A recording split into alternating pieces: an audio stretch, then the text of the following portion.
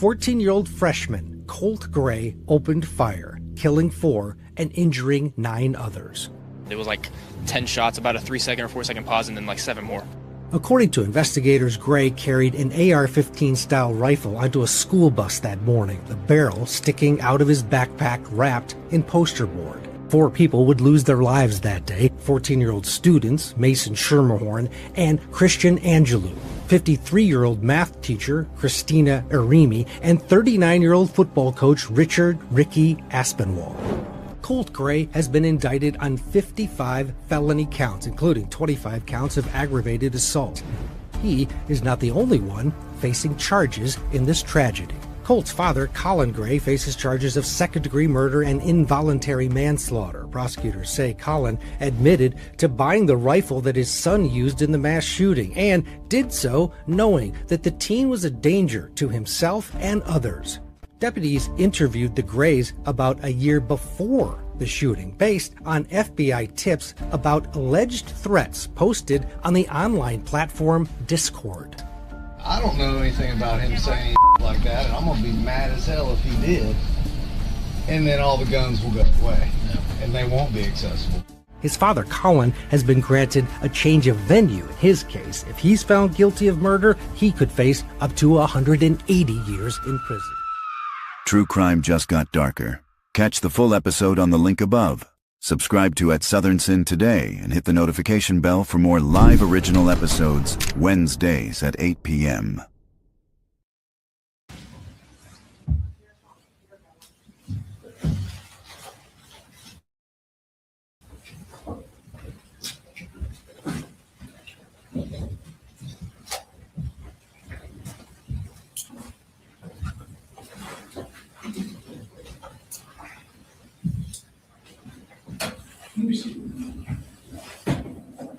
Good morning.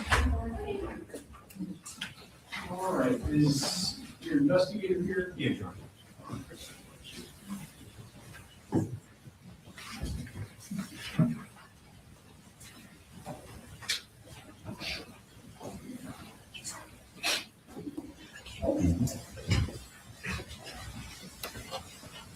Yeah, see.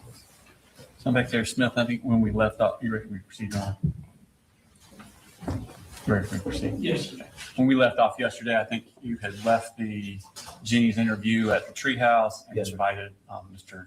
Colin Gray to your office for an interview. That's correct. Okay. How did this interview begin? What kind of questions were you talking about at the beginning? At the beginning, they do like a rapport building phase. They just kind of walk through. Are you talking about the forensic interview? No, we're moved on. We're at your office and you're interviewing Colin Gray. How did you start your interview with Colin Gray? Yes, sir. We kind of do a rapport building phase, like I mentioned before, just kind of discussing some background information. In this case, Mr. Gray talked about his family. Okay. Did you talk about kind of the history of the family and the moving around and that sort of stuff? He did. He mentioned that they had moved around a lot from beginning in Statham to Fitzgerald. They moved to Jackson County and then ultimately came back to Barrow County. Okay.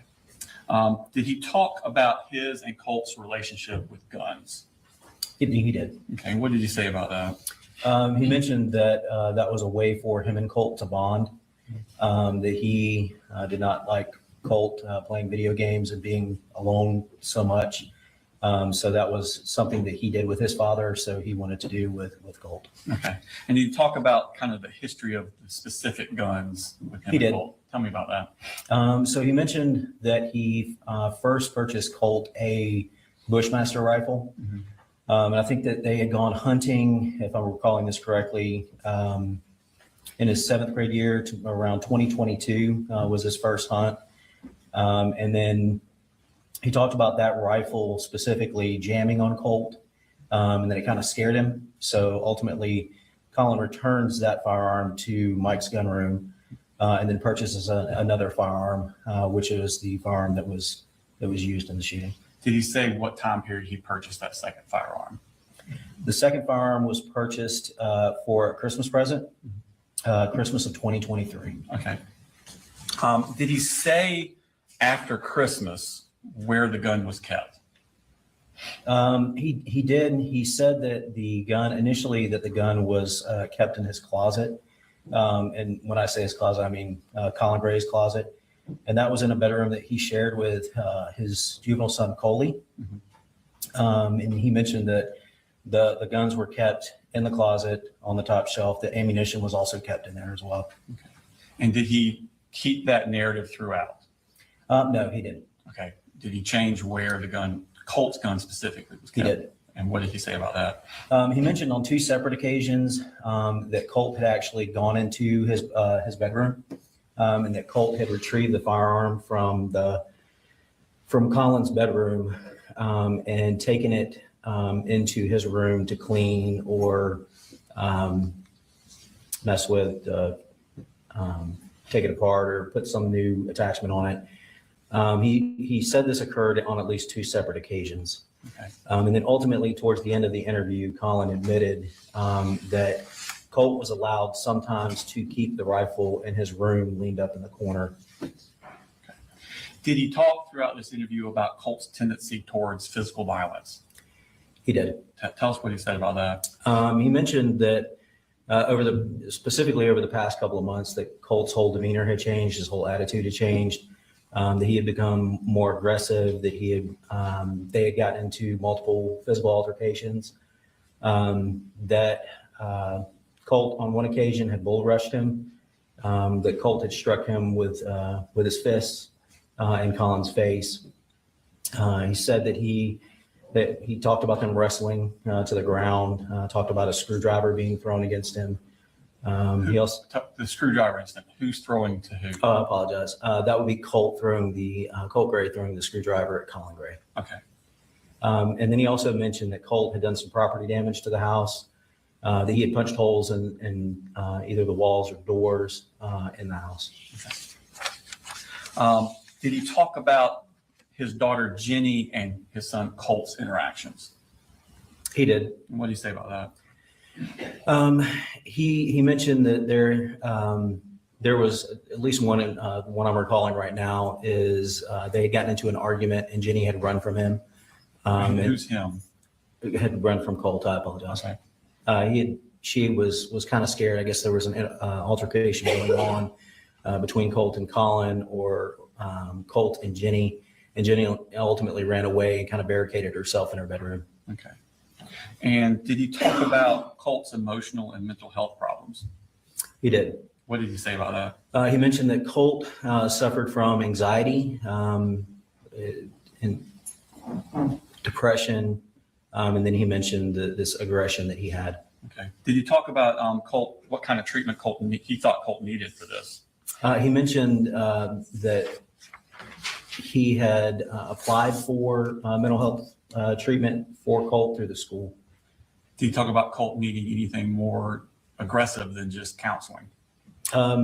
He did talk about that, but that was a conversation that he had specifically had with his wife, Marcy. Okay. And what did he say about that? Colin told me that Marcy had mentioned that she thought that Colt needed inpatient in-house therapy. Okay. And did he agree with Marcy on that? He did not. Okay.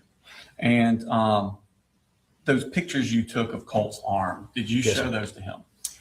I did. About 2 hours into the interview, Colin did not mention anything about Colt self-harming. He did mention that Colt had depression, but didn't mention anything about Colt self-harming. So I showed Colin a picture of Colt's arm, and he did say that he knew about that and that Colt had self-harmed while depressed in Fitzgerald, Georgia. And then after Colt cut himself, he had taken the knife from Colt. Did he talk about an incident where Marcy and Colt got into a physical altercation over the gun? He did. Tell us about that. I believe it was approximately 2 to 3 weeks prior to, if I'm recalling that correctly. There was a incident where Marcy had confronted Colt in part about the firearms and mentioned getting the firearms out of the home. And during that incident, Colt had pushed Marcy to the ground. Okay. And did he know about this? He did. Okay. Did he say anything about after that incident, whether Marcy asked him to do anything with the guns? He did. He said that Marcy asked him to put the guns up. Okay. And did he ever do that? He says that he put them in his closet. Okay. And did he ever talk about any sort of locks or anything on his closet? No, sir. He said there were no locks. Okay. And did you discuss the pictures of the school shooter on Colt's wall?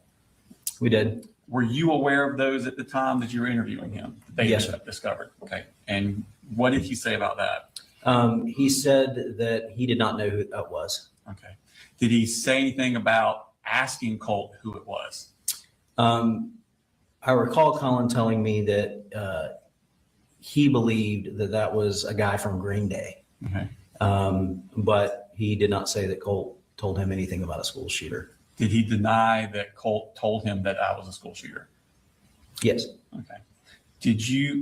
At this point, had you talked to Kelsey Ward about her interview with the defendant the previous day? Yes, sir, I had. Okay. And is what he telling you different from what he told her? Yes, sir. About that? What specifically was different? Specifically on where Colin initially said that the firearm was located. Colin, according to my conversation with Special Agent Ward, initially told her that it was allowed to be kept in his bedroom. Here, there was a very, very different kind of 3 separate places that it was kept. That was different, as well as him having knowledge about who was in the kind of pictures that were up on Colt's wall. Special Agent Ward told me that Colin told her that 3 days before the shooting that he was told who that was. And he denied that to you? He did. Okay. Did he admit that him and Colt, or that Colt talked about school shooters to him? Yes. Okay. And what did he say about that? He said that Colt had a very analytical mind, that he noticed very small details. He talked about him looking into researching school shooters or different trials that were going on. Okay. At this point in your investigation, had you seen anything on Colt's phone? No, sir. Okay. What happened at the end of the interview? At the end of the interview, I did confront Colin about the inconsistencies in his statement, and ultimately I placed Colin under arrest. Okay. Have you had a chance to watch the video of your interview with Colin Gray? Yes, sir, I have. And does it accurately reflect the interview and the totality that you had with him? Yes, sir, it does. Your Honor, this time I tender State Exhibit number 185. It actually, I think because of email purposes, it came to us in 3 separate parts. So it's going to be 185.1, 185.2, and 185.3, but it is one video. No objection. 185. There's And Your Honor, just for the court and the records, it starts with them going in the room, a quick introduction, and then Mr. Smith, Investigator Smith, leaves the room. So we're going to cut through that. That is going to be, leaves the room at 0040, comes back 10 minutes later at 11:00. So we'll cut through when he's not in the room because nothing's happening. I assume no objection. No objection. No, sir. And that's in State Exhibit 185.1. And then, Your Honor, in 185.3, towards the end of the interview, Investigator Smith steps out again at 39:30 and is gone for about 5 minutes to 45:30. So 6 minutes. So we'll cut that part out because it's just Mr. Gray sitting in the room by himself. And then it ends at 53:35 when they walk out. So that's just for the record. And in total, you said you have to wait 2.5 hours? Yes, Your Honor. The first one's going to be, when you take the stuff out, it's 41 minutes. Part 2 is 67 minutes, and Part 3 is 47 minutes. Thank you. And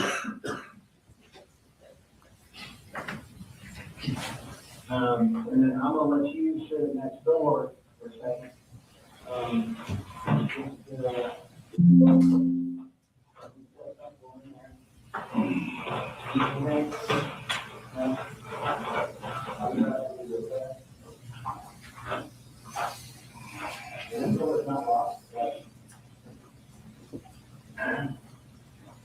gonna go grab my notes, I'll be right back with you, okay?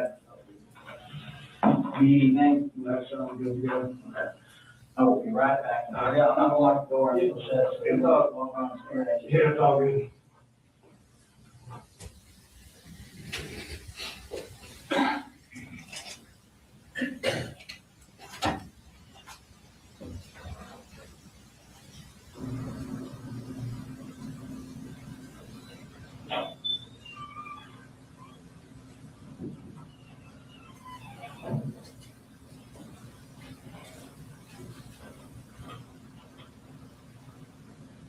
Okay. I apologize for that. I have not gone to the bathroom, all day. Yeah. It's all good. So I promise I'll wash my hands. It's all good. I'll introduce myself again. My name is Investigator James Smith. I'm with the Barrow County Sheriff's Office. Yeah. And you're Mr. Colin Gray, correct? Okay. Sorry, we're meeting like this. No, yeah. Unfortunately, that happens. And I'm going to apologize beforehand because I'm going to get 1,000 text messages and emails, and I'm trying to keep them, turn all them off right now. So I've heard a little bit. I understand that you were talking to law enforcement. I heard a little bit about kind of your statements to them. I'm just going to go ahead and explain my involvement. Yesterday, we were here at the office, we got a call. Sure. Go out to the high school, and while at the high school, after everything was secure, and you know, the medics had assisted with life-saving measures and everything like that, I conducted an interview with your son. Okay, and he did, you know, we respected his rights. He was read Miranda, you know, he's great. Yeah, he was very respectful. Yes, sir. No, sir. And he basically explained to us what he did. I mean, he explained to us exactly what we observed on cameras. Okay. Well, let me have it. What the hell did he say? Like, what happened? Okay. So, and I'll get into that, answer many of your questions as soon as possible. But in order for me to kind of help better articulate that to you, it's kind of like when we work a case like this, it's kind of like putting together a puzzle. Yeah. And right now, I don't have very good view of what's going on. Yes. So I understand he's been solely living with you for the past couple of years, give or take. And while we're talking, is it okay if I take some notes? Yeah, I'm doing that. Okay, good. Because my memory, while it's okay some days, Colin, you spell your name C-O-L-I-N? Yes. Okay. You have a middle name? No middle name. No middle name. Colt doesn't have a middle name either. Yeah. Colin Jr., my little one, is 8. He don't have a middle name either. This goes back to my dad's side of the family. Just no middle name. All the boys, all the way back to the Mayflower. CG. Wow. I was married when I was young, like. I was wondering why everybody had that CG, like. Yeah, so I was married when you're about to be 20 or whatever, you know everything, and moved out, got married, had 2 older daughters, Brittany and Brooke, and. You said Brittany and Brooke? Brittany and Brooke. Okay. Yeah, and, where do they live? They live over in Woodstock with their mom. Okay. How old are they? They're 26 and 25. Oh, okay. So, yeah. Who's 26? The older one is Brittany. Okay. Brooke is the younger one. Well, why don't they have, CG in their names? Is it boys that? That was just girls. Yeah, so I told my dad, I said, it ended with me, Pops. I'm like, I'm really sorry, I have a lot of history. He laughed. I'm like, I said, something funny? Mm-hmm. He was like, he'll be married again, boy. I'm like, well, man, you lost your mind. I said, child support. I'm like, do you want me to go through this? And then you got married again? Yeah. Got married, you never said that? That's exactly what he said. And I'm like, I'm telling you, I can tell you where I was standing when I was wearing it. Right. Yeah. And he was right. So got married. Oh, people usually are. Yeah. When I get to the other side, I'm sure she's got a lot to say to me. Oh, yeah. We found out she was having a baby. I'm like, Who's name, baby? she would be ex-wife. Colt. Is it baby? Colt. Oh, okay. And I said, oh my God. I said, the first word, sure it's mine. Just break the ice. Mhm. Second was like, God, that was a boy. Uh, She's like, what do you mean? I'm like, no pressure. I said, I just said it's a boy. She's like, no, tell me something. It was back. She's like, uh, I didn't find out until later. She was like, I felt so much pressure to make a boy. yeah. But, they're all born, second marriage and that. I mean, on her, that's when you make the boys and I girls. know, and I just remember when I went in there, I'm like, where's my wife at? Yeah. She asked me to get water, so I got things in her back. She went in there and told me, God, turn on, need to know. I prepared myself, and it was a boy. Was it? And after it's all said and done, Yeah. right, I walk in, I'm like, well, thanks for waiting. And you've got these little egg over the belly, he's like, Yeah. are you ready? And I'm like, yeah. He's like, okay. You know what that is? And I'm like, out the door, down the hallway, in the park. I call my dad, he was just dementia, colon cancer, wasn't taking him over yet, but you could see right on the wall. So I was like, hang on, I'm trying to give him a carrot. Like, we'll push through this together because you're my grandson. Wow! He was just so happy. You know, whole. So you were only his only grandson? Yeah. Yeah, Gray Day was on with you. Wow. Yeah, so. Okay, well, let's get back to, which one's older, Brittany or Brooke? Brittany. Brittany's older. Brittany, is she a Gray? She is a Gray. She is a Gray. She already. She may be divorced now, back to Gray. I'm not sure where all that stands yet. Okay. What's your date of birth? 8/10/70. 8/10/70. And you have a telephone number? I do. Y'all got my work number. This is recently. What do you mean I got your work number? Y'all got my work phone. Oh, they're doing it. See, again, that's why we're bombing you.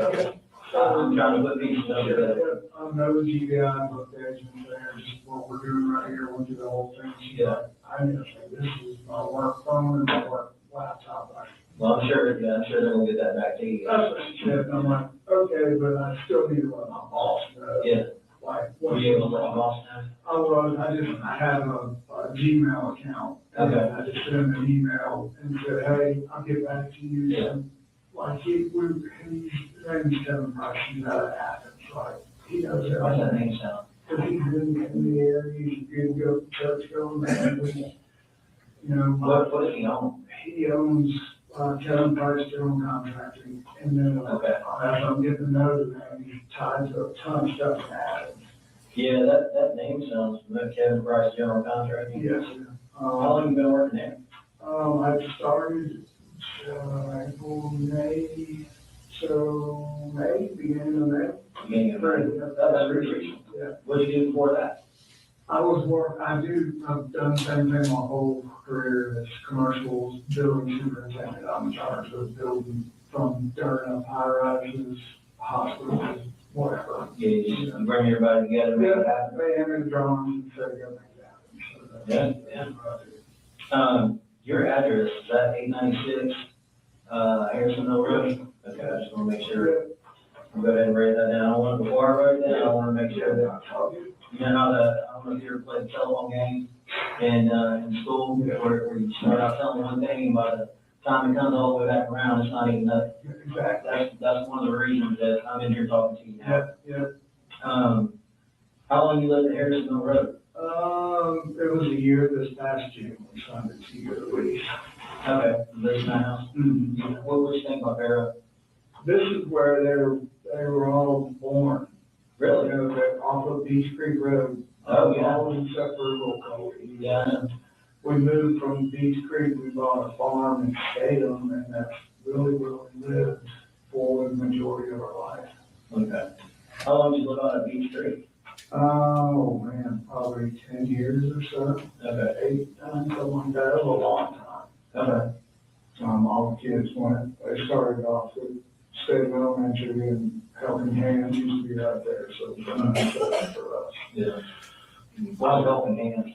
It was the daycare that was Oh, okay. like a pathway from the school to the daycare. Oh, yeah. It was really great for us. Yeah, that's right. Yeah. So, did you live at B Street before you moved to that land? So yeah, we sold everything right about the start of COVID. I had a spine fusion, I had 2 back surgeries, and it ruptured a disc, slowed the organ down, working like that like it. I thought it's just me. I said, well, I'll put the door on the hinges, you screw up 4 high doors. Like, okay, this is 07, and much younger than this. I grabbed that door, and I'm like, as soon as I picked up that door, it's like, sort of sounded like a knuckle popping in my back. I'm like, wasn't immediate. I set the door down, I'm like, All right. yeah, I sat down for a second, I'm like, damn. As soon as I was straight up, I'm like, wow, on the floor. Take the emergency room, couldn't talk. Couldn't nothing. Like, I've never felt anything like that. I've never been stitched up, never been in the hospital, like nothing. So what they do for you? Gave me a big old shot of morphine, I'm like, I'm good. Yeah. I'm like, yeah, I'll just take that. Feel good. He got the straight morphine, I'm like, oh, perfect. So I can get that to go. He was like, well, I'll show you a picture. But yeah, it's like, what is that? He goes, he said, I call it crap. He said, you have ruptured your disc and blown out everything on the inside and gone down your nerve channels and back your legs, and it's pretty hard. So what, he said, use everything you got? He said, I can fix it. I've done a bunch of them. They screwed the laminectomy. And I was 9 months to go. Same damn thing happened again. I was on the table 10 months later. Stitched up everything, cut a piece of my vertebrae off, packed it behind the disc, keep it in place, and I was supposed to get it fixed. And it did for 5 or 6 years, right? And just pain, more and more pain. So I go see a specialist, get them run out. Here's all my medical stuff. So like, we need to do a quick MRI, but no problem. Get the MRI. Like, oh, I'm like, well, that sounds good. He said, your disc is leaking fluid into your spinal cord, spinal canal. I'm like,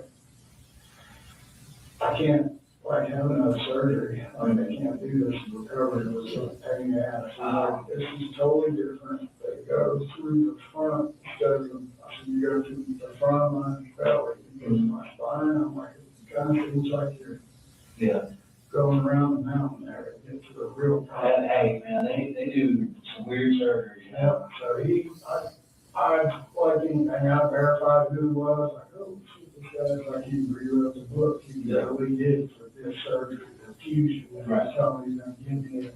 So he went to the front, and the bracket is on this side of my spine, not on my back. So it's on this one. yeah, so sore, like every kid, I can't like, oh, really, because it's hurt, I can't get to it.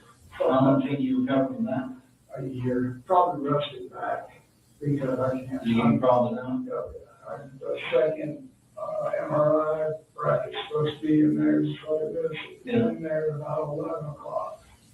And this screw is like just rubs against the nerves.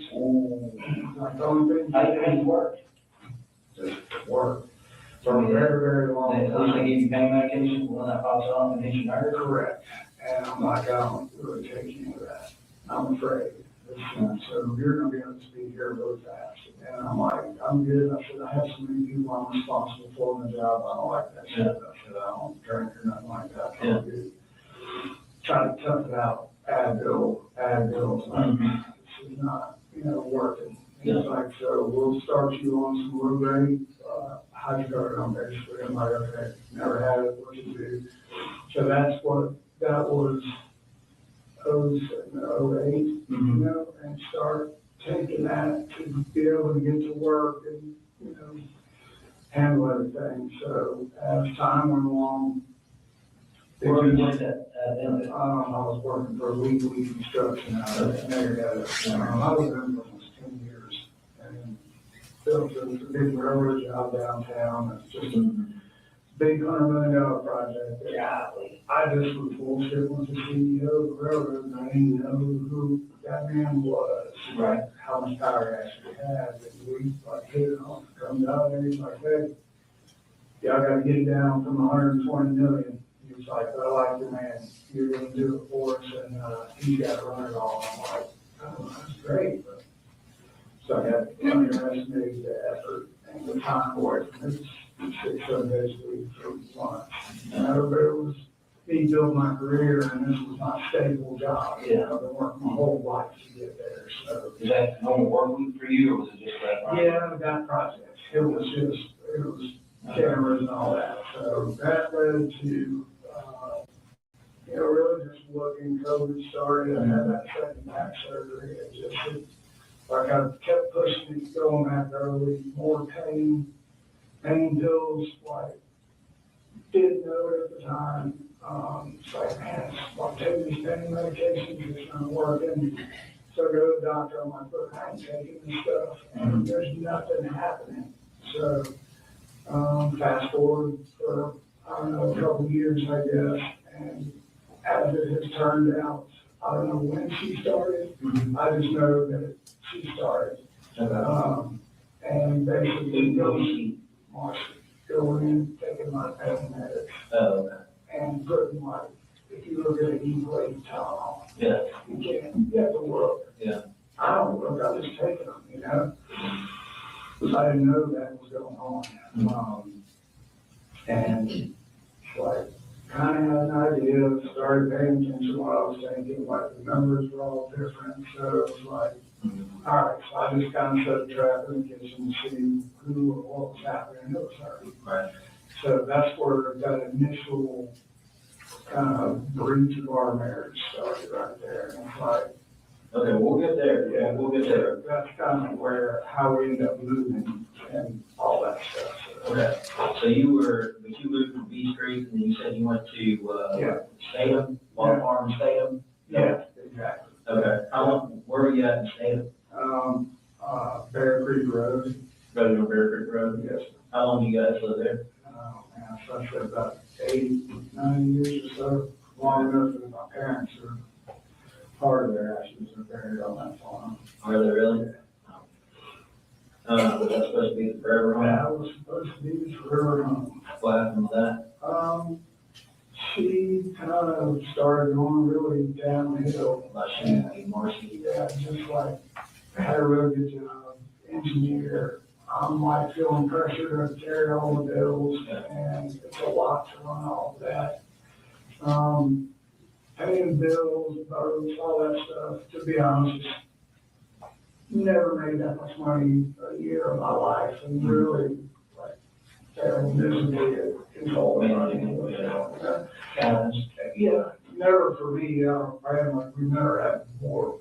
It was clear, I was buying, just make the kids happy with my campers and stuff like that. So we made the decision that I was going to kind of step back, and we can sell our farm and make a killer profit, which we did, and just step back. She had a death in the family. The grandmother's house down in Fitzgerald was just sitting, and she said, "Let's just, you go heal. She had a job lined up with Georgia Pacific down there." I'm like, okay, house is paid for, truck's paid for, everything's good. I can get into a little more involvement with the kids, which is what I was missing.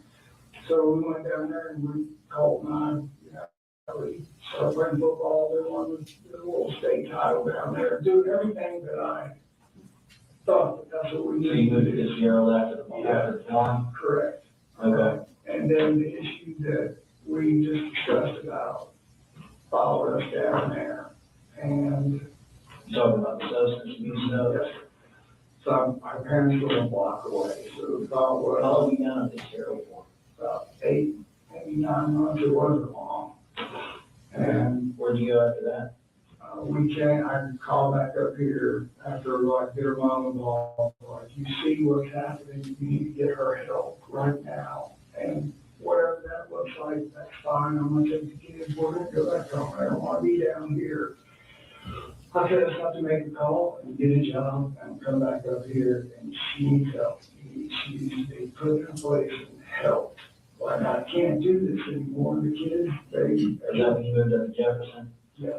So we came back, I made a phone call, like, yep, come on, we'll hire you tomorrow. So came back up here, lived up here for probably a month, just trying to save money to get ready to move back up here. So best school area I thought would be Jefferson as far as rent. And I don't know what happened before and after COVID, but my rent is like stupid.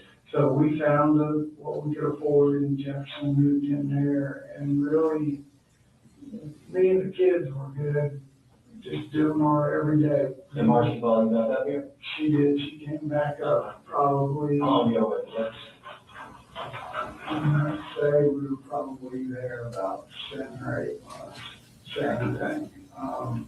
She came up and it was just a shit show, and no effort, no nothing, drinking all the time. I would go to work and home still in bed, right? So that wasn't going to work. So, You stayed in that one house for those few months and then you moved to, so I had her mom come over to take her, and I said, told Will probably wanted to be with his mom. So the grandmother came up, so Marcy and Will Coley, and Jenny said she wanted to just go down there for a little while, come back and kind of flip flop. She wasn't sure yet, but Colt and I were going to stay. Like, okay. So we stayed. Colt was doing his everyday thing. You know, it was like 7th grade, good schools. Somewhere along the line, 7th grade, some bullying started. I went to the school and was like, hey, what's going on? My son is, coming home saying there's, people are like picking on him. And what were they doing to him? well, he's obviously he was just kind of a quiet kid. He doesn't know, he's not really going to walk up and be the center of the show. He said, he told me, he was like, I was eating lunch at the dinner table by myself, and there's a group of guys and a couple of girls, and were making fun of him for sitting down there by himself and just mocking him or whatever, which that was the original going to school before this. Yeah. Just going crazy. Here's what we're going to do. Met with everybody at the school, told us what's going on. I said, I don't have exact names. I can give you what he's telling me. These people are, I don't think you What school was this, you remember? Yes, it was Jefferson Middle School. Jefferson Middle? Yes. How long did you go there? He was there for the time that we moved into that house. Okay. So you went to Statham and Statham schools for a little bit? yeah, he went to Statham, and then when we Was were he there, bullying in Statham? no, nothing like that. Just started in Jefferson? Mm-hmm. Okay. So we went back, and I'm like, all right, so as things escalated, now one of the kids, he's eating lunch, will come by, while he's sitting there eating lunch, or flip him in the ear. So I said, so for me, now they're making contact with him, like, can we just have a place in the school where Colt can come set up shop? And he's a really smart kid, he's really good at school. She's like, well, we don't operate that way, we'll get counselors involved, which they did, and it just never really, So, I don't know, we talked about different things. I'm like, you gotta, on this computer and just gaming and crap, and for me, I'm just. When did that start?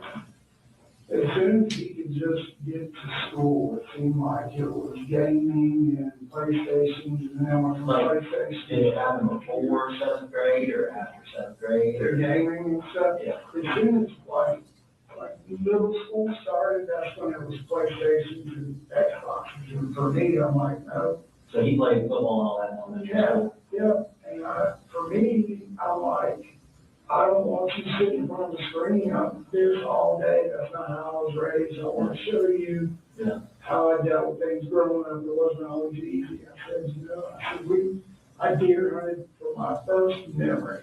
And I thought that's how I could just bond with him one-on-one and just kind of work some stuff out with him. He'll maybe relax and tell him what's going on. We can just build off of that. When did you guys start deer hunting? How old was he? Not last year, the year before that, the ending of that year, so once this 24, 22, so 22, I guess. 2022 is when we started here. How old was he when, 12? 12? Yeah, 12, going I on. started about 7th grade. Yeah. So got my plumber I was working with, like, holy man, this is great. He said, come out to the house, got a big farm. He said, I'll set you guys up the blind. And they'll just show up here in the morning and I'll walk down. And like, last day of the season too, I'm like, dude, we're not gonna shoot nothing because we ain't gonna see nothing. It's just about the process for him. So, I want to try to like hook him right here.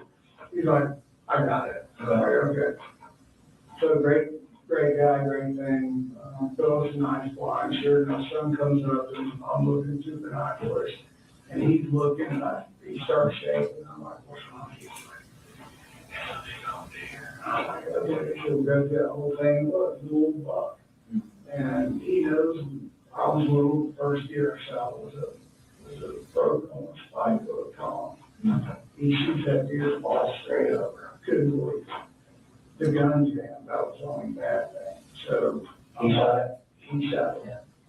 Like we had gone to the range, up in both ranges actually. Charlie Elliott, the one up in by Big Laser, I think it's Charlie Elliott. He got his first year in 2022. Yeah.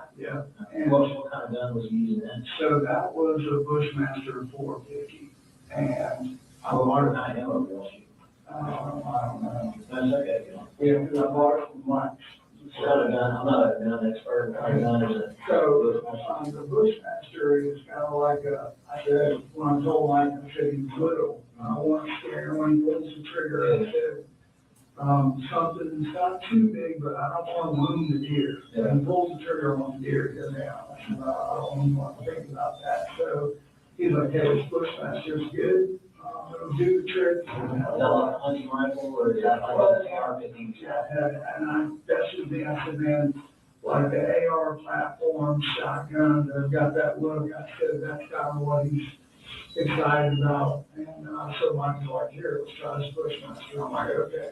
We only held 5, or 3 actually in the clip. I'm like, okay, that'll be a good start. So, just him and I, we sit down on the floor, we go Not to a hunting rifle, right? Is it like the old wood kind? it's a plastic AR platform. You said it had 3 rounds in the Yeah, magazine? it's really a small mag, and like I'm like, you only need one. Yeah. That's fine. Okay. So, Did he want a bigger bag?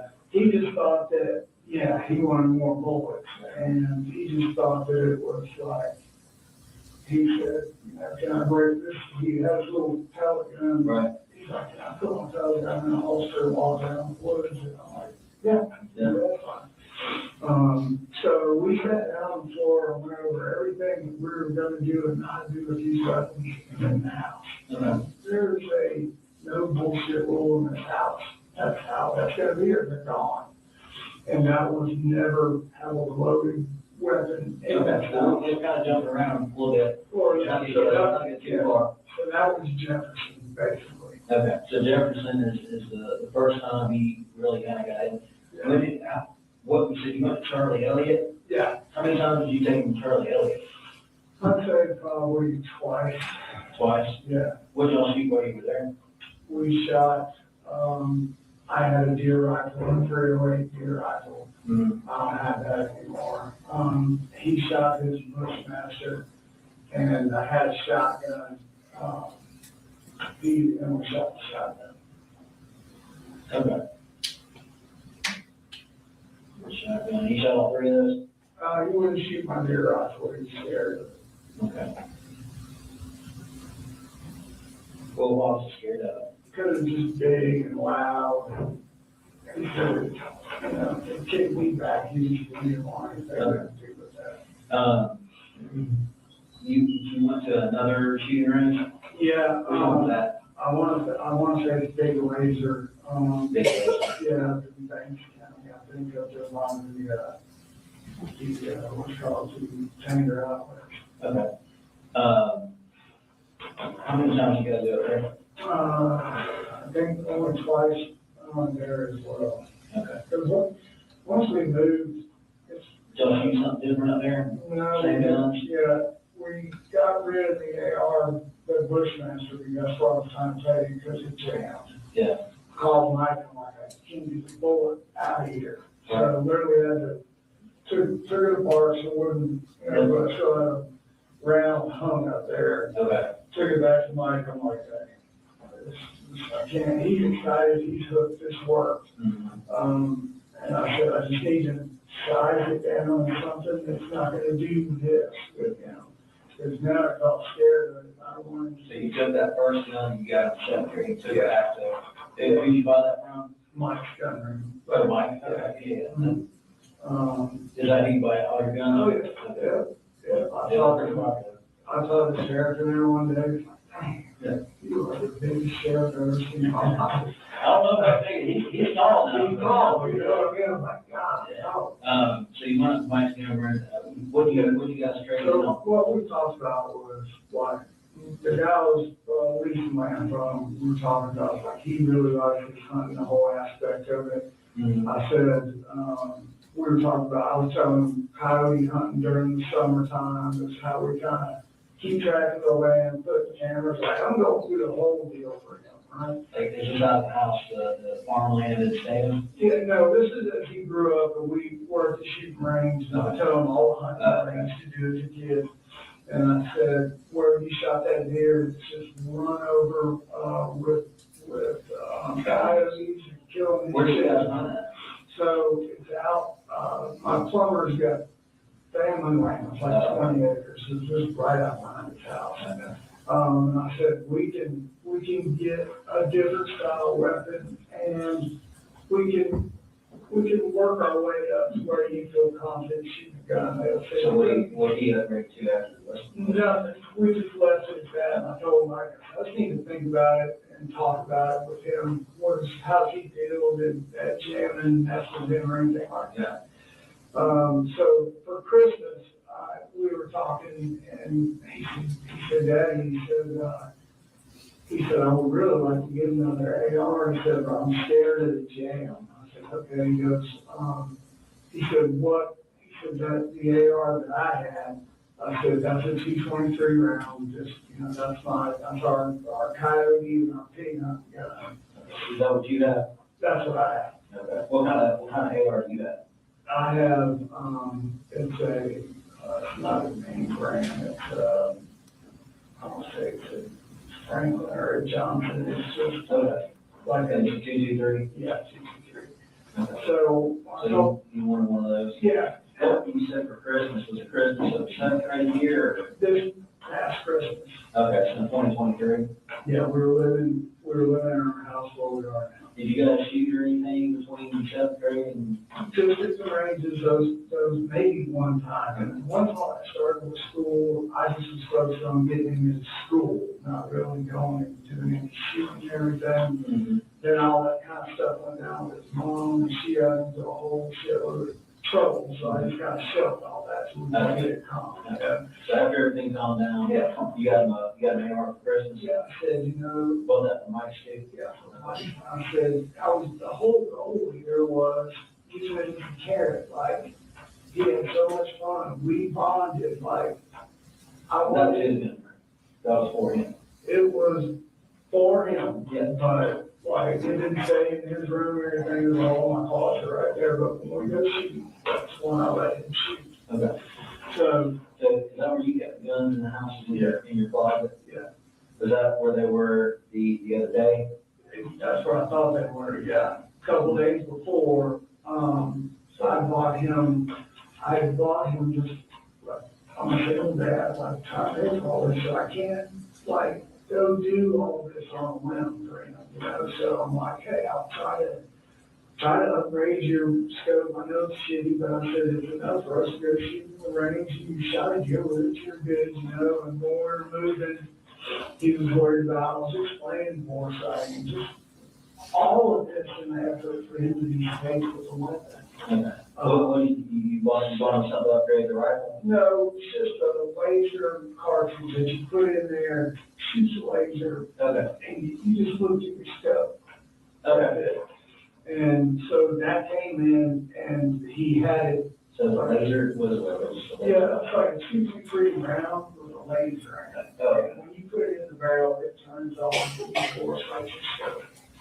And I said, the whole effort with the hunting and the rifles and whatnot was, hey, bad boy, you keep doing good in school, doing these good things, making good grades, which he was, then this is something that we will do. It's not like it cares. Yeah. That's what Kind of like the surviving. Correct. You do all this, you go to school, Correct. we can shoot, you know? Yeah, and it's always been like, our family, mama just totally shit canned us and it's just us now. Okay, we have to just be together. I can't go away and buy things like that, you know? So where, I've been out to your house, where's your house, or where's your room in relation to? Yeah, so, when you go down the hallway, Colt's room is on the right. Mm-hmm. And when we first moved into that house, it was beautiful. Is it one story, two story, One story, Okay. ranch house. And Jenny, his sister, she was like, "Dad, I'll come back up and stay with y'all. I miss you.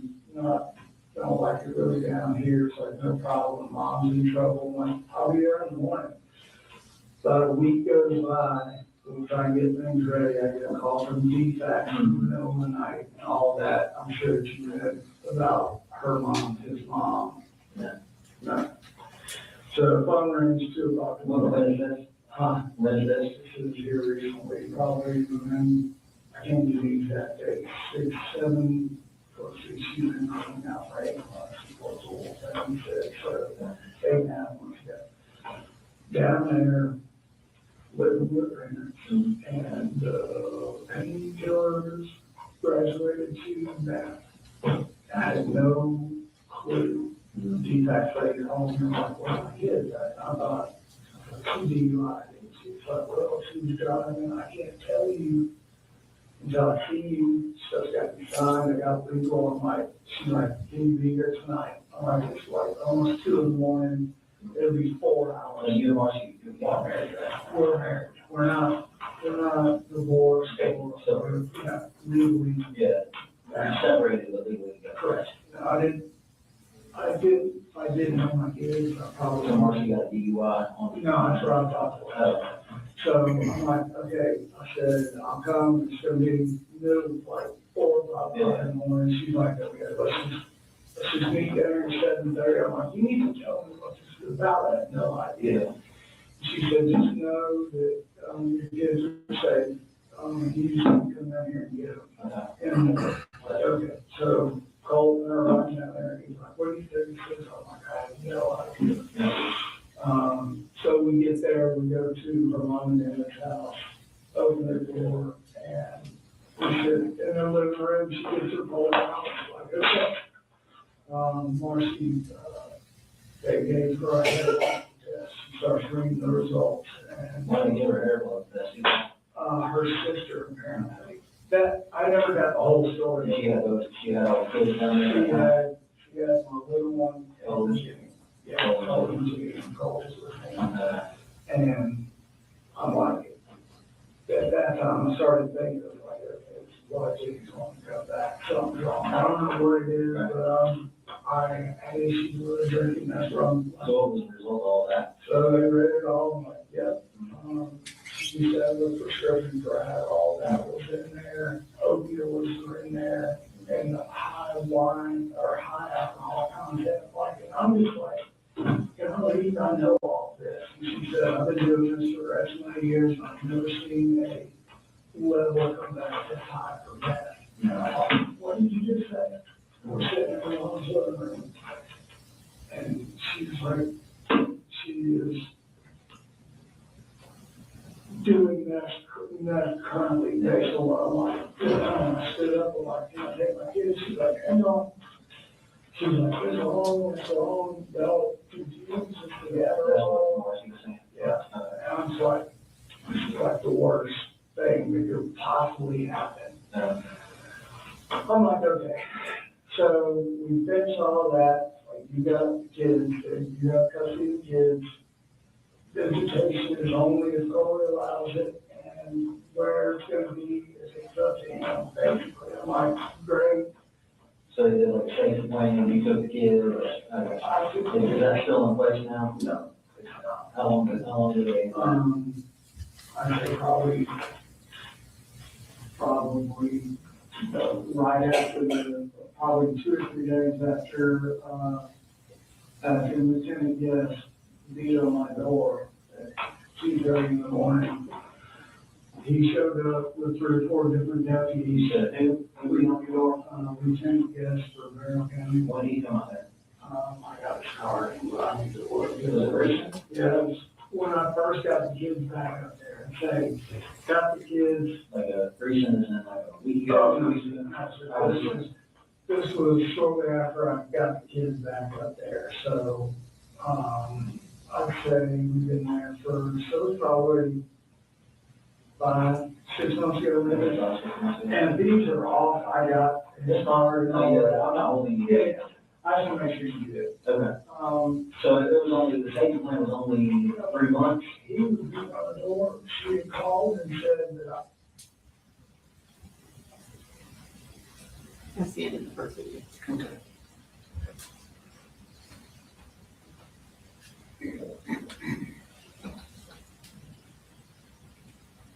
I took the kids to a fall break and never came back. I'm like, no, it's like, can I go to some Chuck? He's like, I had that letter from DFAX, and he's like, this is a safety plan, so this is what, Yeah. he's like, I don't shit thing. And I'm like, well, it should, because that's how it is. Well, to kind of explain that better, Lieutenant Guest was, I was like, we don't get involved with that. And I'm sure that was probably the exact statement he made at you. I was like, Unless it's signed by a judge, we can't enforce that. I didn't say that. Okay, well, that's kind of clear that. Yeah, so I don't know who grabbed him, somebody walking out my front yard, it's like, you're still there? I'm like, yeah. So he came back, he was like, okay. Whatever that conversation was, he was in the field when he came back on board. Okay, good. So then, once that settled, I right, didn't figure out when the safety plan was it's like, holy shit, because I called the defense lady, I'm like, I got the law telling me that this doesn't matter. what she said. She was like, it's completely false. She's like, no, I'll go down there, I'll talk to everybody in the morning, and tell them you're abiding by the plan, it's no problem. You're doing everything that you're supposed to do by law. And she said, I'll sit down with Jenny after this, make sure everybody is good and safe. And Yeah, that's what I told you. You don't want to get involved in it. Yeah. Wherever the kids are at, they stay. That's right. Figure that out. And it was even, I said, Yeah. okay, I'll go in there and wake them up if you want. Right. So he's like, no, that's all good. So, So let's kind of circle back around. yeah, sure. So last, Christmas. Yes. You buying the rifle that was used this time. Is that correct? Yes, sir. Okay. And you guys, how many times you go with him to shoot that? I would say probably twice. You probably Yeah. twice with him. We went, both of those times, we went up to Big Laser. Okay. So with that rifle, you went big laser twice. And the goal was to, What, you said you bought him the bore scope? Attachment, yeah, it's just a little. laser, yeah, I know so much. Did you buy any other attachments for it? No, I had a bunch of stuff through the years of different parts and pieces or whatever. Did you give him any of that, like if you did something good? Or? No, I just had, when I bought him, the rifle was just kind of stripped down. I said, he doesn't have very big hands. I said, we need to put just a normal, like deer hunt scope on there and a little. Full grip? Yeah, a grip on there because for whatever reason, that weapon has got a solid, Yeah. it's hot. Like, Oh, it's hot. yeah. So I said, we'll just put that on there and laser, and that's all, that's, the scope, they'll use a laser, bore sighter, you'll hit these pigs that go straight down. Yeah. That's all that was. That's from big. me. Yeah. That one was not big. That's what, No, really, no, I would say. 2 degree, it was 2 degrees. Where all of that was going was because Judy wants to mow hunt in a bad way. And my little girl.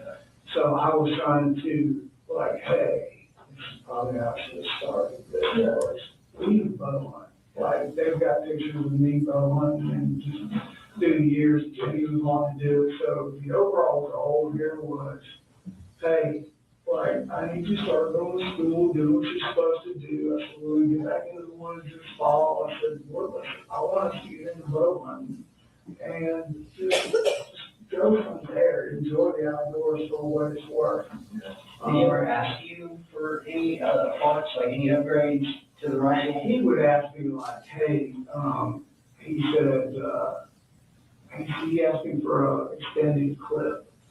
And I said, he said, I said, the one that we have, Colt's 20 or whatever, and I'm like, that's plenty. I said, I've got one in there. I said, it's not They gonna. wanted more elbow. Yeah, this was way back. He said, I had one that held like 50 or so. And you can see in it, like, see how many rounds are in it. And that was just something, it was like, the only problem about these, in the original get was, you don't know how many you got left till it stops, you know? I showed him that clip, he was like, can I use that on mine? That way I know. I'm like, sure. But, you know, anything weapon-wise, the only time he ever touched that thing to go shoot it was when we were walking out. Did he ever touch it? You mentioned that's the only time he ever touched it, shoot it. Did he ever touch it, do anything with it, clean it? No, we sat down on the floor, and I took everything apart. And just, I said, I'm not smart enough to take springs and all that shit out. I said, take this back, I just do this, I oil all the parts, clean the barrel with the brush. I said, spray it with the brush, and I said, and then we put it back up. How often did y'all do that with rifles? After we were shooting, I tried to do the next day or a couple days after. I was kind of hard. The whole original thing was just for us to bond, because the things they had gone through with their mom. So I'm just trying to save everybody and keep my family together. Yeah. And he knows that. Like, he knows that. So he just had a lot of just. Yeah, so we can go ahead and kind of transition into that. So I kind of heard that, you know, from the, and again, this is the telephone game through the grapevine, that you've kind of been involved with the school, in some ways trying to get help for it. How long was that? Can I just say this? Yeah. Do you know where I'm at? Yeah.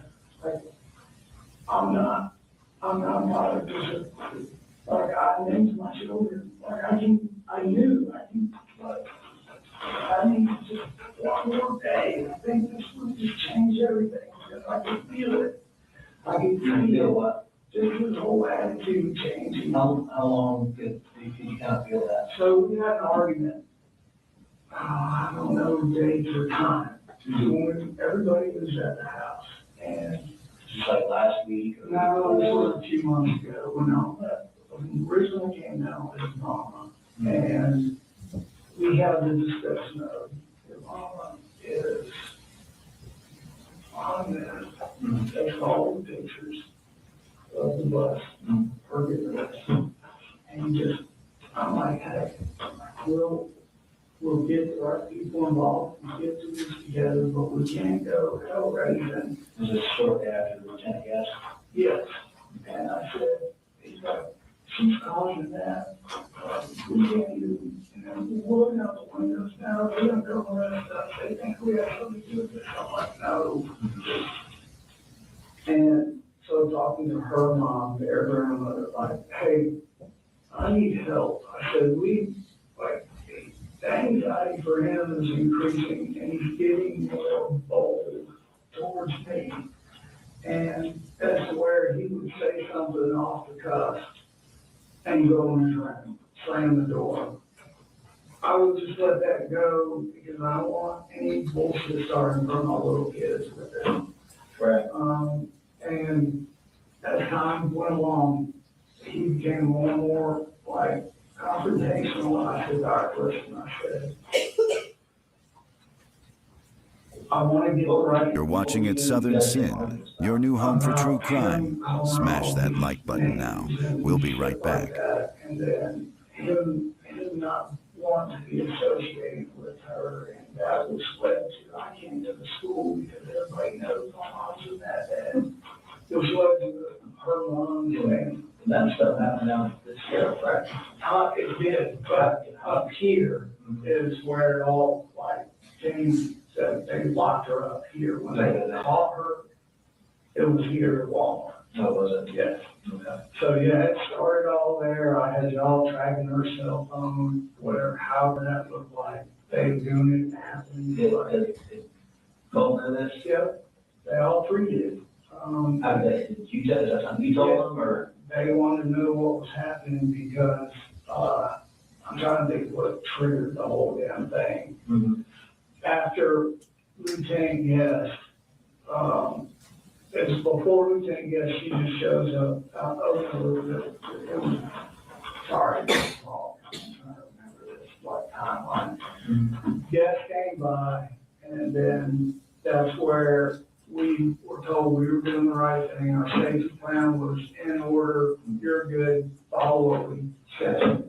All right, and then, I don't know, a couple weeks go by, maybe a week, somebody beating on the door on Saturday, and I'm like, what we do? And I look out the window, and it's her, unannounced, shouldn't be there. Yeah.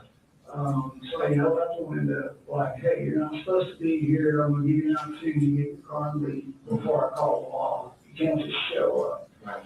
And she's screaming at me, I want my kids, just carrying on and on and on. So, and the kids are there, they're scared, I'm like, calm down. And all that was doing was just really upsetting Colt and Jimmy to the point where he was mad about it. And I'm mad about it, but like, you know, the whole goal here was to us to move up here, let her go get help, let her parents put her in an inpatient thing and let us continue with our life. So there were words with him, her dad, his grandfather. Mm-hmm.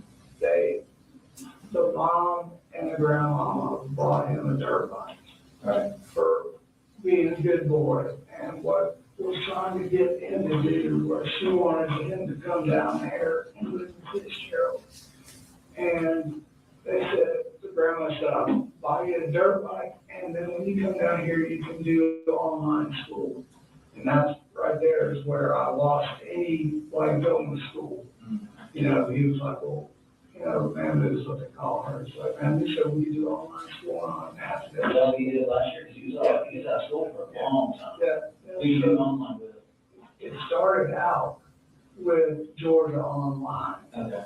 We could not get, I tried to do that. He did that from, say, October of last year to. Yeah, until he found out that, he wanted to go back and do 8th grade again with Jimmy and go through 8th grade and through high school together. I'm like, okay. I thought that was a great idea. We really could give him a comfort level because his sister and him were really close. So, that's kind of where. So what's your? It's like. You mentioned that you worked for Kevin Price, on contract. Mm-hmm. And how long have you been working for them? Maybe 8, 9 months now. Okay. So for the past 8 or 9 months, what's your schedule like? So my schedule is, I get up, wake everybody up in the morning about 6 o'clock. Everybody's awake. Make sure everybody's got their clothes, everything they need for school. I get little Coley dressed and I take him to school every day. Where does he go to school? He goes to Austin Road Elementary. Rocky. He's a rocket. He is a tug of war champ too. And he's So you wake everybody up, Yeah. and what time you leave to take those public school? We leave at about 6:45 to 7 o'clock. If we're late, it's like 7. And then like walking out the door, like Colt, you wake up, he's usually in there getting dressed and ready to go, and he is, goes last. Yeah.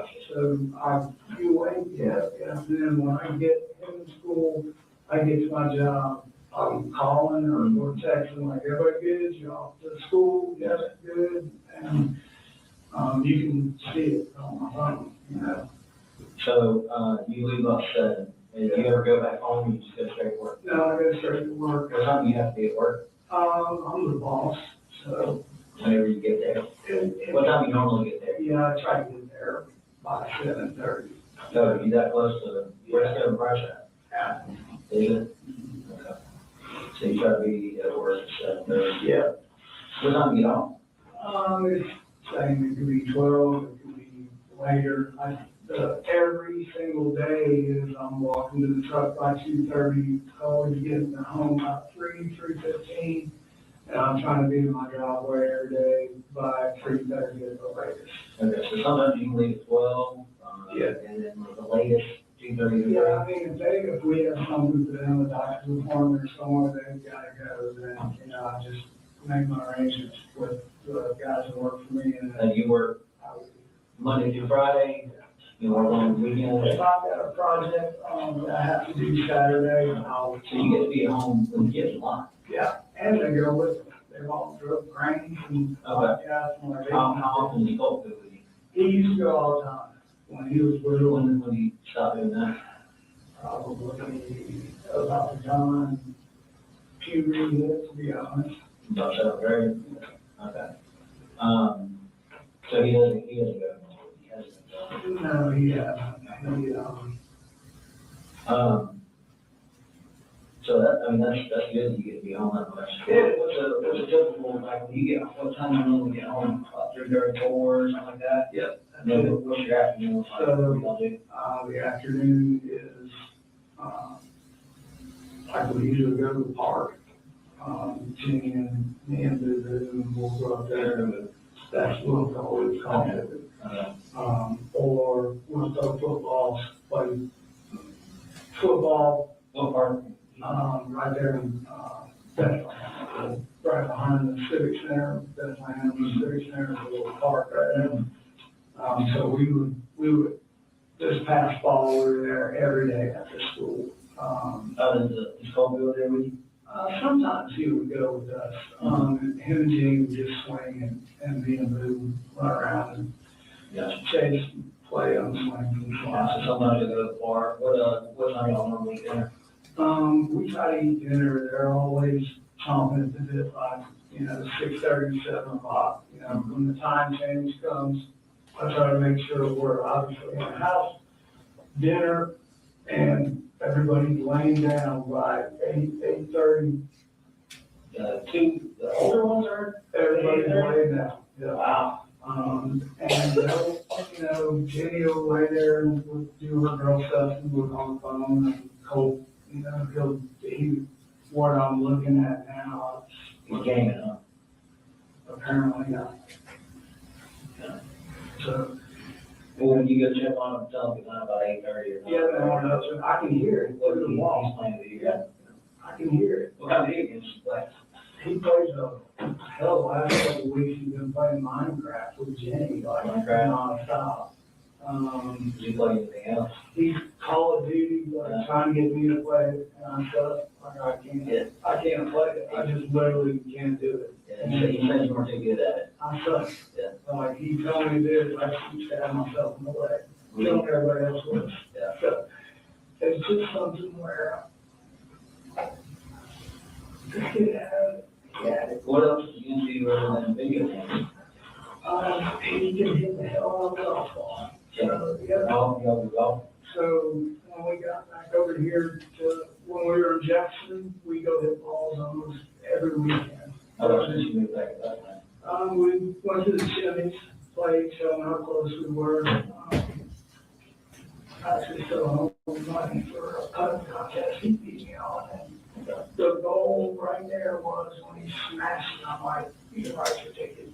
I said, you're so smart. You can go to college and do this road thing.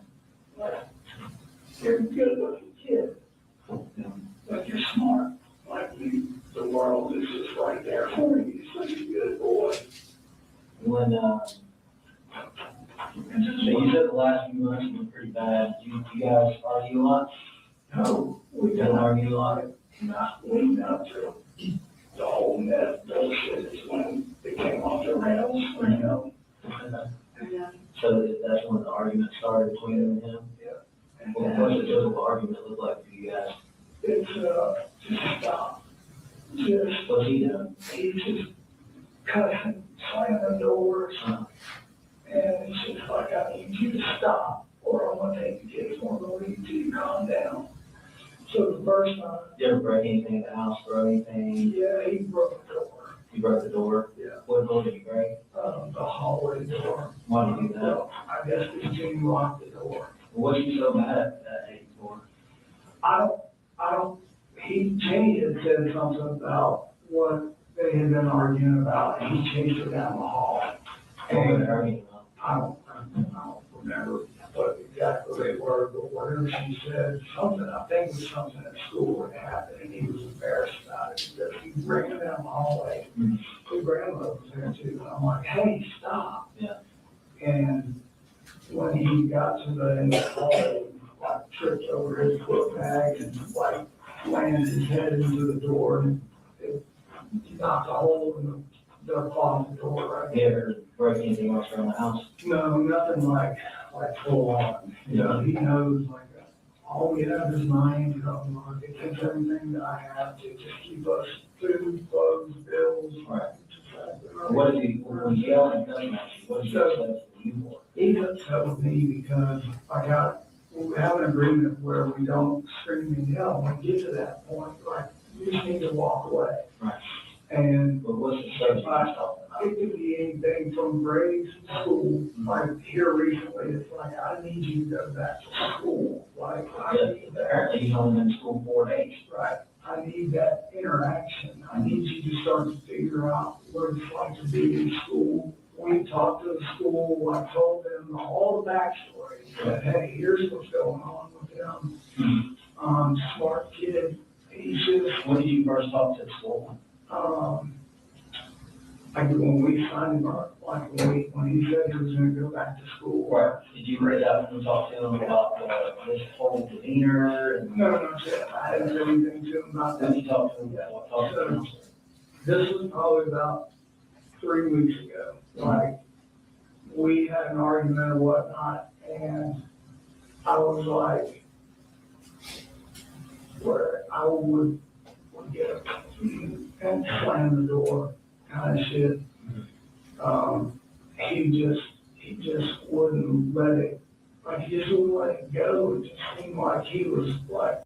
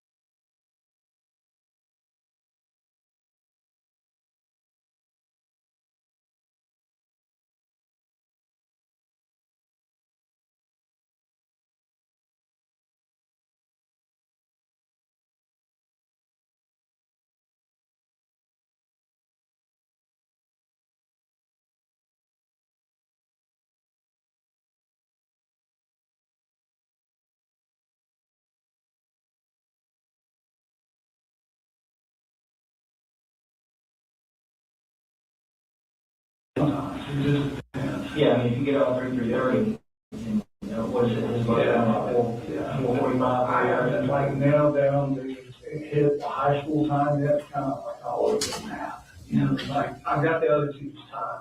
So what do you think? What do you do when you come home and he's there? And So, you know, his bus is. Yeah, so, like when he's not going to school and he's there, or, yeah, so, and that's kind of where we're at, right? I'm like, what, I don't understand, like, we had this conversation, like, this is what we were gonna do. And he went the first day, and then, like the second day, he said, I don't feel like, my math teacher likes me. I'm like, what the hell is that supposed to mean? Who's his math teacher? I don't even know, he hasn't been there that long, like, I haven't even know. Yeah, school started what, August? Yeah, and like, so, him getting back in the fray is like, it's really important, so, and I'm like, there's, you know, he's worried about the image that somebody's gonna find out about all his mama and all that crap, so I said, okay. What was it, his math teacher, why did his math teacher like him? He never really expanded on that, and it was just an odd thing to say. What about his other teachers? He didn't say anything else about any other teachers, and just the way his demeanor, it just like, I don't know, was it him, was it his teachers, like, did they not know the backstory with him, whatever? Did you tell him that? Yeah, told them why, online, they were really gracious, When did you have this conversation with the teachers? not with the teachers, with the With school principal Yeah, and that's that very scheduler, yeah. She said, just bear with me, we got all your paperwork, it's good.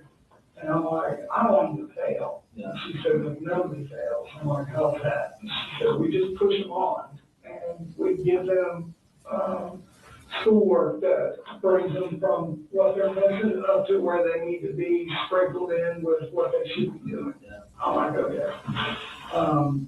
So that was the extent of that. And then they have the backstory of his mama and what all happened. And I was clear in the very beginning, like, this is what happened. She can't come on the property and take the kids. She has to be, everyone told me it's what I need to do, law enforcement. So what was the plan for Colt? Well, so that's what we were working towards. I said, hey, look, I want to get him into a counselor, like, you know. Had he ever, made threats to harm himself, want to make harm any of that? No, not anybody else, but he Yeah. made the comment here and there, or when he found out about the meth and him and his mom were having an argument. Just like, you know, what that life I have. I'm like, you know, hey, this is her life, not yours. We're doing our thing. Don't let what she's done define you. Right. That's kind of what I'm doing. So,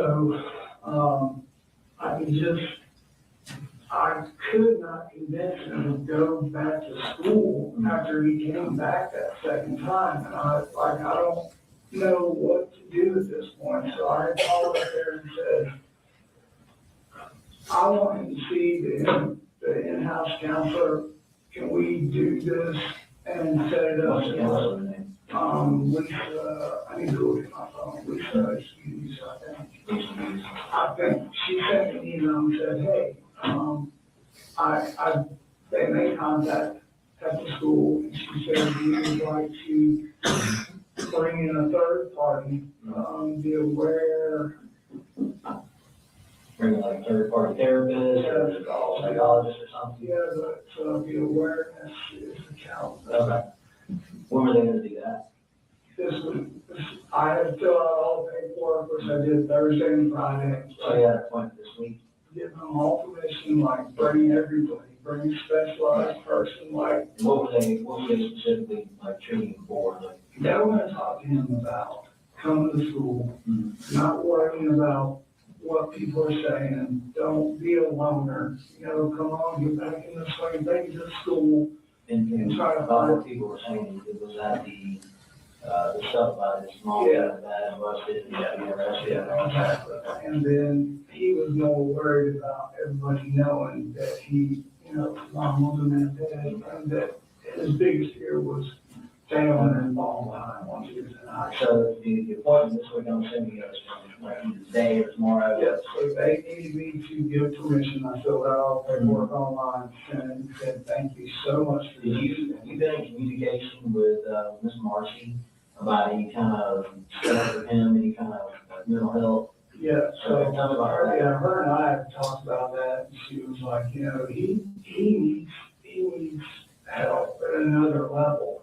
And I'm What like, did she mean by that? she means like step into a place. And I'm like, When she made that comment? just recently, while this has been going on. Sometime in the past 3 weeks? Yeah, before all this just happened. And I'm like, the problem is. Before you talked to the counselor the first time? Yeah, Okay. yes. And then, so Why didn't you be checked in somewhere?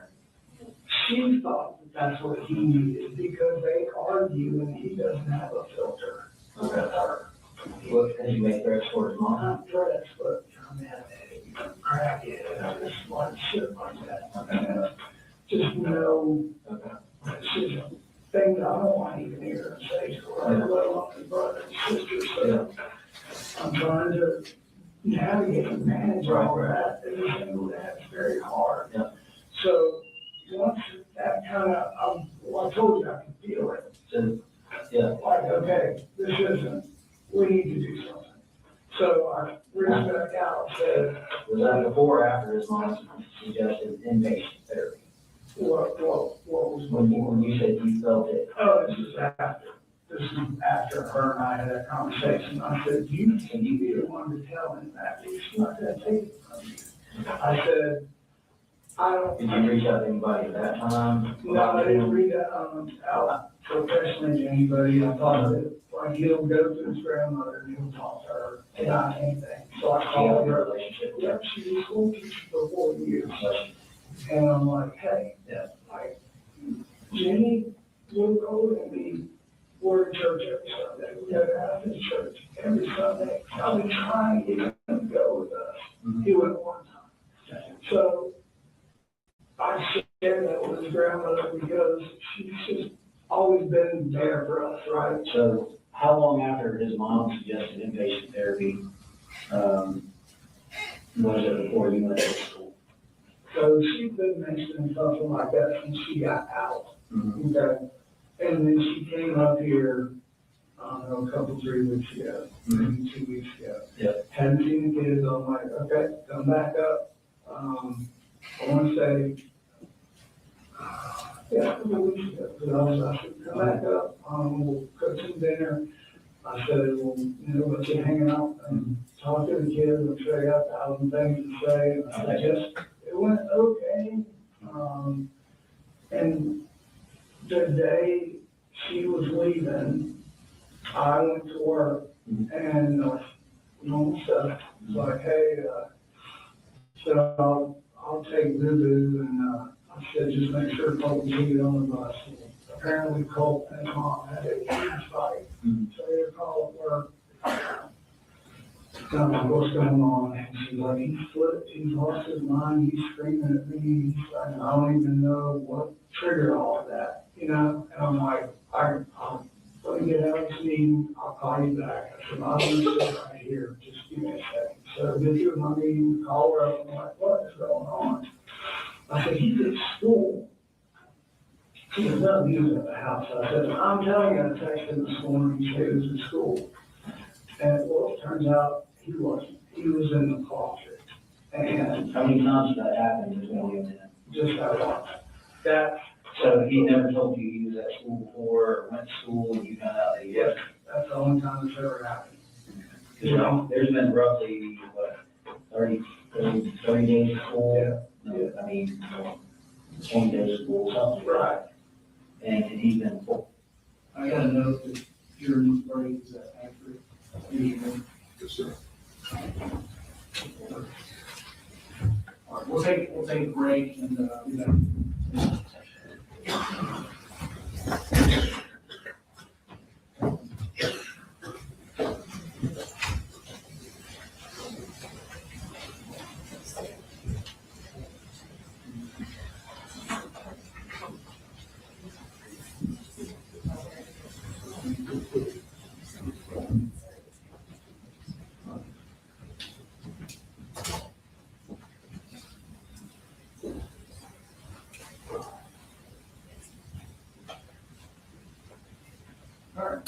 take a short recess. And Your Honor, for the record, we backed it up about 5 seconds so that when they come back, there's more context.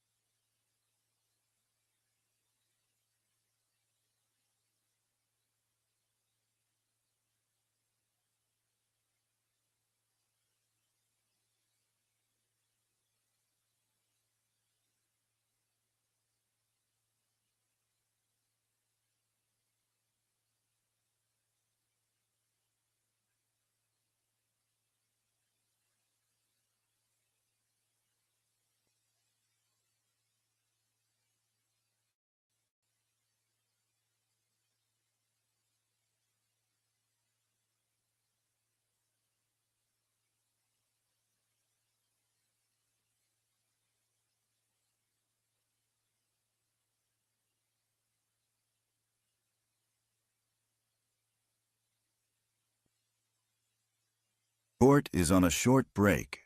Don't go anywhere. The action will be right back on at Southern Sin. I guess you know what comes across my mind. Murder. Just murder. A lot of ladies think he's attractive. Very nice, very well spoken. This is what I do with women, you know? I use my charm, use my good looks. I'm like a lion. You're the prey, I can sense it. I stand here today to announce the indictment of Wade Wilson for the murders of Christine Melton and Diane Ruiz. Both of them had been strangled. The last person that they encountered was Mr. Wade Wilson. He said he got back in the car and ran her over until she looked like spaghetti. I choked her out so she couldn't breathe anymore. I was on a rampage at this point. He's still pulling the strings from a jail cell. He's got an army of wives. That's all he's ever wanted. To advocate for someone because you think he's handsome. A rage overcomes me. Just kill. Kill. Kill. When I get that way, I become the devil. I'm gonna be honest with you, son. Everybody in the state thinks you're a monster. True crime just got darker. Catch the full episode on the link above. Subscribe to At Southern Sin today and hit the notification bell for more live original episodes Wednesdays at 8 p.m.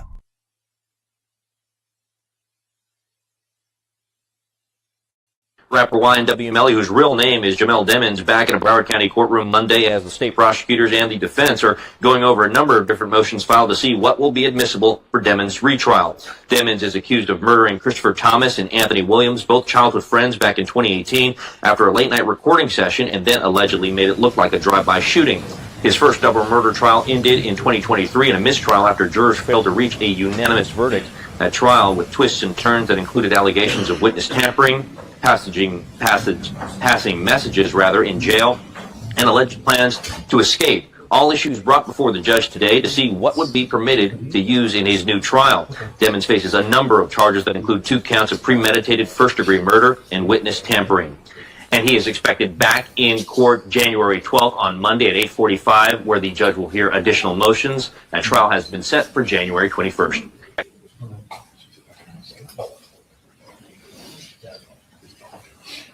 That's good. Kind of keeps you sharp. Retirement is not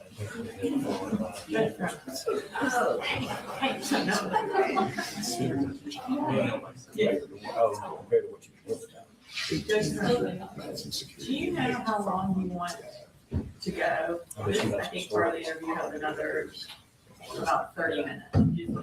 On this one? I think we've got lunch, we've tracked it up to 12:30. Okay, so go, we want to go. The plan is-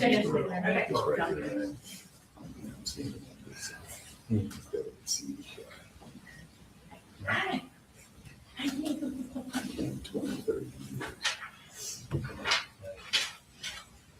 Yeah, I'm limited on 16. I'm gonna do another 15.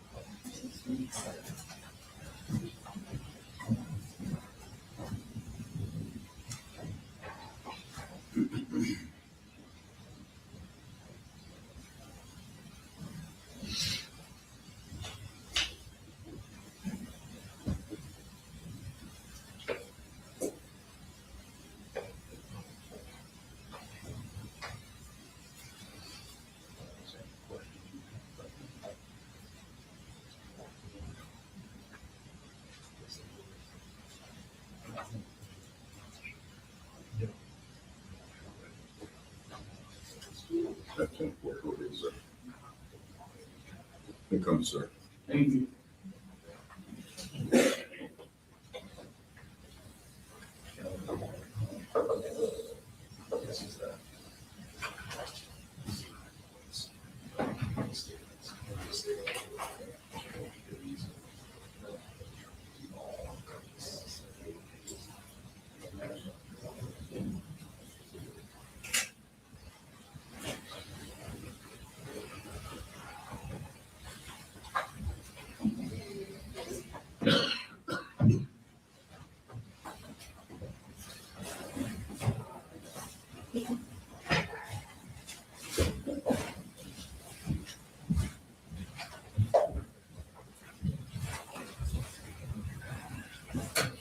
Let me see. Get a result with the interview.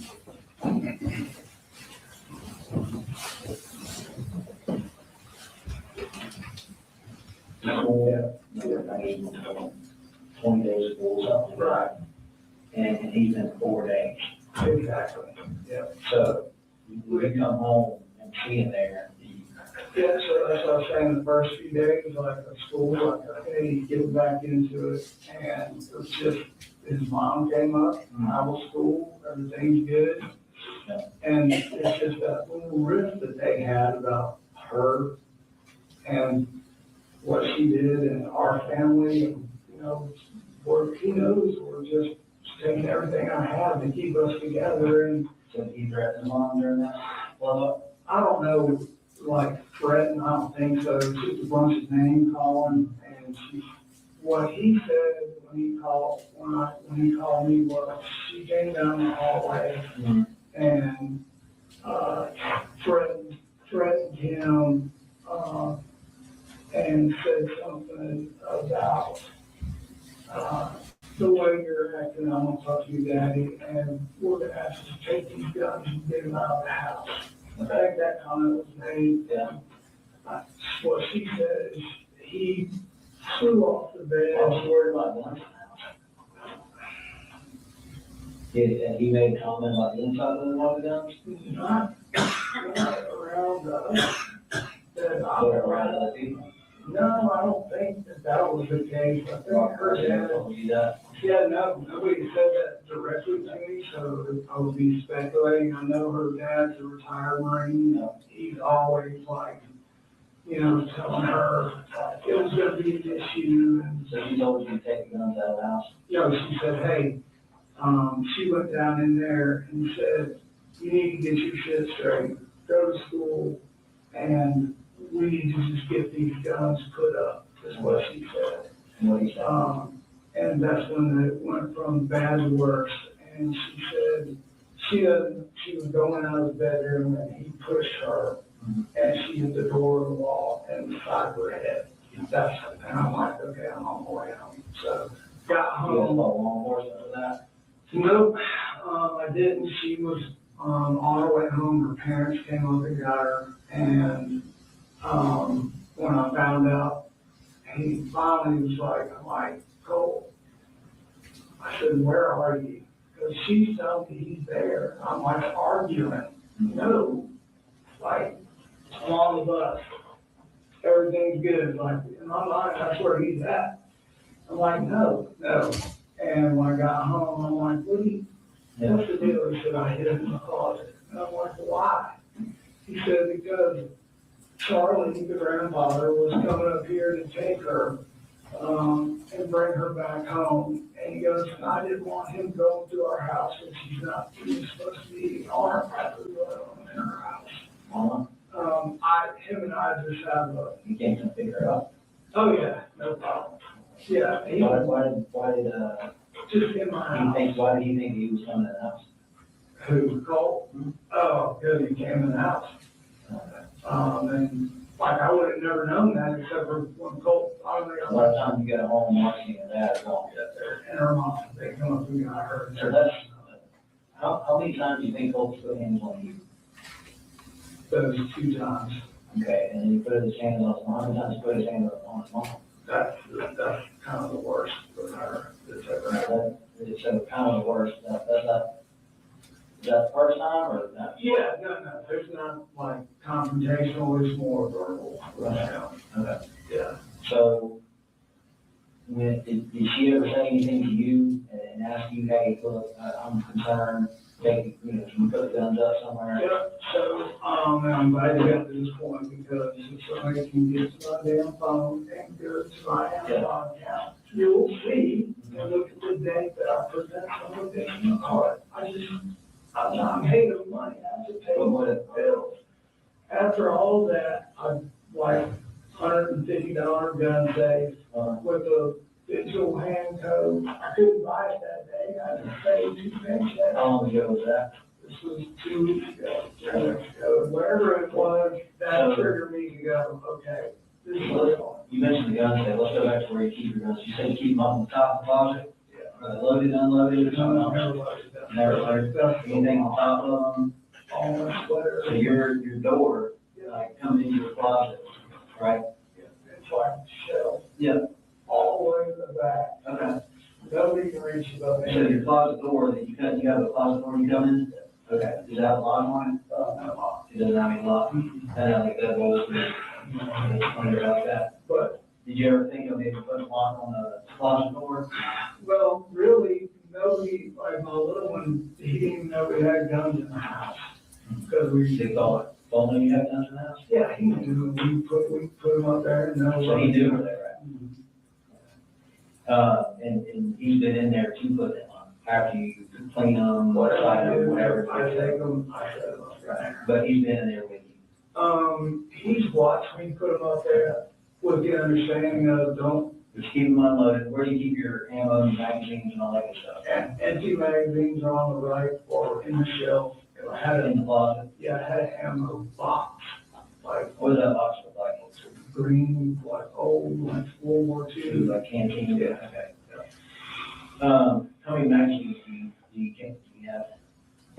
We probably had maybe 6, 7, 8 of them, something like that. And you keep ammunition in those magazines, keep them unloaded? Yeah, we keep them unloaded, and, hell, half of the ones that are in there, we bought, like some surplus place, and they didn't even fit the rifle we were buying for, so.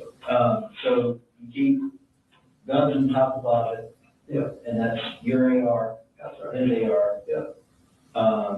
And then as far as, what else do you have in there? In the closet. That's it? Yeah.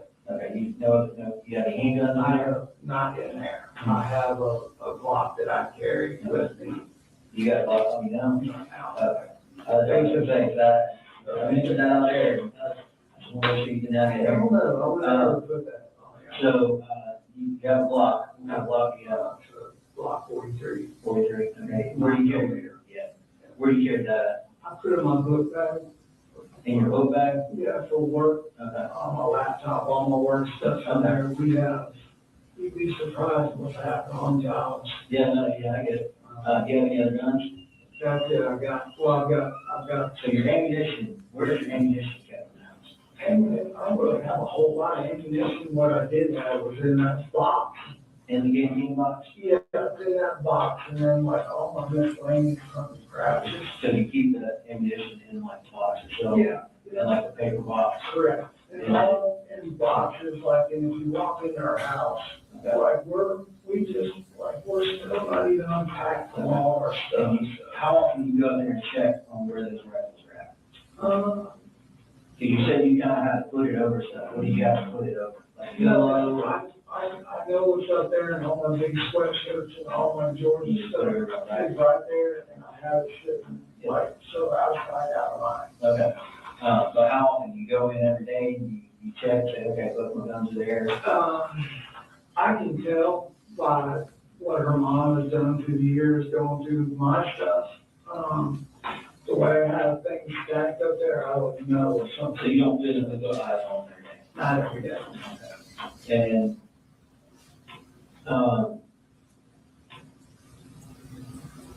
have you ever let Colt keep the rifle in his room? No.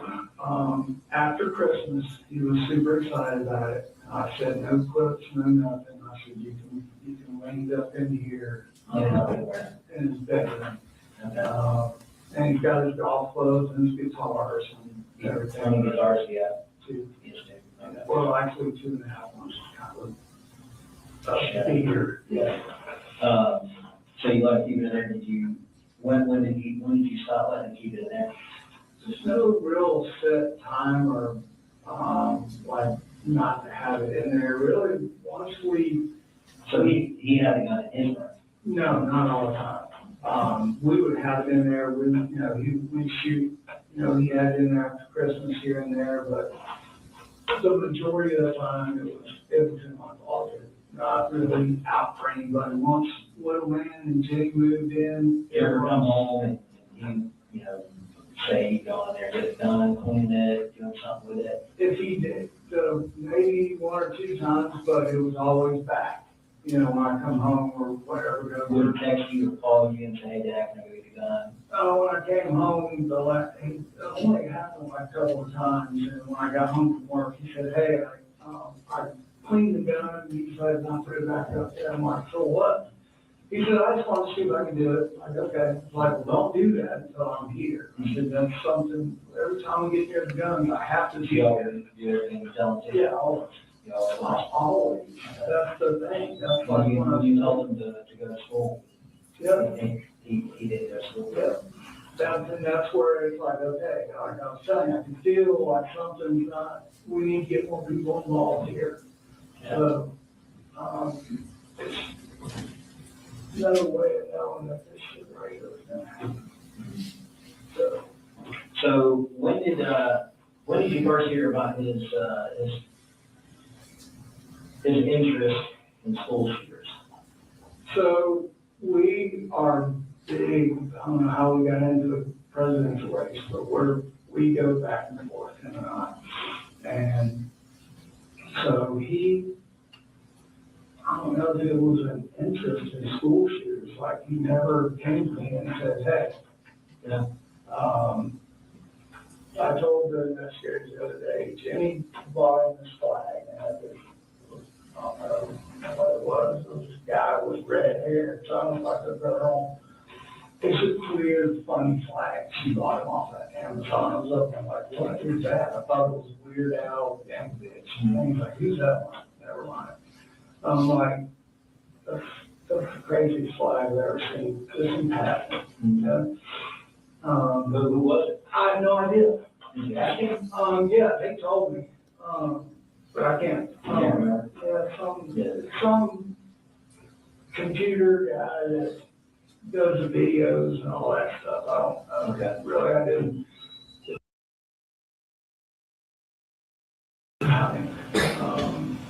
And then the flag was gone, and when I went in and said, hey, what do you want for dinner? This was probably a week ago. And it's like, hey, I'm gonna fix some dinner. You want pizza? What do you want to do? And I'm like, who's that? And he's really into music, like learning how to play guitars and all that. He looks I thought it was a guy from Green Day.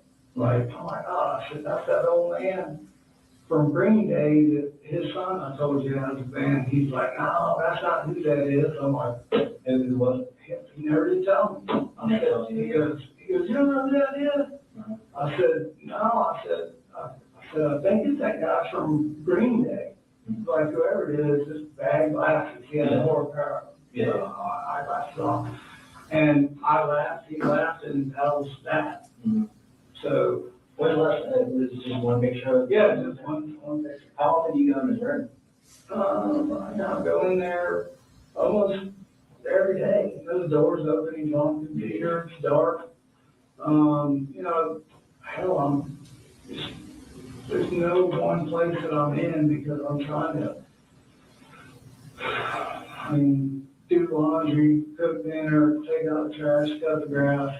So you go in there every night, Sunday night, you go in there every morning, wake up, go in there to, like, me or my wife, sometimes when we go, I'll go in there and just sit down and hang out, because my kids like to play games. Yeah, so he does that, and I go in there, Just that one picture of lashes.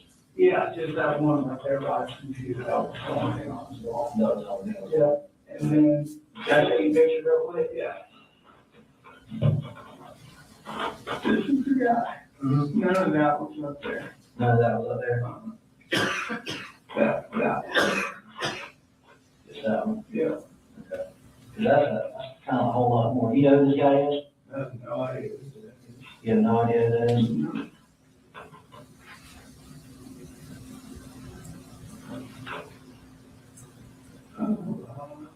You can't see what that says right there? Yeah, the deadly tall 17. Is that the guy that shot the gay bar? No, that is a school shooter, and his name is Nicholas Curtis.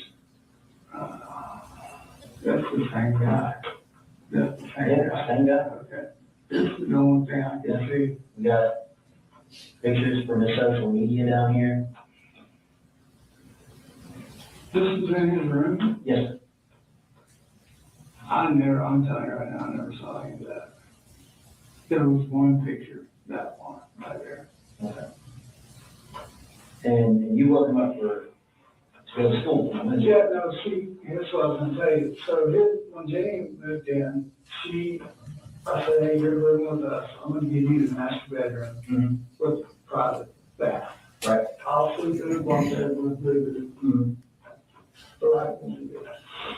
So I had Colt set up on a couch out in the living room.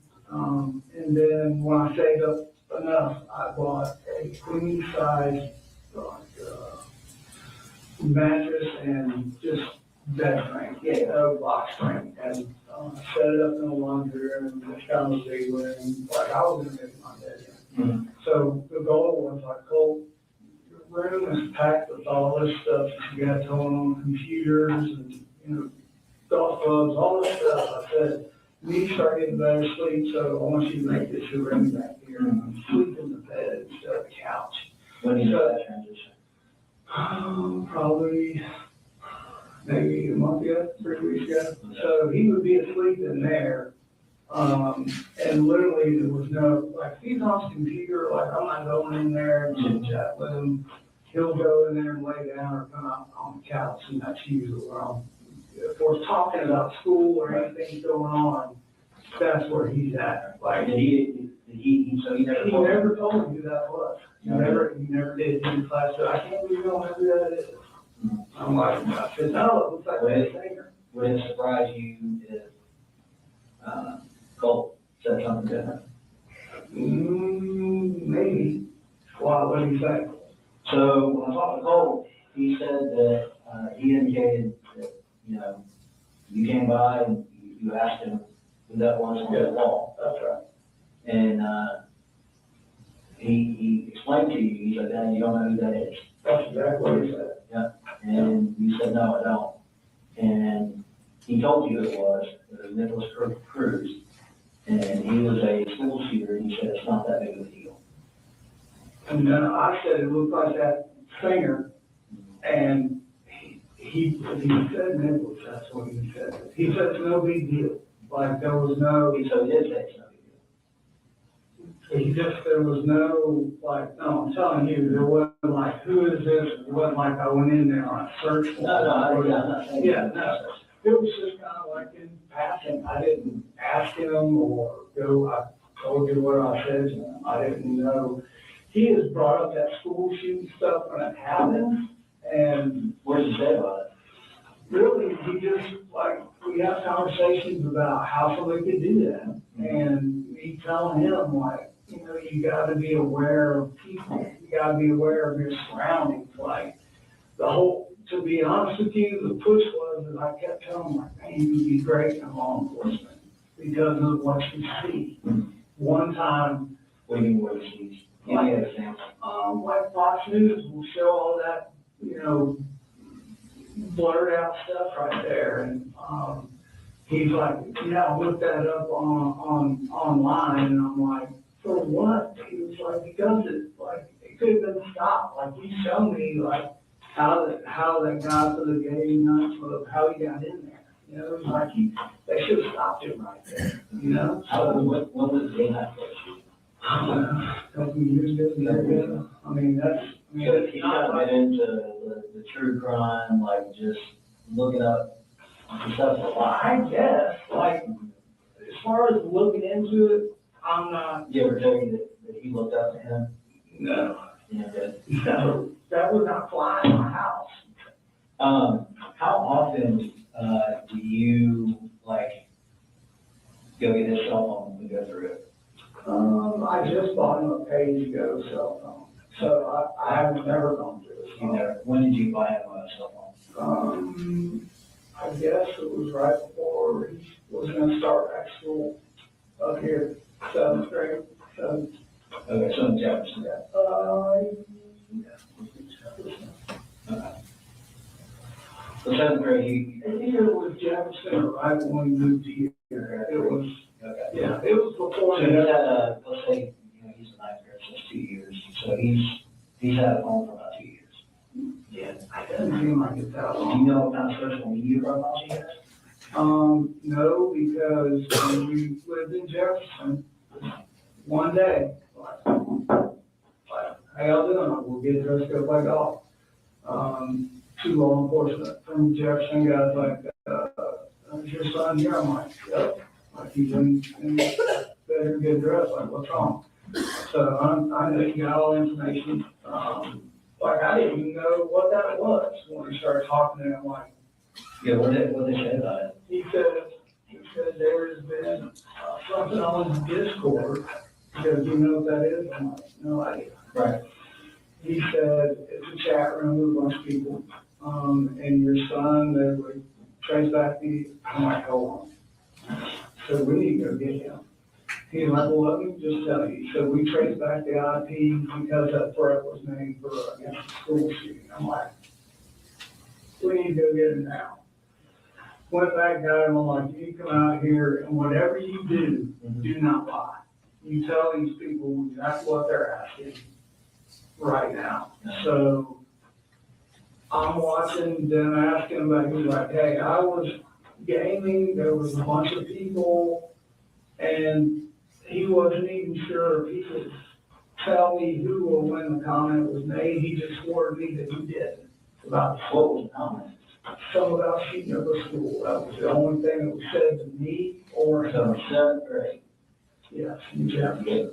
The FBI comes up, You know, just two Jefferson law enforcement detectives and. So 2 Jefferson may have came out there. Right. But did you know the tip came from the FBI? Yeah, I followed up with him, like in the car, checking in with him. And he did tell me, he said, hey, the FBI's involved. I'm like, oh shit, okay. I said, well, as soon as I hear or think I hear, I'm just gonna call you direct so we can, he said, if you hear back from me, then we need more information. We never heard anything. I called him about a week later. He's like, no, you're good. He said, and he told Colt, he said, I do this every day. I can tell you the truth. Like, I know you are. So when they left, I'm like, So that guy was giving a lie detector test? right. And I said, you've got to be aware of, if the chat boxes, I don't know anything about all that. Yeah. All I know is I told them is you don't get in these chat box rooms where you don't know who the hell's in there because this is what can happen. And I said, Did he say he saw that comment, or he just said he denied it? but he totally said no. He said, I don't even use Discord a whole lot. And that was after you gave him the phone? No. That was before you gave him? Before I gave him. How much longer after that incident did you give him the phone? I think the phone was like once we got settled over here in Bethlehem as a carry. I'm kind of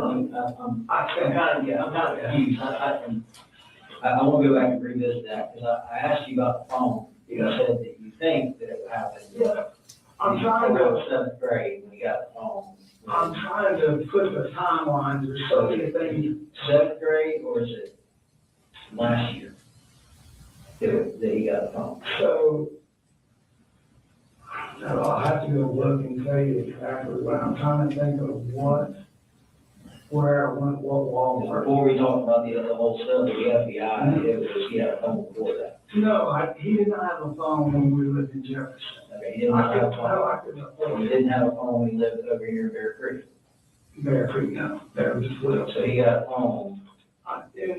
So after the FBI comes to your house and tell you about, or I'm sorry, I believe it was what they call, Jefferson. It's what they call TFO agent, and it's like they can get Jefferson PD and a task force and they work with the FBI. They explain that to you? Yeah, he gave me his card and said, anytime.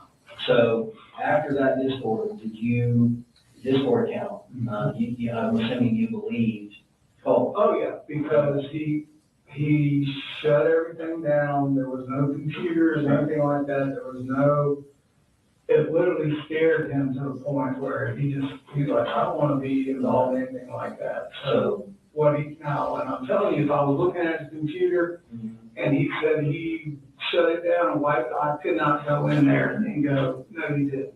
I'm not going to protect that. So if you get the phone and The phone, I'm trying to think timing wise, was part of. It's okay, we can look at it later. Yeah, it's just, I think this one came to that my Because he's only had that one phone, right? That's it. Right, so we can look in that phone, we found that phone. Yeah, it was more of a, hey, we're gonna get this together, you're a good boy. I'm gonna show you how to lead, and you got out of the phone and showed up.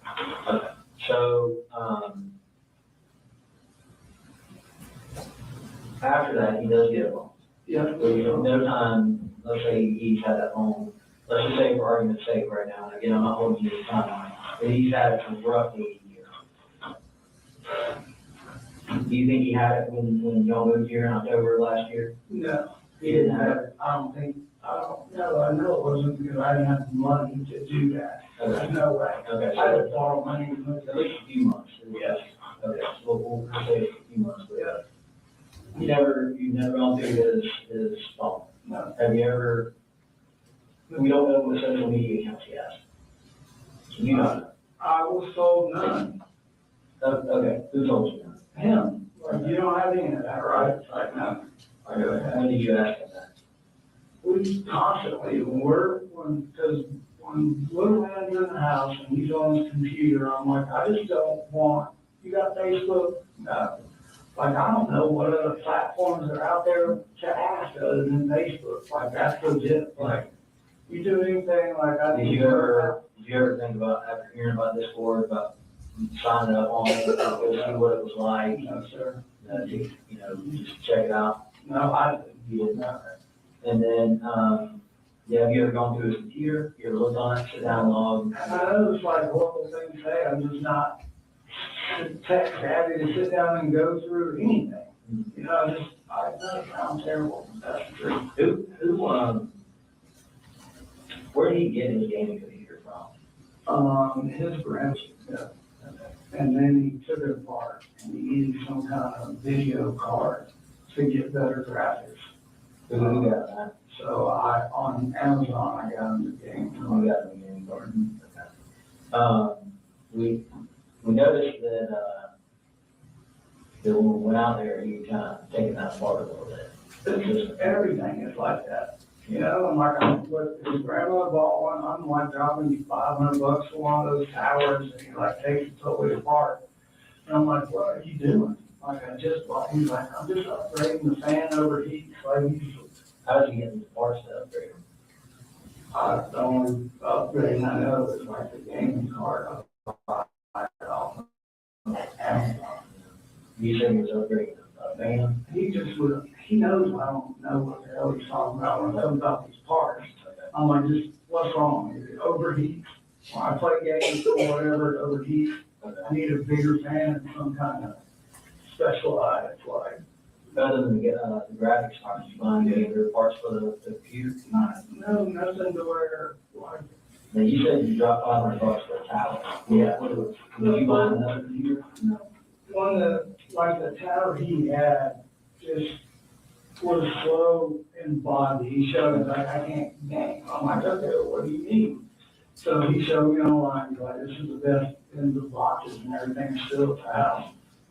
So the one that grandma got wasn't really good. It's better than the one I had. She upgraded him. Okay, so you bought a tower. Yeah. And he said, look, I can't do it. Yeah, it's good. He used it for a while. I didn't bitch and complain, and then he just wanted more power and speed. He So the said, grandma upgraded. I got you, I'm tracking you. Yeah. And all those parts and shit, that's what it looks like. How often did you, have you ever had a reason, or she ever given you a reason to go through his room, look, make sure he wasn't, Nothing, never like. because when we were kind of talking to Jenny, she mentioned, because there were, and she mentioned he's like in his room all the time. What's he doing in there? He's on his computer. How often do you go check on him? Every day. I talk to him every day, dinner, go in there, you're gonna go to church with us, like we talk all day long. What, when you try to get him out of his room, He'll put up a fight. No, he doesn't put up a fight, but he just, come the weekends, I'm like midnight off in bed. So that's kind of our standing rule. But like I said, over the last couple of weeks here, he's just been more on the defensive, I would say, more kind of like, anxiety filled, being short with me, being short with your brother. So, I just tell him, like, look, instead of screaming, yelling, getting upset, I can't have little brother and Jimmy seeing this. So when he would go to in his room, he would shut the door, and I would open the door like, are we good? And I could see Damon, like, every time. That's what I would see. So what does Jenny do when she's there? Same thing. She helps do laundry, cook. She's a really good cook. She'll cook.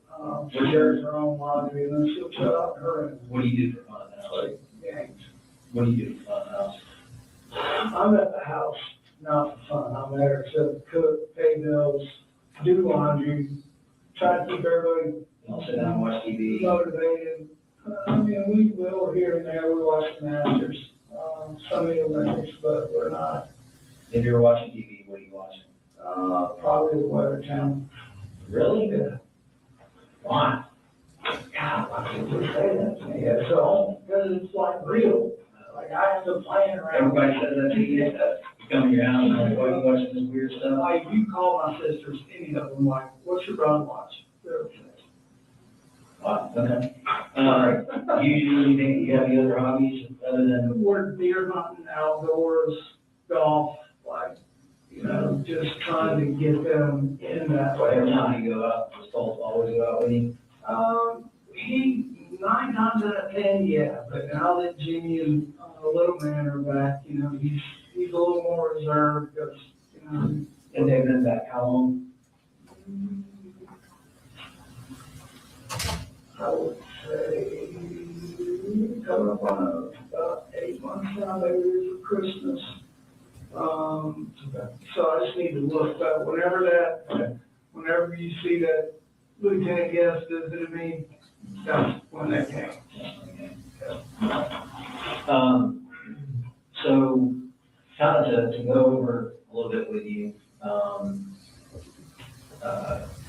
first I'd like to kind of discuss what I talked to him about. What did he look like? What was he, kind of shape was he? Please tell me it's remorseful. Okay, well. You want to coach? Yes.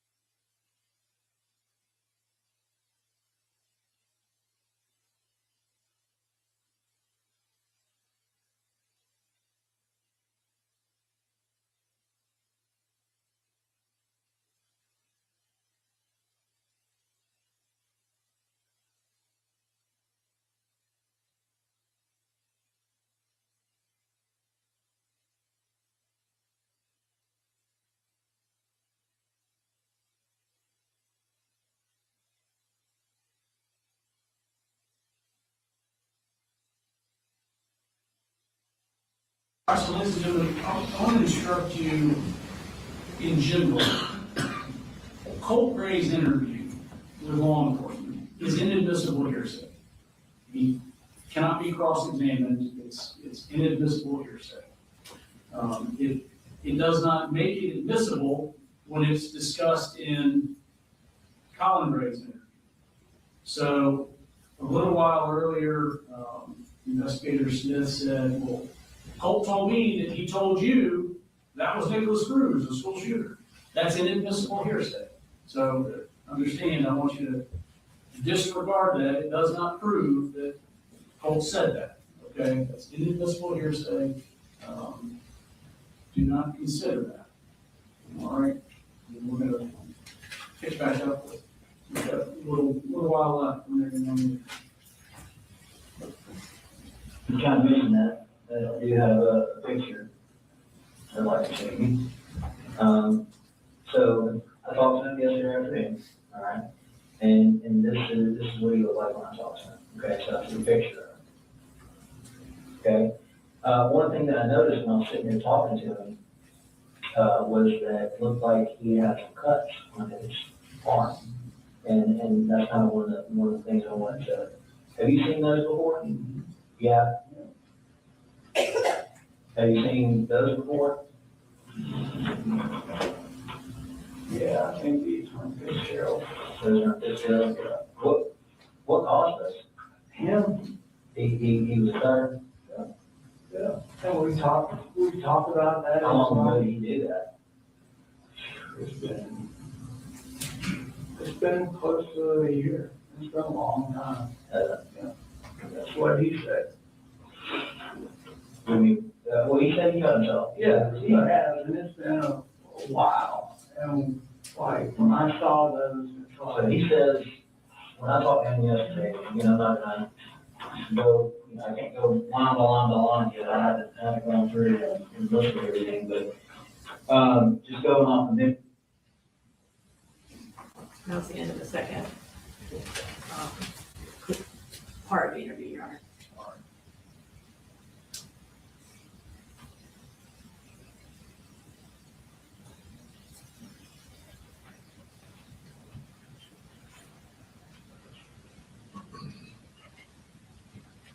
Basically, he said that he suffered from depression for a while. He has. Okay, well, I didn't hear you tell me that. Not a while. The depression is something that has just come on with his mom when his mom came back. So just in February of this year. Yeah, and they've had conversations, and we're trying to drill down into what do you need? What was he last one to Fitzgerald?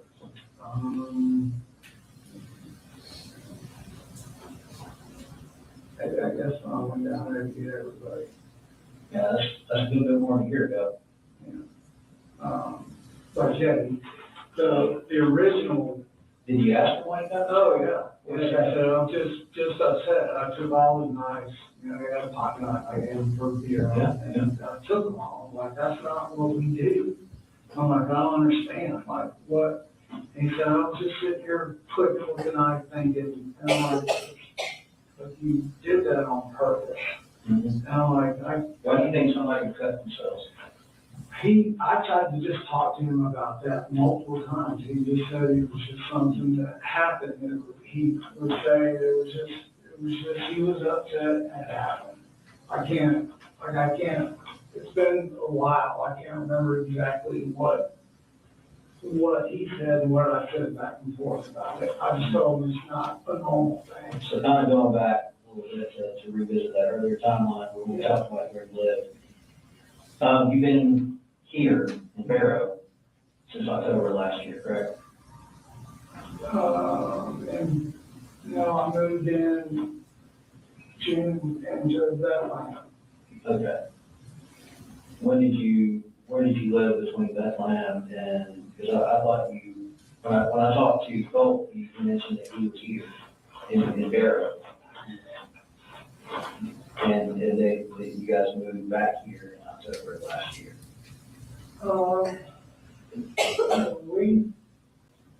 When we came back, We were in Jefferson, and all that happened with the school. We waited for the summer to be there, and I broke that lease. And we moved into the house in like June, beginning of June. That's when we've been. Beginning of June, yeah. So last year. So you moved back here, you went to Jefferson. Correct. I just drove back to Jefferson. So when did they come in? Jefferson to here. Okay, because when I talked to you, you talked about you being in Jefferson for 7 to 8 months. Yeah, that's right. Okay, so they came to visit you in May in Jefferson. So maybe about a year in Jefferson. Maybe. Did you lease the house up there? You normally sign a year A lease? year's lease, but I was a little short on that lease, but she was gracious. Okay. And we were good. Okay. And no one came here. Okay, and then Fitzgerald, so let's say roughly June of last year, so at least a year and a half, you kind of had an idea that he was self-harming. That's why people do that. They usually depress. I mean, I think that this wasn't something, that happened and it wasn't like I had to worry about it happening if we had a disagreement. Like, it wasn't. You were worried enough to take his knives. Well, when I first did, it's like, you did what? Mm-hmm. And then as we kind of just went through, it's like, hey, we're good, you started back being normal, you know, day in, day out, doing our normal stuff, and it's like, like, he only had a little pocket knife for that. I didn't say like, here's your knife. They called ever come to you and tell you that he was suffering from mania? No, this is what just came up and with his mama. This is a hot one on the Just roughly you. No, this just happened. Like, this just happened. She was up here last week, whatever, like here recently, last weekend. But Colt never told you you suffered from mania. To me, never heard that. Why do you think Colt was so mean? I don't know why you would say that, but I'm gonna tell you where I heard it. Marcy comes up, or she's going home, one of the two. We start having a conversation about Colt. I'm like, when I got that kind of said to me, we were talking about counselors in school, and she's like, well, this is what he asked me. And I'm like, okay. He said, she said, I was talking to him. He said, do you think I need to be, what is it? Do you think I need to be, or how do you get into an insane asylum? When did he say that? Here recently, to his mama. And she said that to me. And I'm like, what is that? So that's kind of like another thing where, like I'm telling you, I can feel something is off. Like, this is not getting better. But for you, that all feeling's only been in the past month or so. Like we need to do something immediately. Like, yeah. You know? And when, like, hell, I can think the other day we were talking about that. I'm like, why would he say that? I've never even heard him talk like that.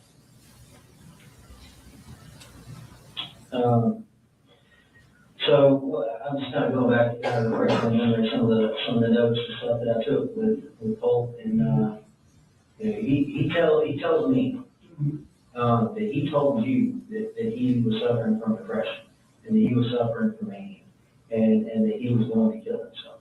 Yeah, no, that, seriously. Yeah, I mean, if that's the kind of stuff, we're in the truck and we're going to the hospital. Okay. And he knows that. He can't say that and he just sit there. Judge, just to be consistent, we would ask court to give another limiting instruction after that last statement. So, again, ladies, in general, there are exceptions, but in general, things Colt has said to an investigator are hearsay. His statement that he's been considering killing himself or has mania is not offered to prove that that is in fact true.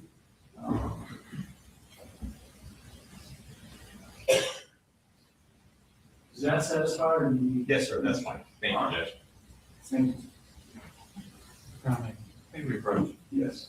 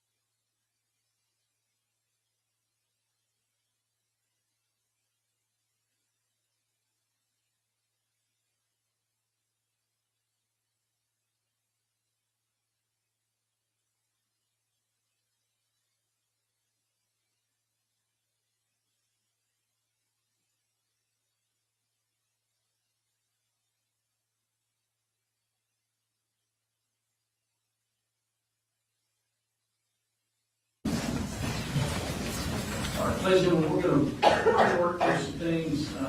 Y'all are going to go ahead and take a lunch break, so you can use that till 1:30.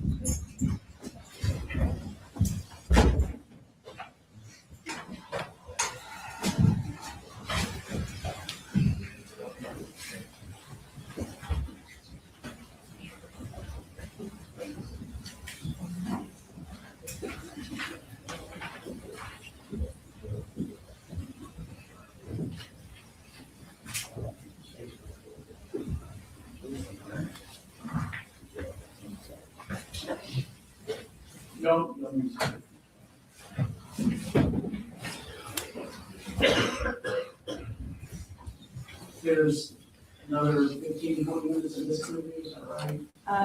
I would say 40. Well, this one was 40, yeah. Oh, this is 47 minutes long. Okay, sorry. The whole thing was 47 minutes, this particular clip. It goes to 53:35. We are at 18 minutes. 6:47.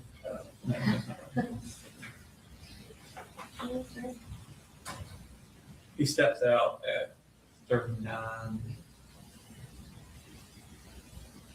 Yeah, about 40. Sorry.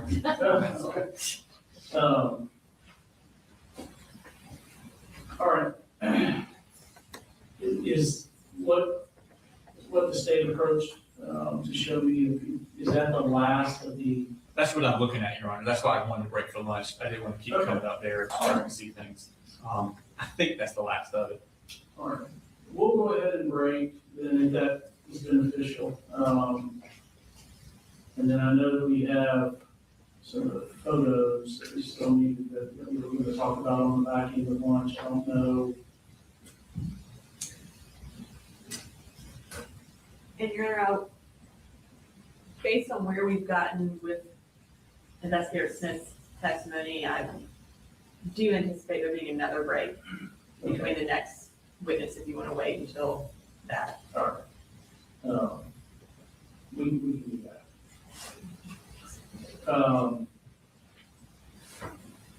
Do you want to resume at 1:15 or do you want to just take a couple? I mean, I don't know how y'all want to handle that. Yeah, let's do that. 1:15 works. Okay. All right.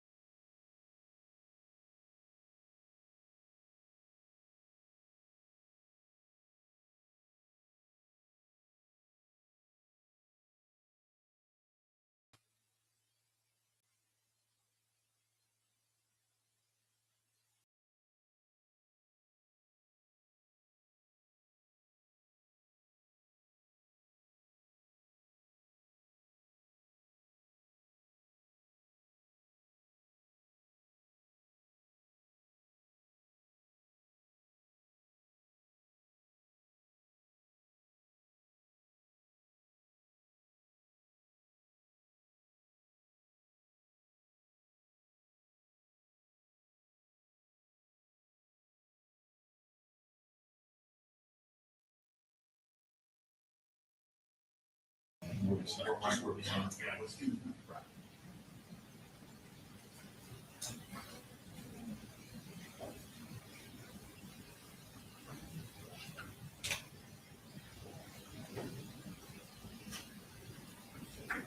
right, so case 17, we've got,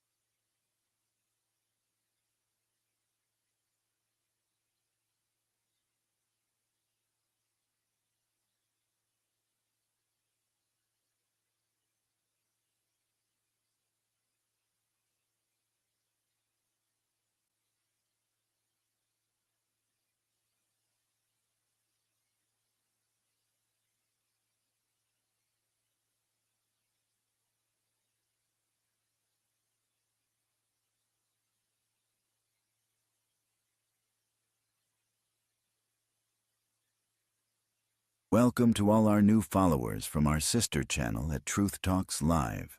You're watching at Southern Sin, your home for true crime. Hop over and hit that subscribe button.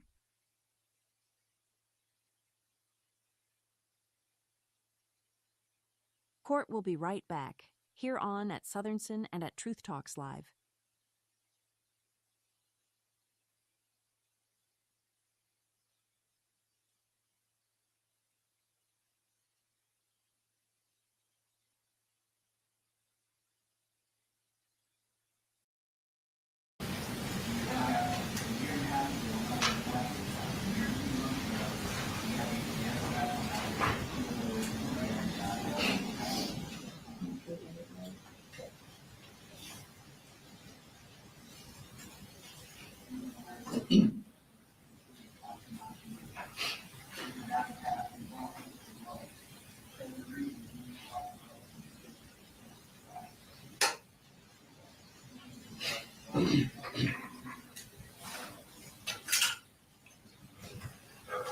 You're watching at Southern Sin, your new home for true crime. Smash that like button now. We'll be right back.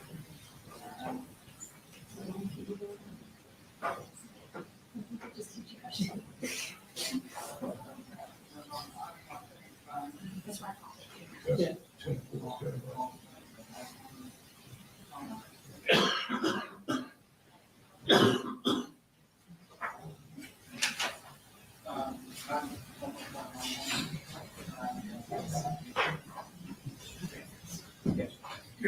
We're ready. For the record, I'd like to say that I showed them how to use the technology.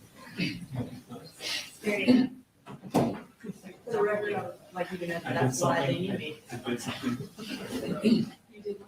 I did computer stuff. Julie, the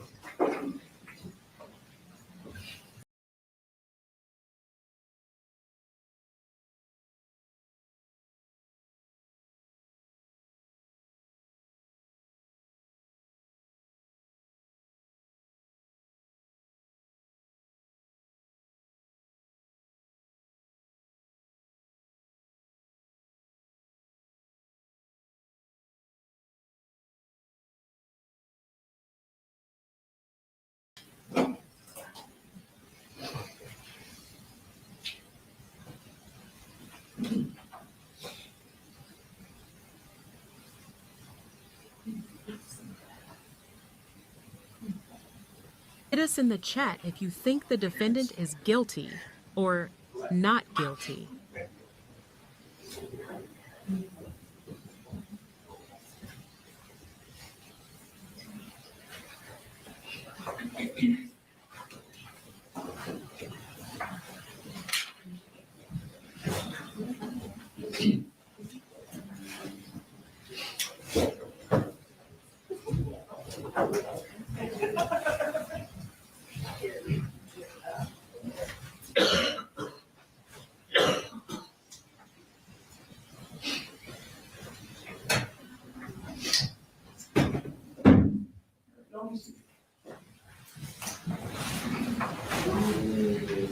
Investigator Smith around?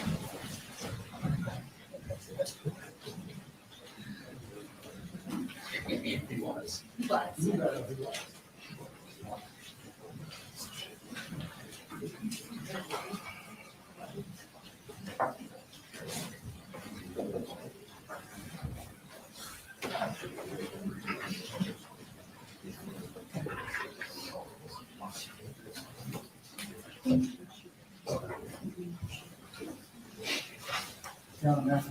Yes.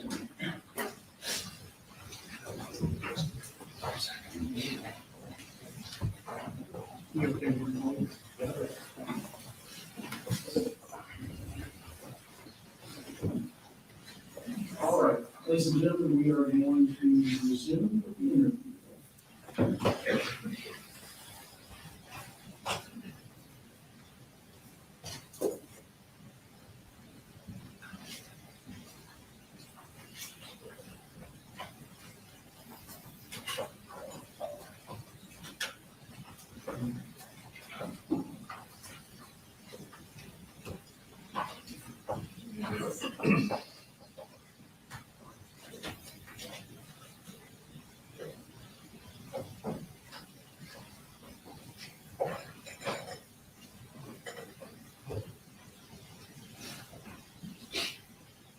Ladies and gentlemen, we are going to resume with the interview.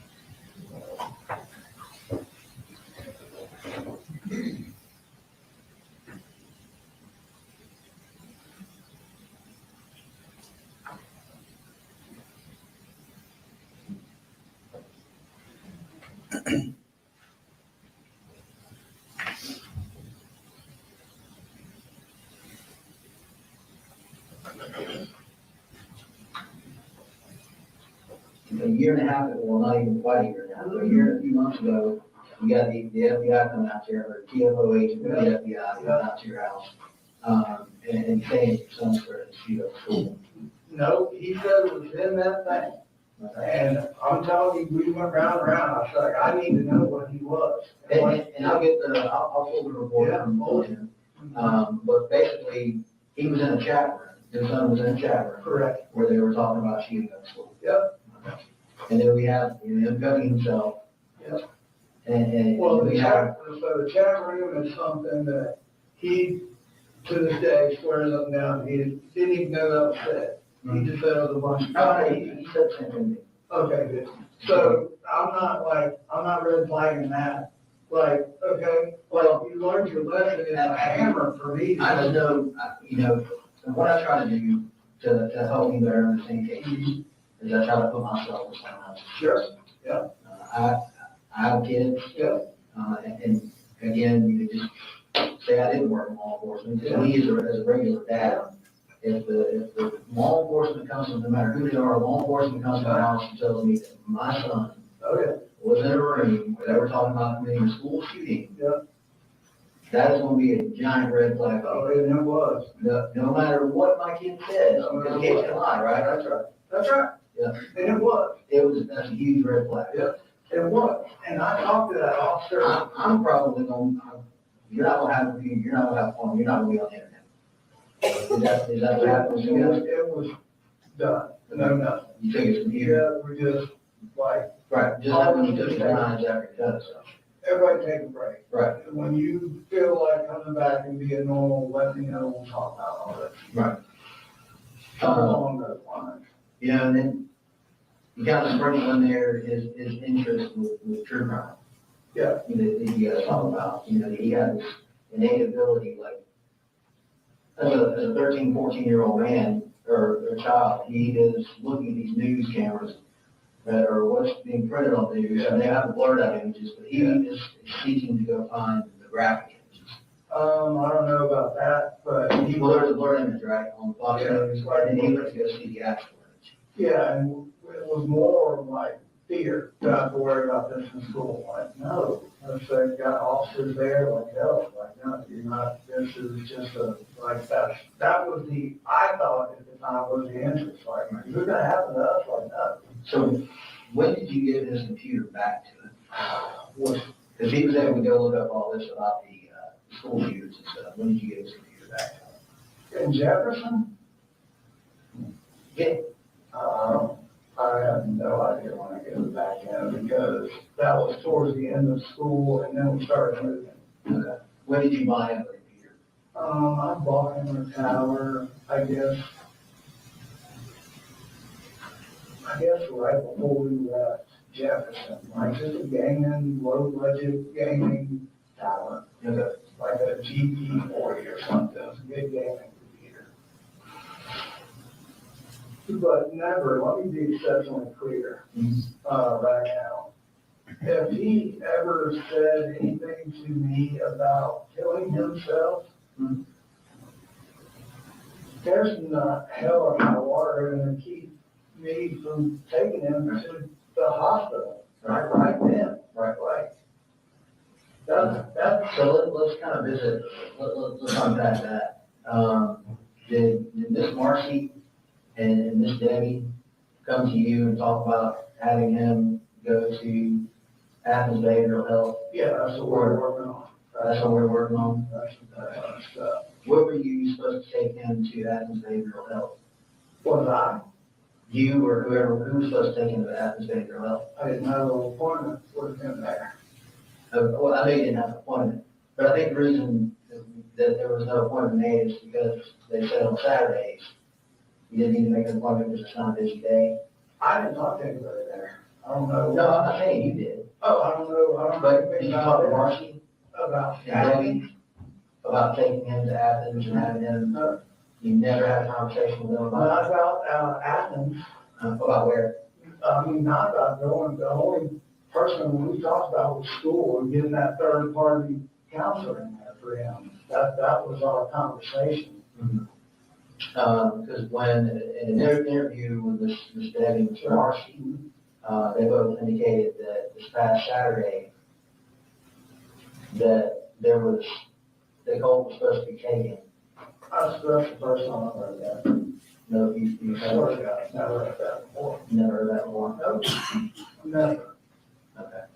Why do you think that would be said? Because that's what I told you, we were trying to get help for him, like, so he, like, it's not normal for the way he's not wanting to go to school, and he's just been through a lot with his mom.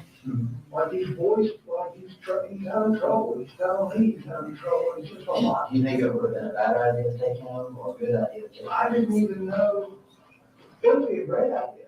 That's what we're trying to do, is decide as a family if we want to check him in somewhere and we, like, admit him, or just get. And that was, I remember you saying that Marcy first had the idea of checking in somewhere months ago. When you pushed her and you came home? No, that was just like last week. Okay. What was the incident you were telling me about? Was that? That was, I started talking about with him. Last week or? Yeah, when his dad came up here and all that, it's that kind of stuff that he went through down there living with them that kind of. Did Marcy ever ask you to take guns out of the house? Or put them up or hide them somewhere? No, yeah, we've always been like that, like our guns have always been. But what did Marcy ask you about the guns? What did she say to you? She just said after the confrontation she had with Colt was like, you just need to put them up or get rid of them. And I said, okay. Did you put them up or get rid of them? They're up. And my goal, my thought was, I'm gonna have a conversation with Cole about all this, and. Did you have a conversation with Cole about that? Yeah, like, he told me exactly what happened, that his mama kind of it was a different story than what she said. That she kind of came charging in there, calling an MFer and got in his face and like, okay, that's what happened. I'm like, okay. But this happening thing, nobody, I was not swearing out of where he was supposed to go. Like, for Christ's sake, I would have taken him there. That would have been great. But no, that was never, nobody ever said there is a set appointment for him anywhere. So we've all been Right, yeah, I mean, there wasn't an appointment made, no. I mean, like, if all my insurance, I would have to know about it. Nobody ever said, hey, go. Like, we're set up to bring him. Like, I didn't even know that they talked to Athens. Like, okay. So tell me about Jenny. How is Jenny? Like, they're really close, right? They're close. She was super quiet. She is? Yeah, real reserved and, Is she a very cheerful kid? yeah, she's good. She's good. She is. You know, Have you ever taught her in a lot before? Jenny, nothing major that I can think of. What's she like about? I'm saying, no. I can't think of anything like major. Have you ever taught Colton a lot? I'm sure I have. I can't, Can't think of anything off the top of your head? no. Like, kind of a lot of trying to process here, and these questions are like, I don't know, like, I don't know. No. Like, I don't know when I bought that tower, it was like around Christmas or something. Yeah, like I said, I'm not looking for anything. Yeah. I know you don't carry your own seats, but these are questions that we got to figure out, we got to find out. Yeah, I get it. Because, you know, a lot of people want answers to these questions. Yeah, I do too. Yeah. You know, like, I do too. So these are some things that, you know, you kind of need to be thinking about. Well, we did talk with Jenny today. Yeah. And, she did very well, today.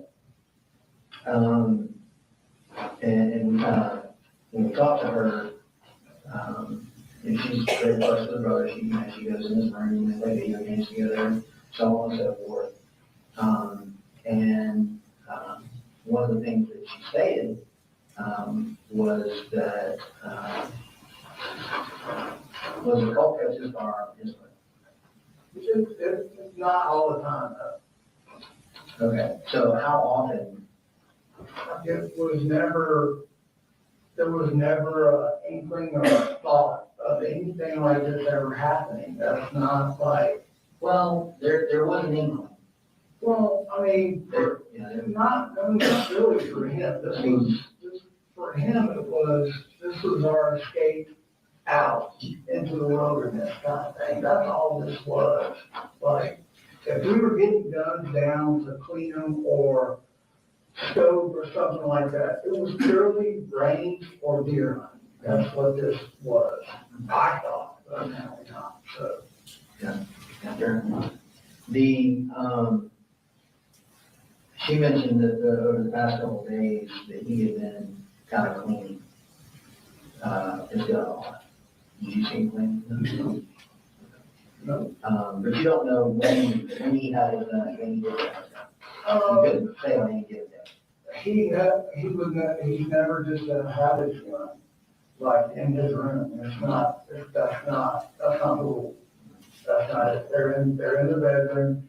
If he, like that old lady. Whatever. You're better? You're better? In my bedroom, when I told her everything that. Now, this is a couple days ago. I'll look and see that little laser thing came down and he had it down. We were messing with the scope and all that, just purely what we have been doing leading up to this. This was not in my train of thought. Yeah. So, as far as cleaning it, I never saw it. We don't really have a whole lot to clean the gun with. Yeah. So, and he knows not to do that shit in front of me. It's not like, that's not a toy. But, so, I guess the reason I'm kind of drilling down on it is I'm trying to figure out how often he had the gun, how much access he had to the gun. Yeah, I mean, there was. And it sounds like, I mean, if you weren't home, because he does not get home to school for 3 or 4 days, I think this whole year. He could have gone in there any one of those days he got. Well, it was a trust kind of thing. That's the reason we bought it, because he was showing, like, trust. You trust it? Like, I mean, it's like, he was checking the boxes, doing everything he needed to do. What boxes was he checking? Just staying calm, getting back in school, like, being committed to getting back in school, like, just everything he said he was gonna do. And then when the mess shit happened, I guess, Colin, I have a different understanding of checking the boxes. He made the commitment to go back to school. Yeah. But he didn't go to school, he went 4 days. Well, this year, he went 4 days. The conversation that you don't not know about is, could he go to school? Mm-hmm. And that's where we're kind of like at with this whole thing. Could he go to school? Can he go to school and just say he's gonna go to school and do what he's supposed to do, and not worry about all the kids and the bullying and all the, you know, like. Who was bullying? In Jefferson. Okay, but not here. Not here. Okay. No, when he came back here, he was. He did online school for a period of time too, right? How long did he? I don't know, man, he went through all of online until, I don't know, towards the end of this year. Mm-hmm. And then his grandmother said that we were gonna just try to get him enrolled back in school. And if it didn't work, that, you know, I was looking at sending him to different places for school, like not a military school, but, and there was just, this was his chance to get back into school and just have some normalcy, not worry about all of that. He got so far behind. I felt like he was like gonna be picked on and looked at because he was so far behind. And he never was just a go-getter out being the, you know, life was crap. He just, you know, he just would be by himself and not want any crap started. What have you heard as far as the actual case? Have you been, listening to the news, been told about how many people were injured, hurt? I came home, the TV was on when I got home. And I saw the overhead of the football field. I shut the TV off. And then talking to my family. So the news was calling everybody in my family, and I'm talking to them, and they're telling me what all this happened and how many people. What did the news say to you? They just want in the house. They wanted what house? My house. They want to interview me and want to talk to me and like, y'all need your house property. So they went on. What did the news say about the injured and the deceased? Nobody. I never had that conversation. I'm not gonna have that conversation with the news media. Just please get off the property. What about law enforcement? I haven't talked to them since everybody left the house. You're it.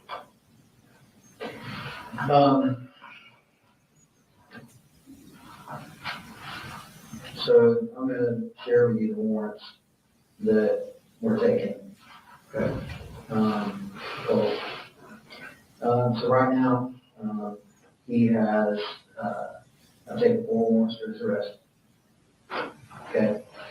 And they are, and this is preliminarily because we're still processing evidence. We're still going over everything. There are 4 warrants for his arrest for the offense of felony murder. No.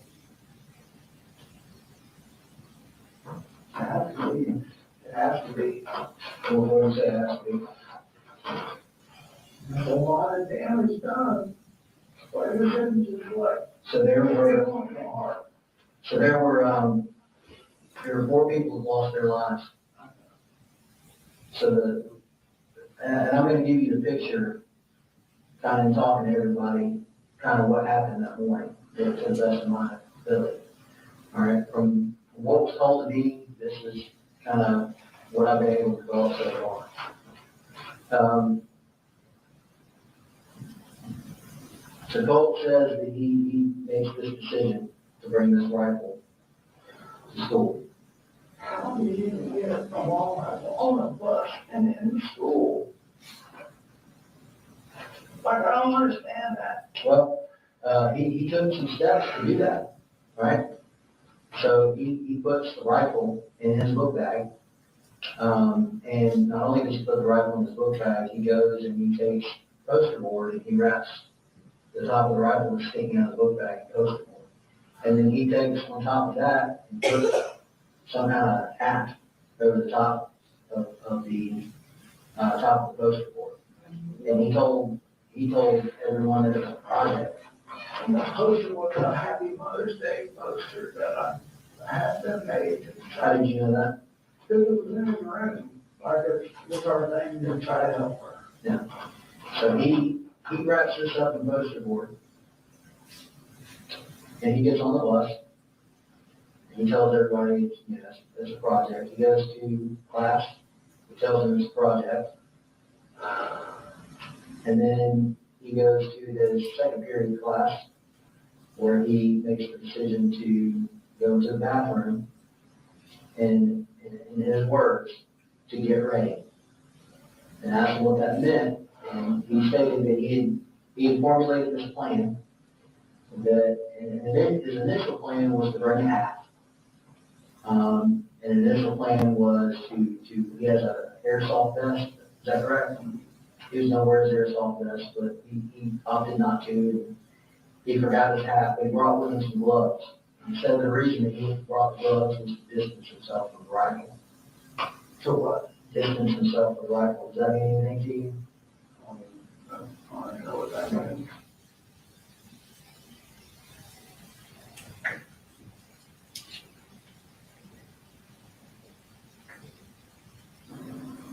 Has he ever been diagnosed with any kind of mental disorders whatsoever? No. Never have? Never gave you any inkling that he had a mental disorder? No, sir, no. I'm telling you, the only time I heard those words about what he told, right. What was it? Mania, whatever, was a sane asylum. And that's where I'm like, he's gotta go. Like, we have to make this happen right now. Something's wrong. And when was that? That was just the other day that his mama told me that. Like, okay, we've got to make this happen. When she came over, he pushed her. Okay. And when you guys talked about when that happened, it was nothing about this past Saturday. No. Okay. No. So he goes down, he opens up fire, and he strikes four individuals, and four of the individuals that he shoots and hits. They pass from the injuries that they sustained. Two of them, Colin, were children. I know it, but like, why in the hell would he do this? And two of them were staff. There are other people that are injured. At least one of the injured was listed at one time in critical condition. I don't know the extent of their injuries. I'm not spoken to them yet. Like I said, there's a large number of investigators and law enforcement that's involved in this investigation. So it takes time for us to get. I don't have all the answers for it right now. But there was a number of other people that were hit. Like the worst. You have to believe me when I tell you I never, ever, in 1,000 years, would ever think this would happen with him. Ever. Yeah. Well, that's what he's under arrest for. And we talked to Jenny today. And Jenny saw him before he left for work. Or left for school, got on the bus. She gets on the bus after him, correct? Yeah. this is a picture Jenny here for us. Of his backpack. There's his backpack, open, poster board, roll of paper. She even put the J on here for Jenny's work. I just bought it. Jenny is very talented. She's a very talented artist, and she's a very smart young lady. She's the whole reason She's the whole reason you're what? that I am committed to doing whatever I have to get my kids a good life. They do not deserve to go through all that shit with her mama and all the shit they saw and had to deal with. Right. So when they went through all that stuff with her mom and all that stuff they had to deal with, did you ever get them think about getting them counseling or anything? You did? Who they go to? We didn't formally send them to a counselor. They talked with defect counselors multiple times. And to the point when I was talking with Jenny, like, hey. Defect counselors or defect workers? Both. They were both involved. And just Cheryl. And she, that everything that I do, or, I hope your brother and your sister are watching, you're the role model. Mm-hmm. And if there was any constant frustration, it was like that, like blame everything on his mama for what she put us through, and just kind of, like, I know it's tough, but we've got to push forward. We have to keep doing the right thing. And Jenny and little Colt, man, I'm telling you, they were really those two kids. I know for me, it's like, okay, I know I'm a good dad, I'm doing the right thing, I'm trying to get Colt into the right people. I've only got so much money, so much time, like, but you're right, she's gifted, and little Colt is too, and they don't deserve any of this. Like, we were sitting there on the floor last night, like I'm scared. I'm like, I'm scared too. And she's like, is my life ruined? I'm like, no, your life is not ruined. I said, we will get through this. I will be here for you. What have you told Jenny about this? The only thing I said to her was, don't get on social media, which I know she has. And I asked her, I said, did you look at any of this? What social media accounts does she have? I don't know. I don't think she has any. If she does, she doesn't like no Facebook, nothing like that.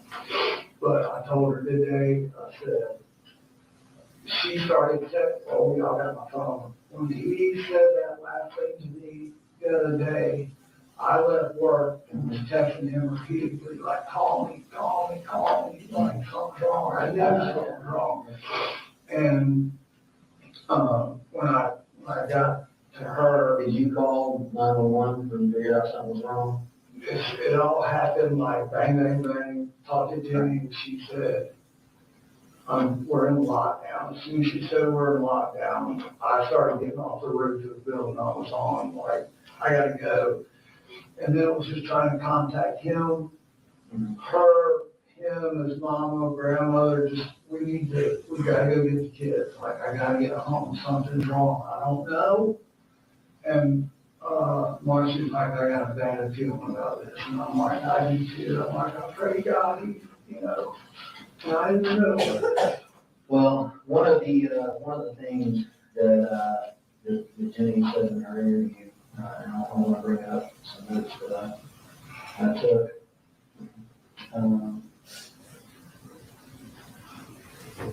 That he indicates that there's a lot more arguing going on in kind of what you have shared with us. The arguments are pretty frequent. Arguing, yeah. And yelling at you. And she told us about the incident where he chased her into his room. She said it scared her. It scared me. Yeah. And that you and her have talked multiple times about getting him help. Yeah. Going back for a while. I don't know for a while. You're asking time frames. I'm sorry. I can just snap off of what these time frames are. But yes, they're like, there was no like blind eye here. We're trying, like, once I got this new job, what I was waiting on was my insurance to kick in. And that finally just kicked in. That was, we've been talking like as soon as When did their insurance just kick in? a week ago, week and a half ago, 2 weeks, maybe, I don't know. I said, I don't know the exact date because it all happened. I was waiting to get him into a, like, if it had to be clinical, I started going down the list. I even reached out to a psychologist in Bethlehem, like, do you take my insurance? Yes. Here's kind of the backstory I got with Colt, was talking about that. And then, Has Colt, kind of, to understand on track with the argument, has he ever told you that he hated you during the argument? Yeah. Has he ever told you that he wanted to hurt you? He's always threatened to hurt you? Not like, more like, what are you gonna do about it kind of stuff. And what I chose to do is just to leave him alone. And Jenny described seeing him kick you, punch you, hit you. that was the second time. And that was how long ago? Probably a month and a half ago before he started back to school. Yeah. And that's when I pulled in every. Did you ever throw anything? Say, hey, to a screwdriver at me. What did he say to you before he did that? I didn't hear him say anything to me at all, but, when I picked up the screwdriver, I probably should have said, you're going, I said, I need to call the law. So Jenny knew that he had a lot of social media accounts. He actually had a lot of them. And he was creating and deleting and creating on them. When you're talking to Jenny, did she ever share that with you? She never told me, and like, I'm all about, social media, so Help me understand how the conversations with Jenny would go. When we wouldn't sit down and just sit there and have a long conversation about Colt. That's not. It was more about just, hey, we're getting him help, insurance kicks in, he's going. Like, I'm trying to just see it coming and be neutral, and, I feel like he's gonna get that way, then we'll go to the park and he'll calm down and he'll give me a call and say, hey, I'm sorry, I just lost my temper, blah, blah, blah. And that's typically how it will go. But it was a lot of back and forth about his mom and, what really started the whole thing of her coming back, he asked, he said, do you ever think that we'll be back together as a family and we can get mama some help? And I'm like, yeah. I said, I'm not doing that or bringing her back into our lives until everybody is ready to do that. He actually was the one that was like, yeah, let's try to get her some help. And, I don't want her to end up alone. And we had that conversation, we stand up in the backyard, and I'm like, okay. he didn't want to do it at all. He didn't want his mama to end up alone. And I said, well, I respect that. I said, so let's work on what it takes to get her back here and us as a family as a whole. The mission was to keep our family together, all of us, and just turn the page and try to start over normal. Yeah. And that's something. Yeah. One second.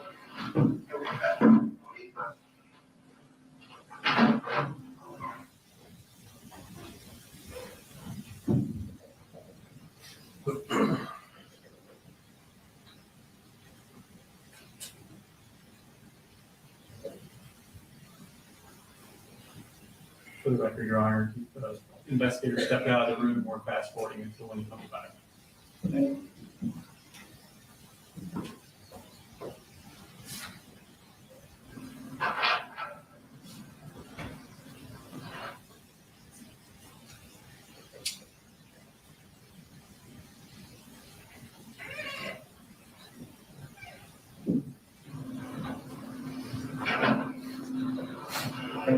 I'm sorry, man. I had to go to like 4 different spots, and none of my keys were in anybody's office.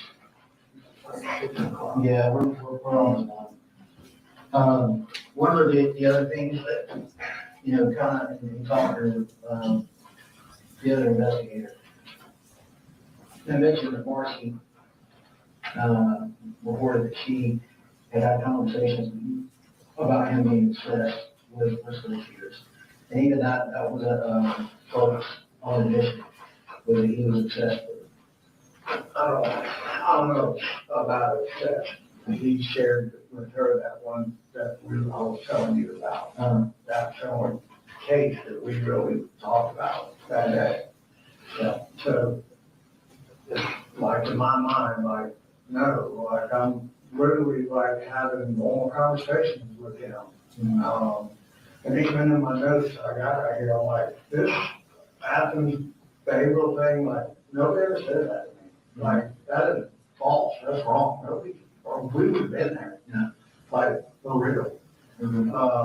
But as far as that, him and her, ever since all that went down with all that damn mess and her getting locked up here and threatening to, did she bring up that she tried to kill Colt and all that? You know, so that's where when that happened and her mother told him that, she should have never done that. Like, she agrees, but looking back hindsight, right? Once that statement was made, that's where the relationship between him and his mother was broken right there. So what we said back and forth, I don't know how much to take in stock into that because he just is like washed his hands with his mama. Like there's no, like he wouldn't care if she was locked up and throw away the key, basically. He couldn't get over that she had made that statement. Like that was a big, well, the way I understand it, she said the same thing about me too. But, So he knew that she was talking about putting him in a. No, this was her. He said that about, she said that about killing her son and me. That's what I'm talking about. And when her mom told him that, I was like, that just broke it within her. So it was just trying to give everybody space at first, her just take care of all her issues, let everybody calm down too. Us doing the right thing. And then me telling him, like, she's not going to kill So him. you mentioned your own notes or anything. I've asked you questions for a couple hours now. Is there something you want to ask me? I just want to, only thing I want to ask you is what I'm taking back here, I'm listening, and it's like, you're doing your job, I get it. The way I feel like I'm being portrayed is like just hey, this shit coming dad, that's not. Why do you feel like you're being portrayed like that? Just because I know, like, it looks with what had happened, for me to tell you, it was an agreement by God, we had never had those weapons in our house. Like, we had a long conversation with Colt about them, but it would have never been there, ever. And it was just like a blood. I was like, these are scams. How we go to work and we get through all this. I was just sitting here thinking, we sitting here telling me I was doing up in my closet, and they were up and I was reaching out of sight, like that. It just comes across in this camera film, I guess, like I should have done more, yeah. And I'm like, do you feel like you should have done more? Well, as soon as I felt like something was different, like with him, that's immediate when I was like, I need to buy this gun case. And if he continues to kind of not be who he says, why did you buy the gun case? It's sitting in my car and I couldn't afford it. Well, what was the catalyst for that? I remember you telling me about that. I was just saying that I could just him going back to school. Was that after Marcy told you to put the guns up? No, this was after him and her had that big old thing. There was a red flag that went off for you, like, hey, I need to lock this down. Well, there was okay, until we can get him some help and everybody calm, I just need to do the right thing and just get him put up or out of the house. like either way. Like, and that was known, that was coming. I had to pay $74 this week to buy it. So it's still sitting on Amazon cart for $134. And that was actually, last week. With Marcy. Yeah, with him and his mom. So really, last week. yeah, and really I was debating like this week, like, well, if he goes to school, then I may just come home and take everything up to Mike and just tell him to hold on to it for a while, just until I can make sure everybody's like, you know. Why didn't you do that last week? God, this is not on the radar. You know, him and his mother have gone. Like something. Again, was the school shooting itself on your radar? Oh, no. Okay, yeah, you're saying it's not on your radar. But something was on your radar because you put a gun safe in your Amazon account. That was after Marcy and him had that argument. And you even said, you know, I should go and put these guns up. I had the thoughts to take them to Mike's gun room. Why did you not? I didn't take them to Mike because I didn't know if he would take them. And so I Why thought, did you not take them to, you know, lock them up in the car? she said the same thing, but I work out of my truck. It's completely full of tools. And I can't, like, I'm in charge of the job. I can't roll up there and have guns in my vehicle. Do you have any family around? No, my sister lives in Woodstock. Okay. So you're talking, did you call her and ask her if she'd be willing to? We don't really talk. You don't talk. Me and my family. But I was just like, you know, I don't, you know, I mean, literally, if Do you, let me ask you a question, and this may be a hard pill to swallow. Do you think if you had got rid of those guns, it would be here right now? I don't know that because I'm finding out things about him I didn't even know what were happening. Right. Like, so I can't answer that. Like, I'm just taken back by a lot of things on here. Okay. I think that's about all the questions I have for you. I'm so sorry. I don't even. Yeah, I think you are. Go ahead and set that stuff down for him. Turn around and stand by back to it. Is that the point where you placed him under arrest? Yes, sir. I don't think I asked you before, what time of day did you start this interview? I believe it was later in the afternoon, around 4 o'clock, give or take. Okay, there was a timestamp on there. Do you think The that's timestamp accurate? will be more accurate than my memory, yes, sir. Okay, that's all. Nothing further.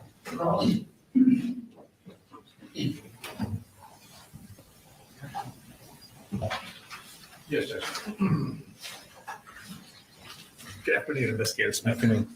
I have a few questions, not a ton. If I ask a question that is ambiguous, just let me know and I'll try and clarify, okay? Yes, sir. All right. So this interview with Colin Gray was done is the same day that the interview with Jenny Gray was done at the treehouse. Is Yes, that correct? That's correct. Okay. And just for timing purposes, it sounds like interview at the treehouse was done first. Correct. And then you would have attended that interview? I did. Okay. Mr. Gray was at that interview? Yes, sir. Now, he wasn't in the interview, was he? No, sir.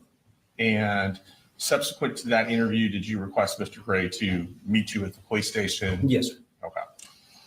Which he did, obviously, and you ended up having a statement with him. That's correct. All right. And are you, just from my understanding, are you the lead investigator on the case, or where do you kind of slot in the hierarchy? So I was assigned the lead investigator for the Barrow County Sheriff's Office portion of this investigation, but this was a multi-jurisdictional investigation. Yes. I believe for the GBI, it was Special Agent Nick Johnson that was the lead agent.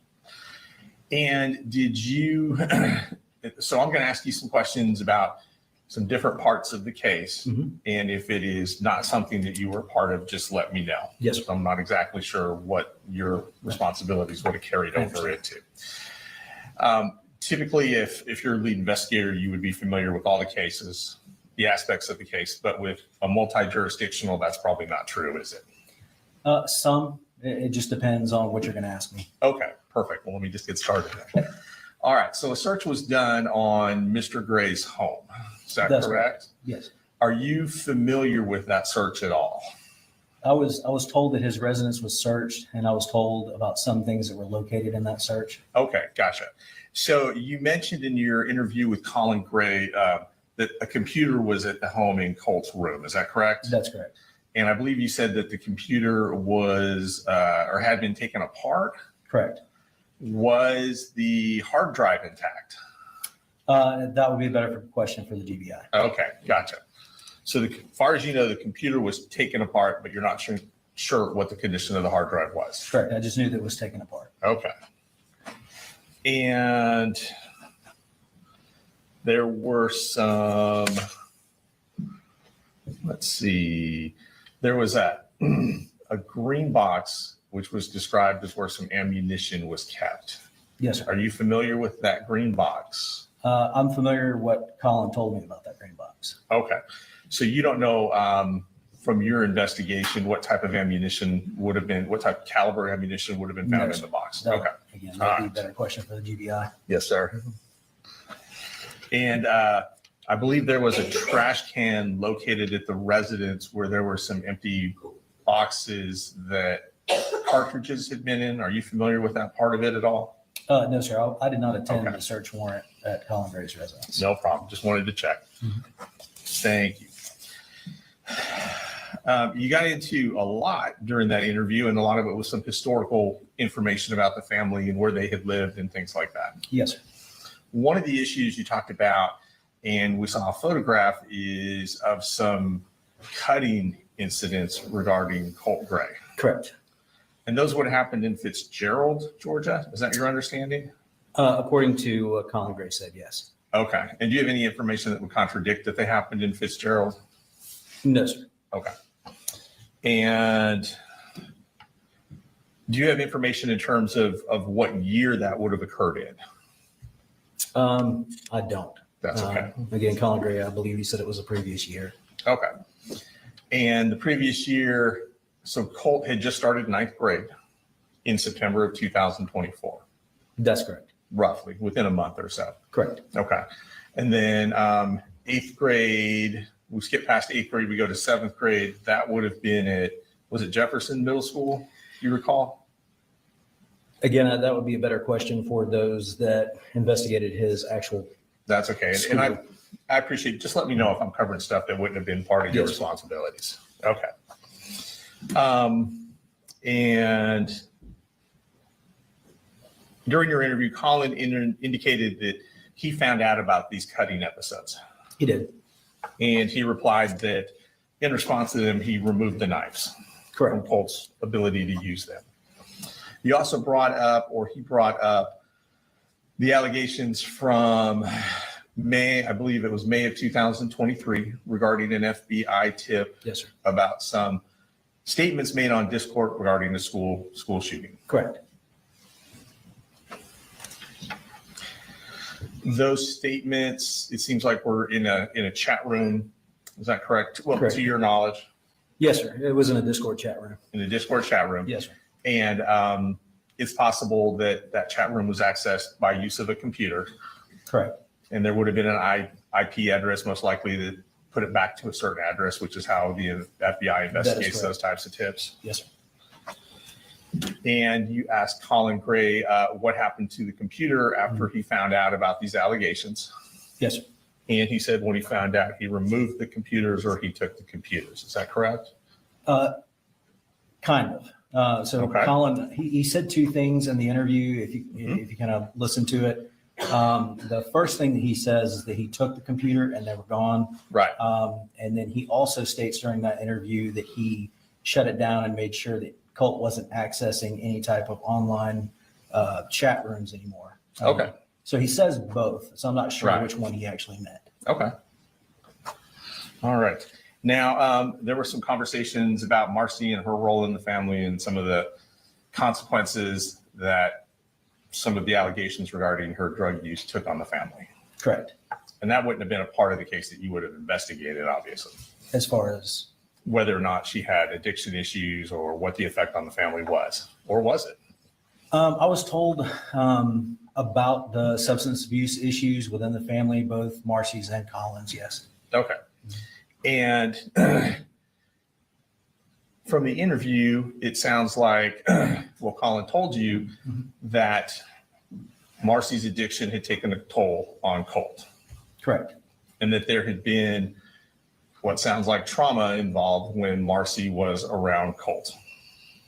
Trauma to Colt. Trauma in the form of? Let me ask that question better. Okay. It sounds like Marcy's addiction had a negative impact on Colt. Yes. Okay.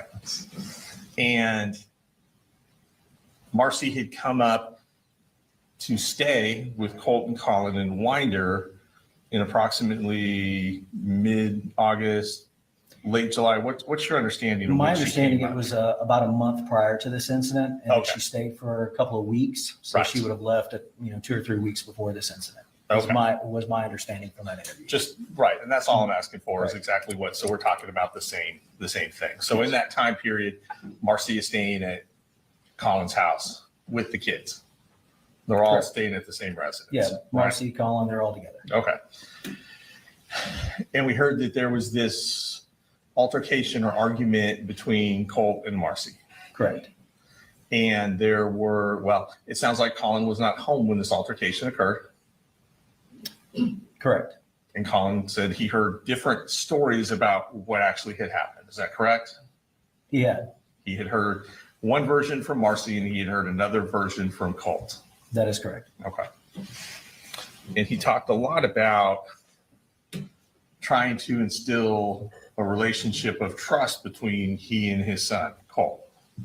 Yes.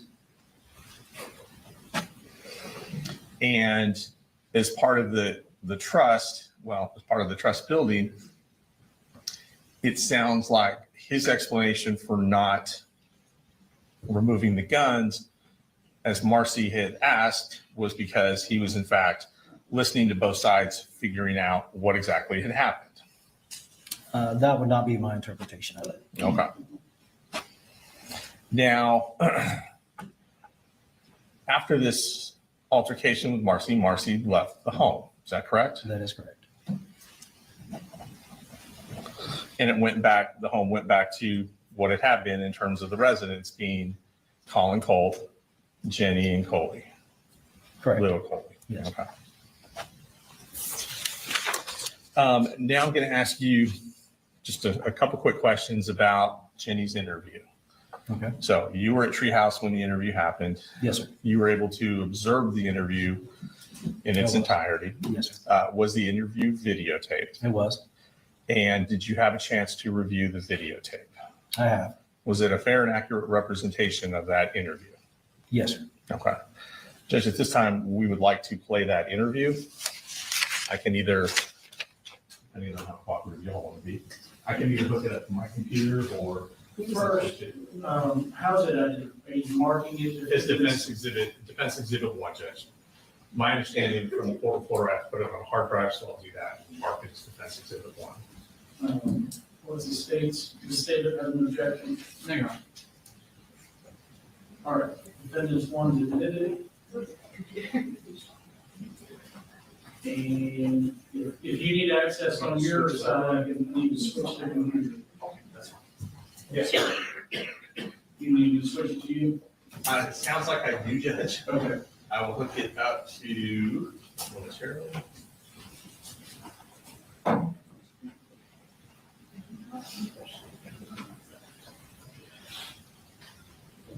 Let me know when you have it on your screen. I've blacked out the other screens in case you've got something else on there.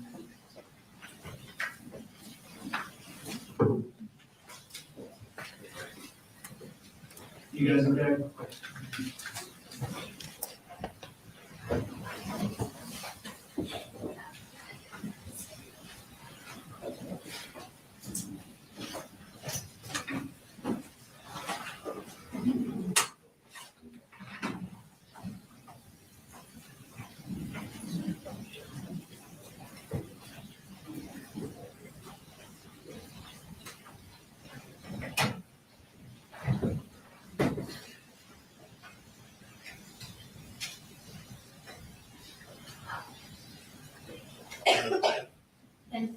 do want to point out, obviously, this interview is going to have Jenny's face in it. So I think maybe we'll need to proceed. So you're not with WSB, right? You're A&F. So WSB said they had basically a kill switch to not record what's on the TV. Are you familiar with that? Okay. Because the interview has the face of a minor here, we will make sure the kill switch is activated so that you're not recording the images that will be on the screen. You can have audio, but no video, same for any other media. Recording or photographing the images of the minor for broadcasting or dissemination. I believe we're ready. All right. So I'm gonna, you want me to go live for the TV? Yes, sir.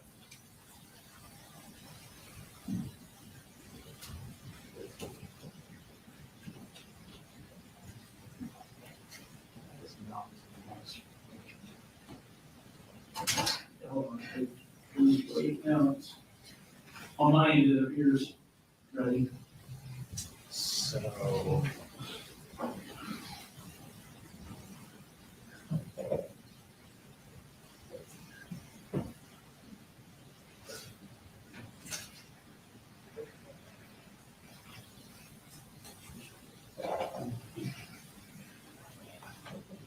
You plugged into a computer over there, is that right?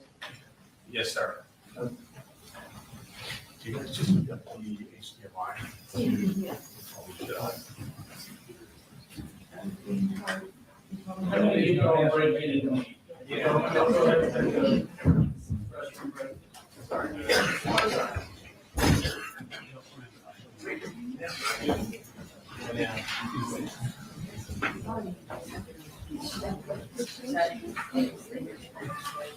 Let me see. How are you?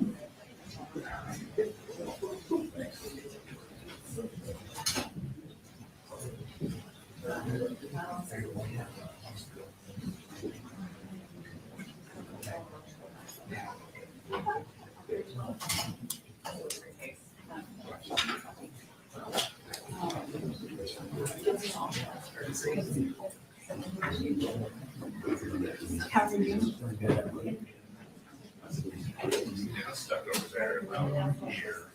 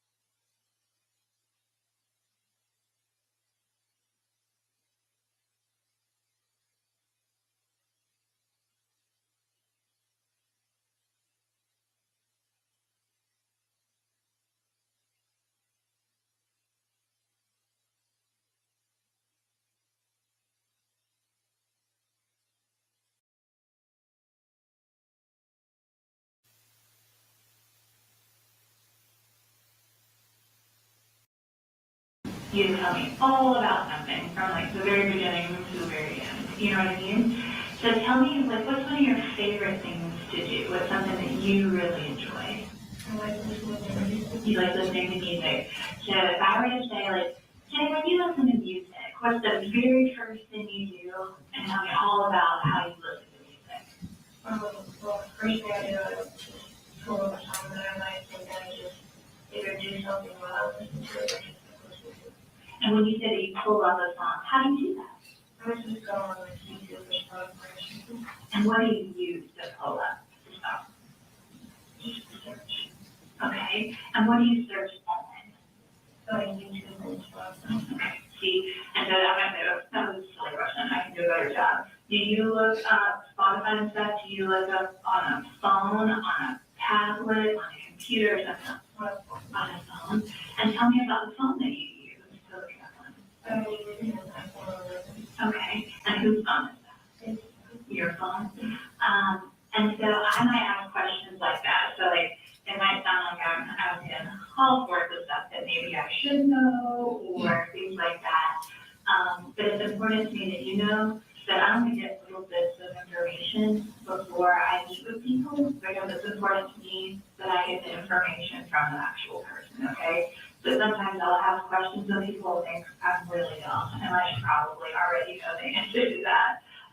But I'm not asking because I'm trying to get like in your business or because I'm going to think anything bad or different. I just like to get the information from the person who has seen or heard or experienced something. Does that make sense? Okay. Well, Jenny, tell me a little bit about like who you live with. My dad and my two brothers. Okay. So you told me dad's name is Colby. Is that right? And like I said, if I did something wrong today, please tell me that I got it wrong, okay? You don't, it's not a problem. You can correct me for anything that I get wrong, okay? And so dad is Coley, and you said your two brothers. What are their names? My older brother's name is Colt, and my younger brother's name is Colt. Okay. And so you said your older brother is Colt. How old is Colt? 14. And then your younger brother is Colby. How old is he? Okay. And so, and where do you guys live at? We live, we don't like live in a neighborhood. Okay. Do you know like what the name of that road is? Yeah. Harrisonville Road. And so you guys live there. And tell me some stuff about Dad. Like, tell me about that. What's he like? What are things we like about Dad? Things like that. He's really like happy and energetic and like comforting and stuff. Okay. And are there things about Dad that like you don't like or you wish were a little bit different? Not really. And then tell me about Colt. What's he like? He's like kind of like squishy sometimes. Okay. Sometimes he can be annoying and then he can chill. And then sometimes he can just be like really closed off. Okay. And so when he's happy and chill, what's it sound like? Usually it's just playing games with me and like, not being bored and stuff.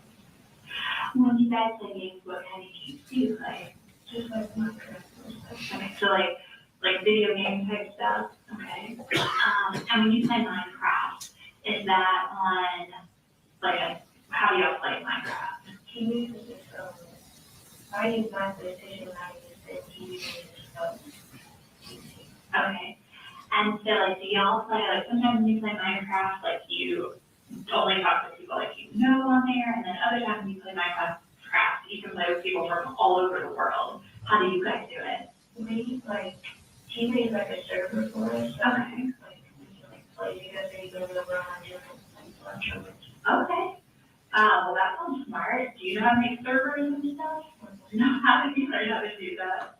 There's probably someone in my settings or something. Okay.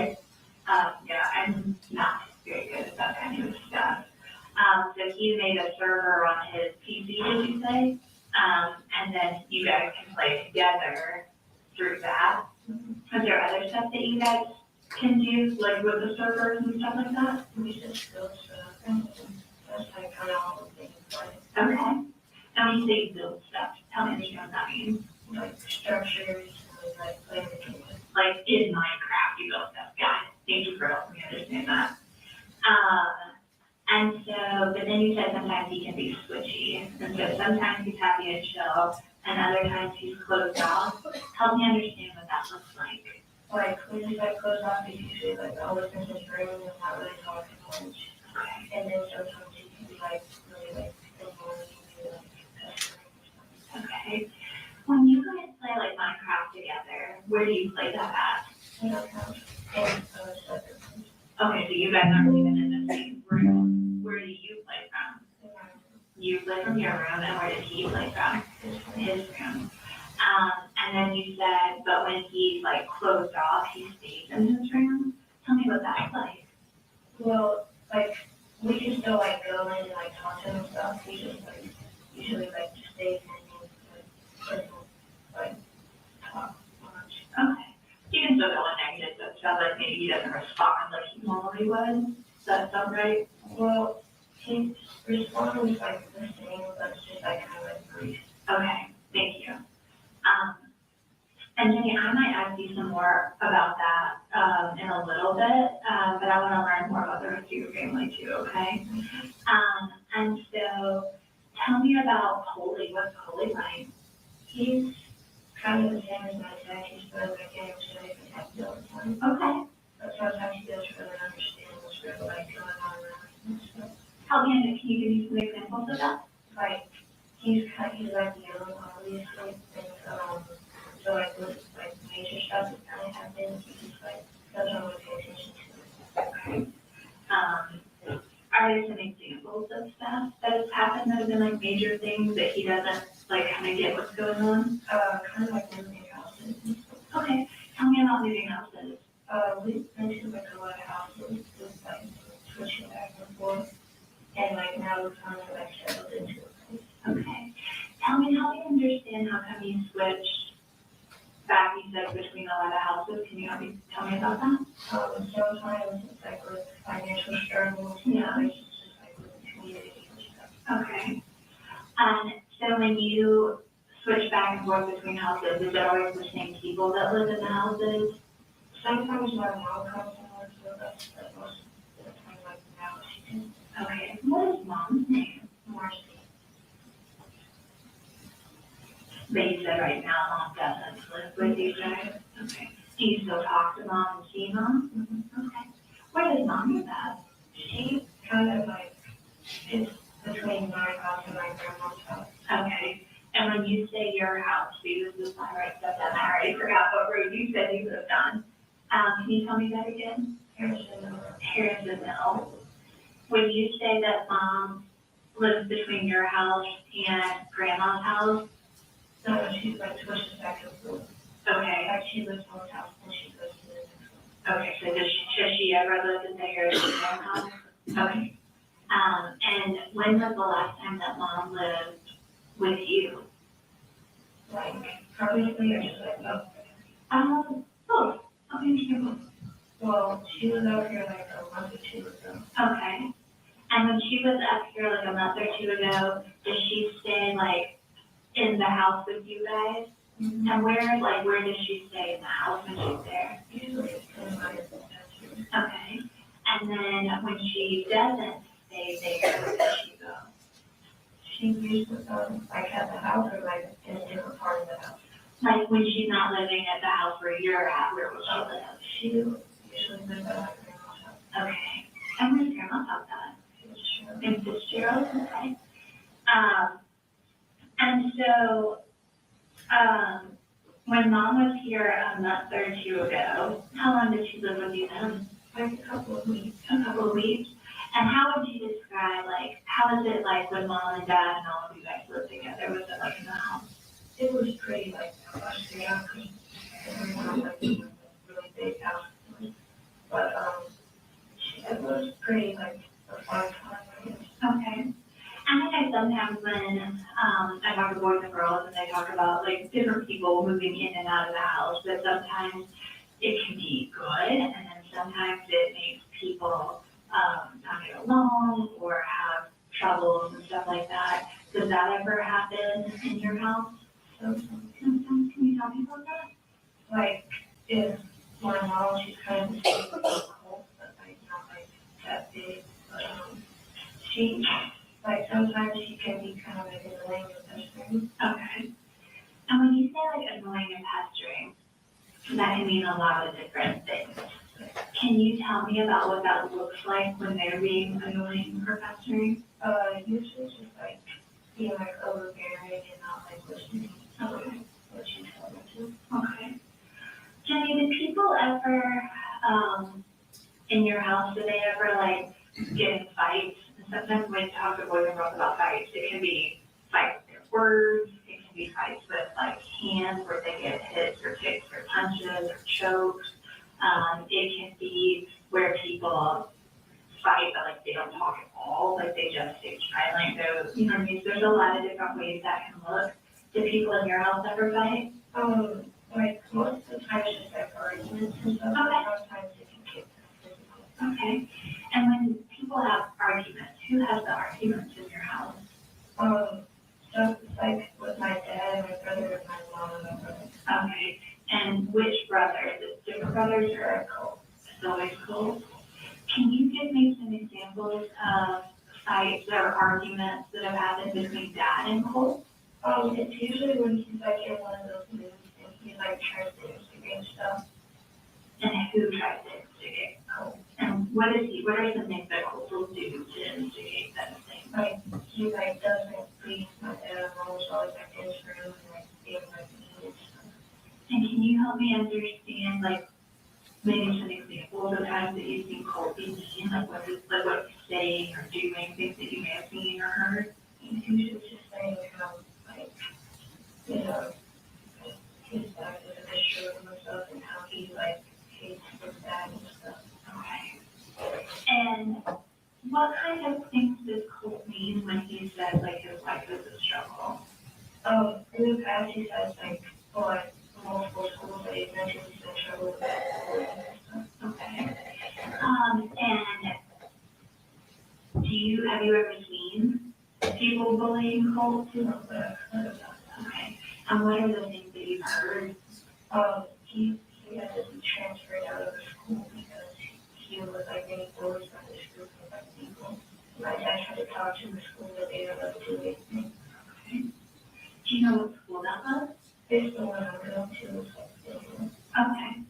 And so, he had been bullied there and Dad tried to talk to them, but it didn't feel like anybody did anything. Did I get that right? Mm-hmm. Okay. Are there other examples that Colt has given of his life being a struggle? Like sometimes when he's like really frustrated about stuff, he usually just like gets like angry and stuff, and like does kind of stuff. You said that he yelled out that and please correct me if I get this wrong, he yelled out that he hates your dad or his dad? Yeah, did I get that right? Has he ever yelled out any other things to them? No, because when they argue, I usually just go around and kind of have an interest. So he does yell other things, you just remove yourself from the situation so you don't know what those things were. Has Colt, when he's upset, has he ever threatened to like hurt Dad or do anything like that? Sometimes. Can you tell me about that? Like I don't really know what I say. And I'm not trying to comment, it's important to me that you understand, I know I'm asking a lot of really hard questions, okay? And it's important to me that you know that I know that I'm asking questions about your family, okay? And I am not here to place judgment on you or your brothers, either one of them, or your mom or your dad, okay? I just want to understand. And so I have to ask a lot of questions so that it helps me understand. And because you live there, I can understand it better when I talk to you, okay? But I want you to know it's not because I'm trying to judge them or make me think different about you or your family or anything like that, okay? But I do know that I'm asking some really hard questions, okay? And I do have Kleenex, okay? And it is absolutely okay in this room if you can say any words that you want to say. There's no words that are not allowed or anything in here. If you get frustrated or sad or anything like that, that's okay, okay? It won't make me think different, and I promise I can handle it, okay? So I just want you to know I understand that I'm asking tough questions, okay? But you were saying that there are times that Colt has threatened Dad. Can you tell me about some of those times? Well, it's mostly times where stuff is like not like a normal argument, like a really big one that like escalates and stuff. Okay. So it's not one of the just kind of like yelling arguments, but it's the ones that are more serious than that. Can you tell me about some of those? And usually like start because he's like very like fascinated with like computer stuff. Okay. And it's usually like always asking for something with his computer and you know like that just says like no we have to watch something now. He is like crushing it. Okay. And then when he gets frustrated, what happens next? He usually just does that and then he like goes to his room. Okay. And the times that it's been where he's threatened Dad, what are some of the things that he's threatened Dad, like he's threatened to do to Dad? He just says like very stuff, not like detailed things, so like he ever like hurt him or like he wants to fight him. Okay. And so he said hurt, he said fight. Has he ever said like kill or I don't want you to be my dad or something like that? No, if it usually gets to that, I'm usually like not around. Okay. Have there been times, well, I understand because you said that there has, but I understand there are times where it has become physical. Can you tell me about the last time that it was physical? It started when like Colt was doing something with like tasting and he was like instigating him. And like he kept on like kicking my dad and stuff and he said like come on fight me. And when he did like start like punching and stuff, my dad always like tried to like hold him down and calm him and stuff. Okay. And I know time is tricky, so like I don't expect you to be like, oh, it was this specific day, but when was the last time that you saw them get physical? Like a month ago, maybe like a couple of weeks. Okay, so today is not a great example because I think it's September, the beginning of September. Would it have been, September's been a couple of days. Would it have been September, or do you think it would have been August? Like, has it been since school has been in? No. So it was like before school started? Yeah, it was like before August. Okay. And so they were kicking and stuff like that. And you said Dad would like hold them. Help me understand what like their bodies would look like when Dad would hold them. Like, he would either like put Brandon's arms around him and like try to like say to stop. Or like if they were like fall down or something, he would like try to like stand on the floor and try to get his like calm down. Okay. And again, Jenny, I understand like you're in a tough spot, okay? But were there ever times that Dad would be so frustrated or so angry or whatever that he would start the stuff with Colt? No? Okay. Were there ever times that Dad had to like hit or kick or choke Colt during one of those physical things? No, not that I see. Okay.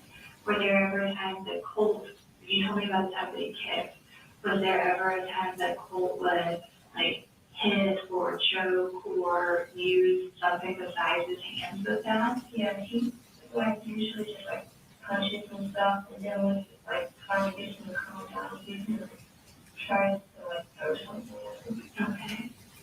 What, can you describe for me what you think the worst fight that you've seen between your dad and Colt would be?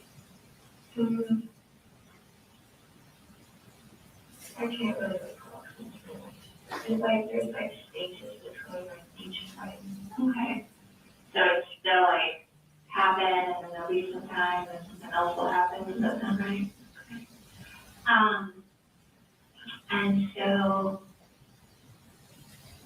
they had a fight maybe a month ago, like before school started. And how did that end? What made that stop? Like it like branched out and stuff, like it grew, not like really bad, but like my dad was like probably like getting to college and all this stuff at that time. And usually when he calls out, he just goes into his room. And when he comes back out, he usually calls. Have there been times that Dad and Coley have ever like fought? What about have there been times that you've seen like Dad and Mom fight? They never get physical, they just have arguments. Okay, but they'll argue. I understand you said that Colt was really obsessed with computers, was that the word thing? And I know that he could build them and that he would ask Dad for stuff, but Dad would say like, we're going to watch money for some things. Were there things that Colt would do with his computer or on his computer that Dad was okay with? He usually never tells my dad anything that he does with his computer. But he does know like wash sheet about like his privacy and stuff. Help me understand what that looks like. So he usually just uses like burner accounts and stuff, and he usually just like delete accounts after like a week or two. Okay. And is that stuff that like Colt would talk to you about that he would do? Mm-hmm. Tell me about like some of those conversations. Well, sometimes he like makes an account on like some Gmail, and like a week later he says, "Oh, I deleted my account." Yes, Okay. And I would say just pretend like I'm real done with this stuff, but also I'm real done with this stuff. You may have to like really walk me through some of it, okay? And so the games, I know you guys would play Minecraft. Where else, like, did he have, I know he can make servers, and there's a lot of different, like, platforms and stuff that people would use those servers on. What were some of the platforms that Colt would use his accounts on? He is like all over the place. Like most, like the things that I see are usually just like websites like Tumblr and YouTube and Twitch and stuff. Okay, so Tumblr, YouTube, Twitch, and like Pinterest. What would he do, like, so most people use Pinterest, like, for, like, I'm gonna decorate, or I'm gonna have a recipe. What would Colt use it for? He's never really shown me like things on his Pinterest, but I've seen like stuff on it. Like he didn't have any intention to like show me, but I like saw it. Right. That's what little sisters do, right? And he just makes boards with like inspiration and like vibes and stuff. What were some things that would be like inspirational to Colt? People that he looks up to and like Okay. Who are some of the people that would be like on his Pinterest board? Like past school shooters. Okay. And how would you know that they were past school shooters?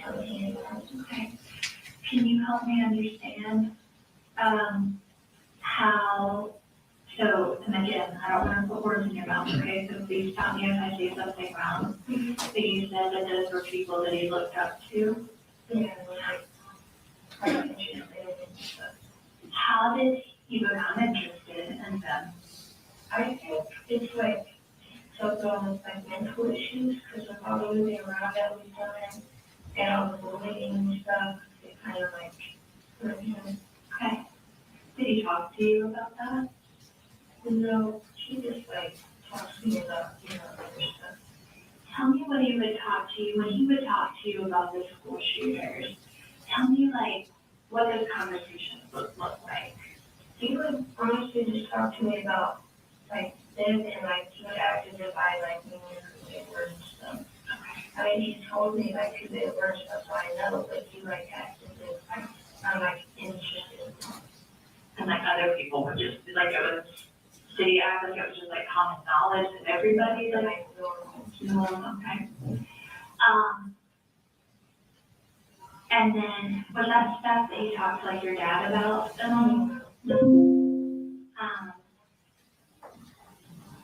I understand. Well, tell me about, I know you said you could go in Colt's room, like even when he was feeling shut down, you could still go in there, he just might not like talk the same way and stuff.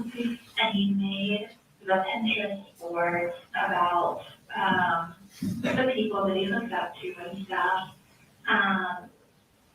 Were there things in his room that were similar to that? Yeah, he, prints out like photos of them and like articles and stuff and like puts it on his wall. Okay. And I know you would go in there, would Coley go in there sometimes? He usually never goes in there. And what about Dad? Dad goes in there, but he like doesn't want that mind to because he doesn't know what he's doing. And so you talked to me about Pinterest. Tell me about his YouTube stuff. He doesn't really post anything, he just watches. Okay. Do you know what, and when you said he would change accounts, would he change his account names on those things regularly too, or just like in Minecraft and stuff like that? I assume like controlling. Okay. I think I know why he would change his stuff a lot, but why do you think it is? Because I don't know. Because he like very like scared. I wouldn't say like scared, but like kind of like nervous with like police and the FBI and stuff. He's really like kind of eerie about it.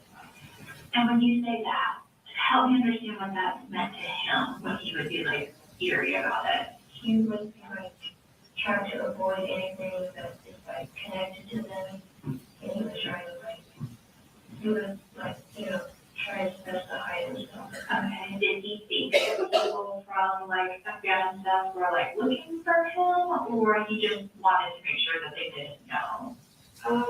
I don't really know, but I would assume that he just didn't want to. Okay. Do you know what some of the account names that like he would use were? It's just usually a bunch of clusters and numbers and letters and stuff. Okay, so nothing like any particular words or versions of words. Sometimes he does, but like most of the time it's just like that. When he would use words, what kind of words would he use? Random words that he mentions together. Okay. And what kind of stuff would he watch on YouTube? He usually watches YouTubers, but he also watches like court videos and like like footage of like other people. And what kind of other people's court stuff? People who are stuff. And then tell me a little bit about Twitch. He just watches live streams on there. Okay. And again, I'm sorry, I'm so many questions that are kind of repetitive, but would it be like live streams of like people they look up to or different stuff? Just different stuff. Okay. What about, did he ever use like Discord or what would he do on Discord? He usually just talks to me on Discord. Okay. But Discord is one of those things where he like changes his username and stuff like regularly. Okay. Do you know what his most recent Discord name is that he would talk to you with? Do you have like, could you look it up? Like, do you have a way that you could from where like the last time you guys talked on it? You don't think he got shut down or it's just like close to you? Okay. You mentioned that he used like a PC. What else did he use? Like, did he have a cell phone or other devices? He had a cell phone, he had an Xbox, Okay, and he would communicate on all of those things with stuff? He would usually just communicate on his computer and his phone. Okay. Do you know, I mean, 'cause I know some people would use the Xbox to communicate. Did he ever do that or just use it not as much? Yeah, so we don't communicate on it because we have different consoles. Okay. Would he use the Xbox to talk to other people with sometimes? I don't think so. Okay. Are there any other platforms besides like Discord or anything else that he would use? Not that I know. So we talked a good bit about how he looked up to some of these people and they were inspirational and he thought that it was normal, to have all of this information. Did he ever talk to other people in person besides you about those things? He just talked to me about it. What about like online? Were there other people that were like friends with him online that you, tell me about that. He usually goes like, he like looks at stuff about, you know, people on like Reddit and stuff. Okay. And sometimes he like finds people and he like friends them on like Discord and stuff. And they would talk about that same stuff. Mm-hmm. And so we've talked a good bit about like knowing that those were some people that he looked up to. Did he ever talk to you? Well, I guess, let me back up real quick. How much do you understand about how come we're here today? I know pretty Can you help me understand what you know before we kind of talk about the other stuff? I knew that he was like the morning before it happened. I knew he was acting kind of like different, weird. So I know a lot happens, but sometimes when a lot of things happen, things like kind of feel even more tricky than normal. So today is Thursday. Yesterday was Wednesday. When you say the morning before, do you mean Wednesday morning or like a different morning? Like yesterday. Okay, so yesterday's morning, he was acting different. Can you tell me, like, what made you feel like he was acting different? He was acting like, well, his bus comes before mine. Okay. And so I was up, you know, on my console and stuff, and he was like talking to me, and he said like stuff about how I should make a video for you, like in memory or something. He never told me about like what he was like remembering about. Like he said like you should make a video of like memories and stuff. Okay. And how come that seems weird or different? Because he usually like never talks about that kind of stuff. Okay. And so was there anything else that seemed different or off? When he was like walking out the door and like got to the bus, his book bag was like open and he had this like piece of paper, like this big one. He said he had a project that he was turning in, and it was like wrapped in a circle. Okay. And so tell me about like what kind of book bag does he have? He has a change for it. Okay. And do you know what like color or whatever it was? It was black. And so you said that the top of the transport was open? Yeah, it was like, and that there was, what was sticking out of it? like a big piece of paper, like used for projects and stuff. Okay. Do you know what color the paper was? It was white, and you tell me that it was like purple? Yeah, it was like wrapped in a circle. Okay, and was it like, so sometimes, you know, when we see like paper at a wrapped in a circle, it can be wrapped like this, and it's still open at the top. Was it like that, or was it like closed up or something? It was open. So, was it like this? Mm-hmm. Was there anything sticking out of the top? Not that I could see. Okay. Like the lights were there. Okay. And that was normal or not normal for him? That wasn't good. Okay, but he said that it was a project. Did he tell you anything else about the project? No, but I went out of my room and when I saw him, I walked out the door to like ask him about it, so like, 'cause I wanted to see it, but I was already up with him. Okay. And then did you talk to him or see him or text him or anything else after he walked out the door? No. Have you heard anything from him since he walked out that door yesterday? Mm-hmm. And then I know you said that he would talk to you sometimes about stuff. And I know sometimes when we talk to people and we don't know things that may happen later. But then when we look back on stuff, we feel like, well, now I can see maybe what they were talking about or what, does that make sense? Yeah. Now that it's today, we know kind of everything that happened. Can you look back? Are there ever times that he talked about doing what happened yesterday or wrote about yesterday or planned about yesterday that you can think back on now? Like before, he just talked normally. I mean, I don't like go through my kids' like books or anything, so I don't know if like planned it or just talked about it. Okay. But there was nothing else that, like, kind of looking back now where you're like, I wonder if that's what he was talking about, or I saw something, a picture or a text or a notebook or something, and I wonder if that's what that was about, is there anything like that? When we would text with each other, we usually like send like images of the people he looked up to and stuff, and like we like memes about it. Okay. And were there memes where it was like, they shouldn't have done that, or memes where like, he thinks they should have done it, or something different? I don't really know how to pinpoint like everything, I mean, it's not really specific. Okay. And I understand that you say like dad would go in the room and dad would see all of the same pictures that you saw, that you don't know, like Colt and dad like talked about those things. So I know they did. Okay.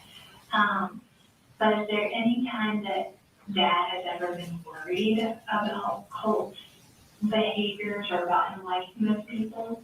He doesn't know who the people were until he was on. Okay. But like my brother, he wasn't necessarily talking about that stuff around him. Were there ever times that, like, Colt was around guns or was not allowed to be around guns or something like that? He was allowed to be around guns because my dad and him, we usually went to the shooting range sometimes. Okay. But, like recently, my dad's been trying to like get like a gun safe in the house. Okay, is there a gun safe in the house? No. When was the last, like, how often was shooting something that dad and Colt like to do together? Well, like it was like every weekend or anything, it was like every now and then. Okay, but was that like, you know, like sometimes with our parents, like we have certain things that are like our thing, you know what I mean? Like this is kind of like their thing, that was their thing they like to do together. And when they would go shoot, like, I heard you say the range, like where would they go shoot at? I don't really know the location, but I'm sure my dad does. Okay. Did you ever go when they would do that? I went. You went once. And then they went more than, like they went sometimes that you did go, is that right? Okay. Do you know when the last time they went was? It definitely wasn't this month or in August. Okay, so it was, I don't want you to guess, so if you don't know, it's okay to say I don't know. But to your knowledge, did they go like during the summer then, some? Yeah, I think so. And like, if it were like during like the school month or something, they would just go on the weekend. Okay. What kind of guns did Colt like and your dad like to shoot together? I don't really know like the specific names of the guns. Okay. I know they're like big. Like there's a long gun or like handguns? No long. Okay. And did Colt like have guns that like, so sometimes, and like I said, you said he's 14, so it's not like he's a little kid, you know. Would he be allowed to keep guns in his room and stuff like that? Yeah, he usually keeps them in his closet or they clean up in the corner. Okay. And that was okay with that, like dad knew that he had them there and that was okay? Yeah. Okay. And was there ever a time that dad was like, no, Colt, you can't have the guns? Most of the time when he gets like mad and stuff, he never usually like grabs the guns or anything. Okay. Like he'll just like keep them like even if he's like really mad and wants to start a fight. Okay. And has there ever been a time that dad, like, would have conversations with, like, you or Coley about Colt? Like, privately, like, yeah. Okay, tell me about some of those conversations. We, like, talked about how we were concerned with his, like, behavior and stuff. Okay. When was the last time that you and dad had, like, a private conversation about being worried about him? Like, probably, like, before or okay. And where were you at when you had that conversation? We usually just go to the phone or like either in my room or outside. Okay. And help me understand what you guys talked about the last time before this happened. So we talked about how he has probably anger issues and how we were going to help him get a therapist or counseling. Did anybody ever get a therapist or counseling? They were close, but they were like, kind of sorry. Okay. You told me about how Colt would be like, sometimes would fight with Dad. Did Colt ever, like fight with you or Coley? No? Were there ever times where like he would be rougher with you guys other than like you wish he would have been? Yeah, like sometimes, well, he's not really rough with my little brother, he's just like cousins and stuff. But with me, when he gets like mad and stuff, I usually just lock my door. Okay. And he usually just like thanks on it and stuff. Okay. And so sometimes like people talk to me about like it started off okay, but then like it got taken too far. Yeah. Were there times where like that would happen with how he would treat you? Well, like maybe when it like gets too far, it usually ends with like him breaking something or like putting a hole in my doors. Okay. How many times do you think he's put a hole in? Like, I heard you do the door, you ever put a hole in the wall? Yeah. How many times do you think he's put holes in something when he's really upset? We always put like one hole in the wall, I think, and he put like 3 holes. And were those all 3 happened at one time or different times? Different times. How come he would, so it seems like you said that you would lock the door, and then all 3 times were those times he was trying to get into your room that he put the holes in it? What would he be so upset about? Like sometimes we just have like petty arguments about like games and stuff, and it just like gets bigger than it should be. Right. And then like, that's basically it. So like sometimes we have like actual arguments about stuff, and it Was there ever a time that like he was like putting a hole in the door or whatever that you were afraid and it made you feel uncomfortable or afraid? Can you tell me about that? Well, I usually just like he's like banging on the door or something, just like climbing on bed or something. And I usually just put my earbuds in so I can tune it out. Okay. And then has there ever been a time that you shut and locked the door that he was able to get in? Mm-hmm. Not that I know of. I mean, he tries to pick the lock with like a little knife that he has. Okay. Has there ever been a time, because I know we talked about, I know we have the guns, the guns that you pull out that have those. Did anyone know he had like the knife? Oh, yeah. Everyone usually knows he has a pocket knife. Okay. And we talked about like him and Dad would get into a fight, and sometimes he would try to get in fights with you. Did he ever try to fight Mom? Usually when stuff like that happens, they like both of them like and you said that, and again, please correct me if I'm wrong, but Dad has talked to you about being like nervous or whatever it was, and that maybe he needed a counselor. How many times do you think you guys had conversations where Dad said that he was either worried about Colt or that he was, like, let me ask that in 2 parts. How many times do you think you and Dad talked about being nervous about Colt? It's usually like most of the time like after arguments and stuff. Okay. And so it sounds like when you say it's usually that it was multiple times that happened. How many times did Dad talk about that Colt needed a counselor? At first, like when they first started like arguments like that, he didn't really talk about it, but then he like.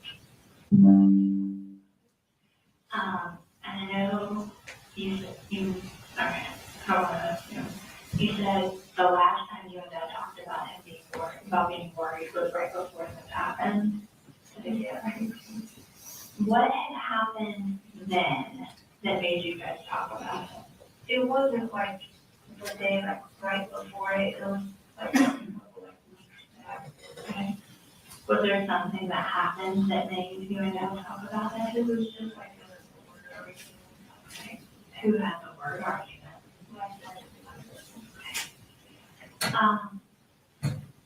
And has Dad talked about like trying to get a counselor for him one time or more than one time? More than one time. I know you said that Colt used to go to the school you're at now. When he was going to that school, did Dad ever talk about him needing a counselor? No, because I like came up to live with him like the day after he like left the school. Okay. But like when he's at school, he's usually just like not quiet. Okay. Was there anything else when you and Dad talked that Dad talked about that he thought like maybe getting a counselor would help or things like that? Were there other like kind of steps or ideas that Dad had that might be able to help Colt? He just wanted to try to get him on some medication, kind of relax. Okay. Was he able to get a doctor appointment for him? How many times did Dad talk about the medication? One time or more than one time? More than one time.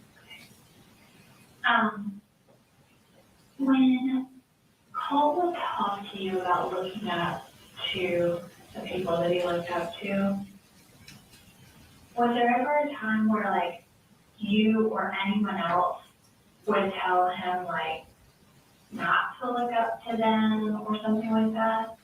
I tried to be like discreet about it and like saying like, oh hey, those are kind of people I wouldn't really like you know, invest in that kind of stuff. But I usually like keep my distance. I don't really like anger anybody. And then how would he respond if you would try to say those things? He would just laugh it off. I would like just ignore it. Did Dad ever tell him like not to have to do those things? He never did. And then, can you help me understand like what yesterday was like for you up until like today? Because I imagine that there's been a lot of talks and a lot of stuff like that.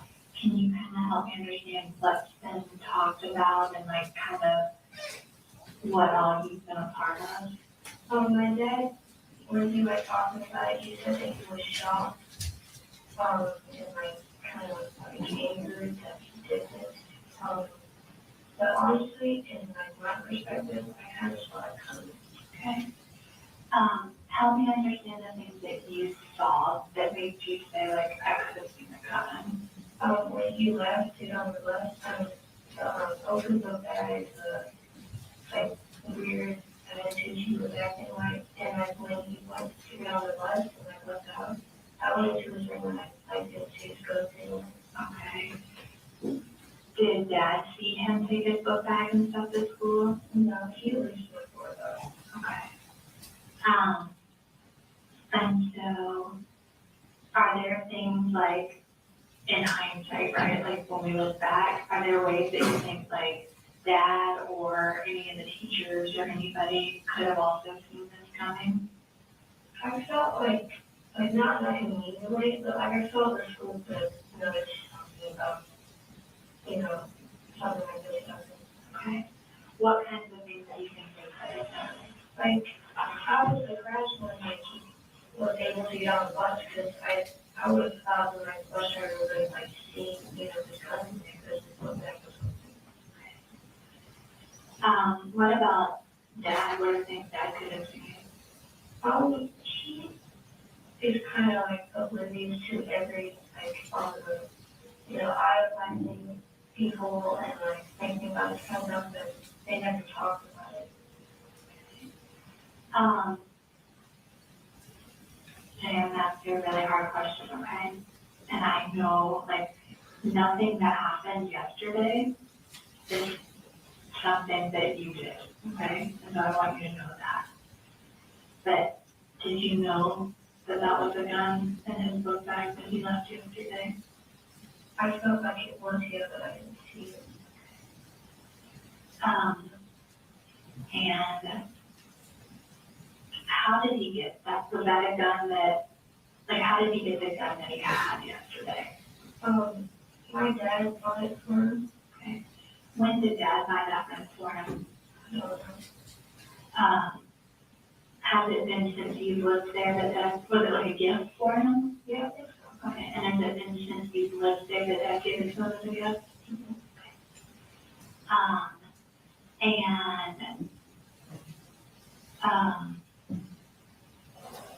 how has Dad and Lee been since this all happened? He's still kind of confused about what's all happening. Okay. My dad, he's been kind of struggling and he's been really strong about it, but he said that he couldn't believe he did this kind of thing. Okay. And that he was going to Okay, and what about, have you talked to Mom any since all this happened? Yeah, my grandma too. Okay, tell me about what are they saying, or how are they feeling? They didn't really talk to me about it, they were feeling all the movements and stuff. Okay. But I could tell that they were sad. Okay. And so a lot of times when I talk to people about stuff that happens in their house, we talk about fights, like you and I have talked about. But then we also, you mentioned that Dad had talked about getting medication for Colt. So one of the other things that I talk to people about is drugs, alcohol, and medication stuff. Do you know when I say those things, what those things mean to you? Did anyone in your house ever drink alcohol? My Mom would. And what kind of alcohol does Mom drink? My dad usually doesn't like alcohol in the house, but she would usually drink whiskey and beers and stuff. Okay. And then when I say drugs, what does drugs mean to you? Okay. And so did anyone in your house ever use drugs or take drugs? My mom did. Your mom did? Okay. What would Mom do? She usually, as far as I know about it, she would usually just Okay. And is that a thing that you ever saw Mom do, or you just knew that that was the thing that was happening? I knew it was happening, and I knew 100%, but I didn't see her ever actually do it. And what would be the things that would make you know 100%? She would have small scabs on her arms and legs and face and stuff. Okay. And so you told me with the drugs are illegal substances, but sometimes people take medicine too, from a doctor. But it can also, sometimes people take drugs that they're supposed to take, but other times people can take too much. Does that make sense? Is there anyone in your house that ever takes medicine? Yeah, my mom does. Mom does? What kind of medicine does Mom take? Do you know? She, lately she's been using sleep medicine. Okay. But she was taking too much of it. She was actually drowning and stuff. Okay, so it would change how Mom acted. Did Dad ever take anything that would change how he acted? Tell me about the time before. When I was still a kid, my little brother's age, he would usually just drink. Okay. When's the last time that you seen Dad drink? Ever since I was When you were younger. And then did Dad ever take any medicine or anything that would make him act different? No, the medicine that he would take was just prescribed painkillers like that. Okay. Did something happen to Dad's back? Yeah. Okay.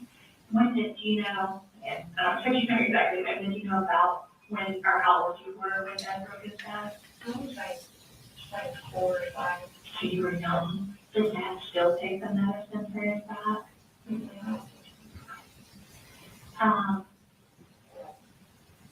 Jenny, I asked a lot of questions. Is there anything that I haven't asked you yet that you think I need to know about that I'll understand what happened and understand your family and things like that? I don't think so. Okay. Do you have any questions for me? Okay. What I'm going to do is I'm going to step out of the room and kind of give you a minute to see if there's anything that you do want to ask me, or if there's any other questions or things that you think I should know. And I'm going to take a minute because we talked about a lot of stuff, and I'm going to see if I have any other questions for you. And so I'm just going to step out for just a couple minutes, okay? While I'm gone, could you draw, and I'm not an artist, so I don't expect, you could be a beautiful artist, so, but, could you draw for me, like, yesterday, the stuff that Colt left with? Like, I know you described for me his book bag and the paper. Did he have anything else with him when he left? I don't think so. Okay. Can you draw for me the book bag and what all of that looked like when you left the house yesterday?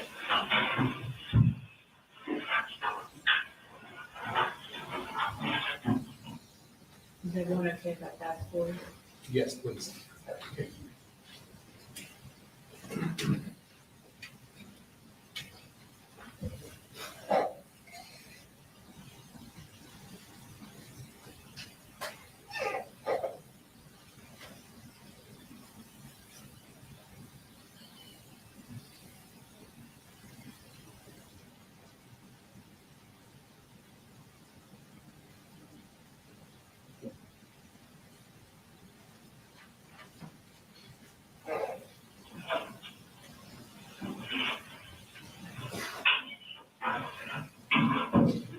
Tell me what you're doing.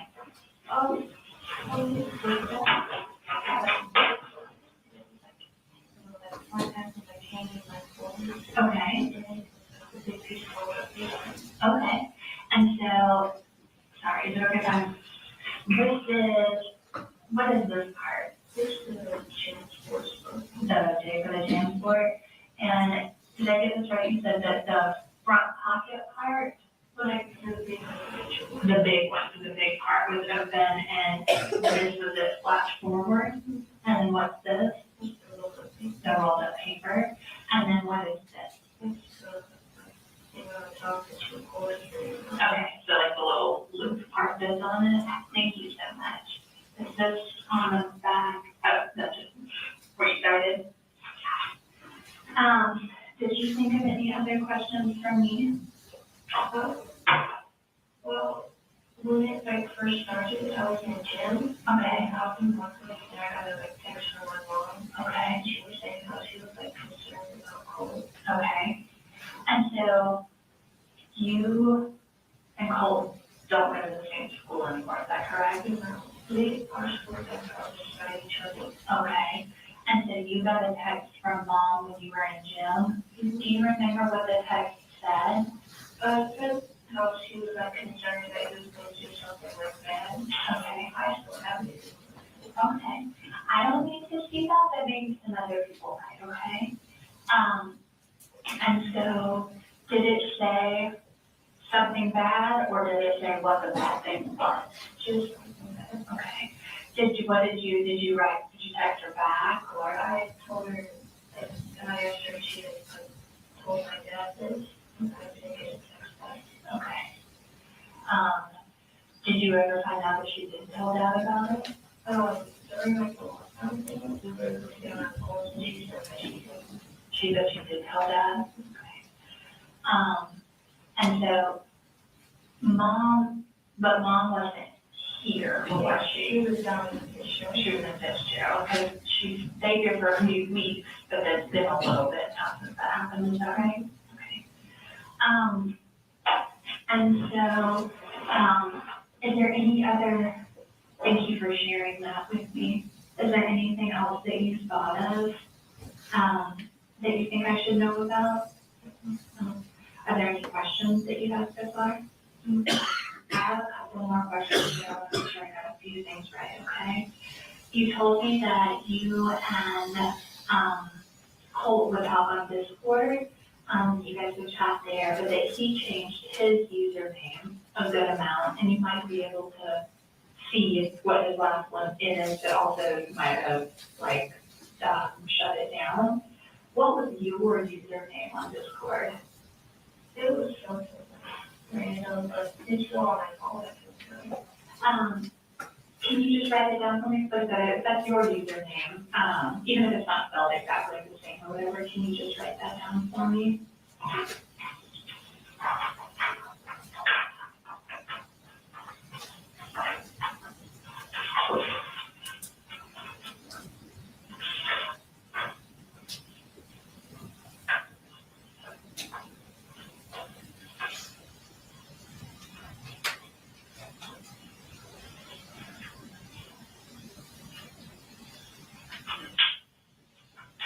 Thank you. I want to make sure I got it right. Is it Micah_Belly? Yes. Thank you. And then I know you said you and Dad had talked about, Colt maybe needing some medicine and stuff to help him. Did Colt ever talk about, or did you ever see Colt have, like, besides being angry, was there any other stuff, like, was he ever diagnosed with anything, or was there any, like, stuff that he thought was wrong with him, or something like that? I don't think he was diagnosed with anything. Okay. Did he ever talk to you about, like, feeling like something was wrong with him, or anything like that? Okay. And then I understand that last night, that there were some cops at your house, is that right? And that while they were there, that you and Dad and Coley stayed in the truck together, is that right? Mm-hmm. Can you tell me what you guys talked about while you were in the truck? It was just explaining to me about, the situation and stuff, and how long it would take and stuff. Okay. And when you say how long it would take? Or the cops were searching around. Okay. And I know that you said he was explaining it to you, but was Coley also there when that was happening? Mm-hmm. He wasn't in the truck when we were talking about it, he was sitting on the tailgate. Okay, thank you for helping me. So, I imagine there was a lot going on, just like a lot of feelings, a lot of, trying to understand, a lot of explaining. Can you kind of walk me through, like, what was the first thing Dad told you? And then kind of walk me through, like, the process of the stuff that we talked about. When I got home, he basically told me how we couldn't go to the house, and he was, talking about how, what Colt did and stuff, and how long it was going to take, and outside, talking to him. Who did you have to talk to? Like, Dad had to talk to other people? Okay. What words did Dad use to explain to you what Colt did yesterday? And, again, I know Jimmy, I know this is hard, okay? I'm so sorry to have to ask hard questions, okay? How did he describe what happened yesterday? Like, I know you would have used, like, kind of normal day-to-day words, but can you help me understand, like, how he described what happened?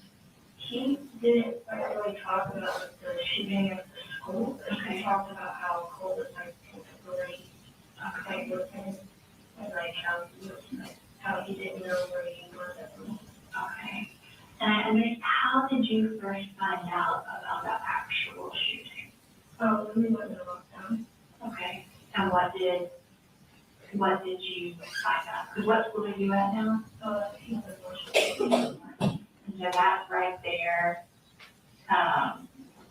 Is that right behind? It's on a hill, the high school's on near the bottom.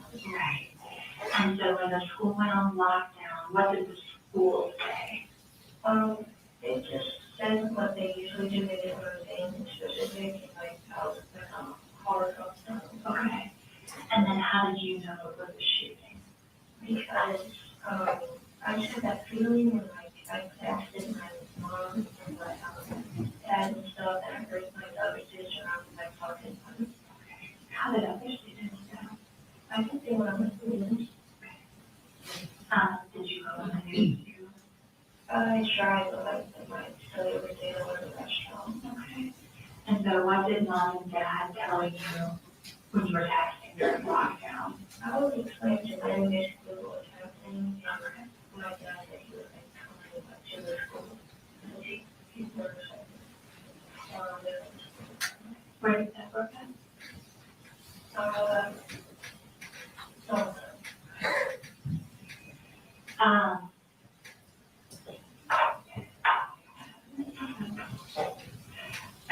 You told me that Dad got, or that Colt got that gun as a gift, right?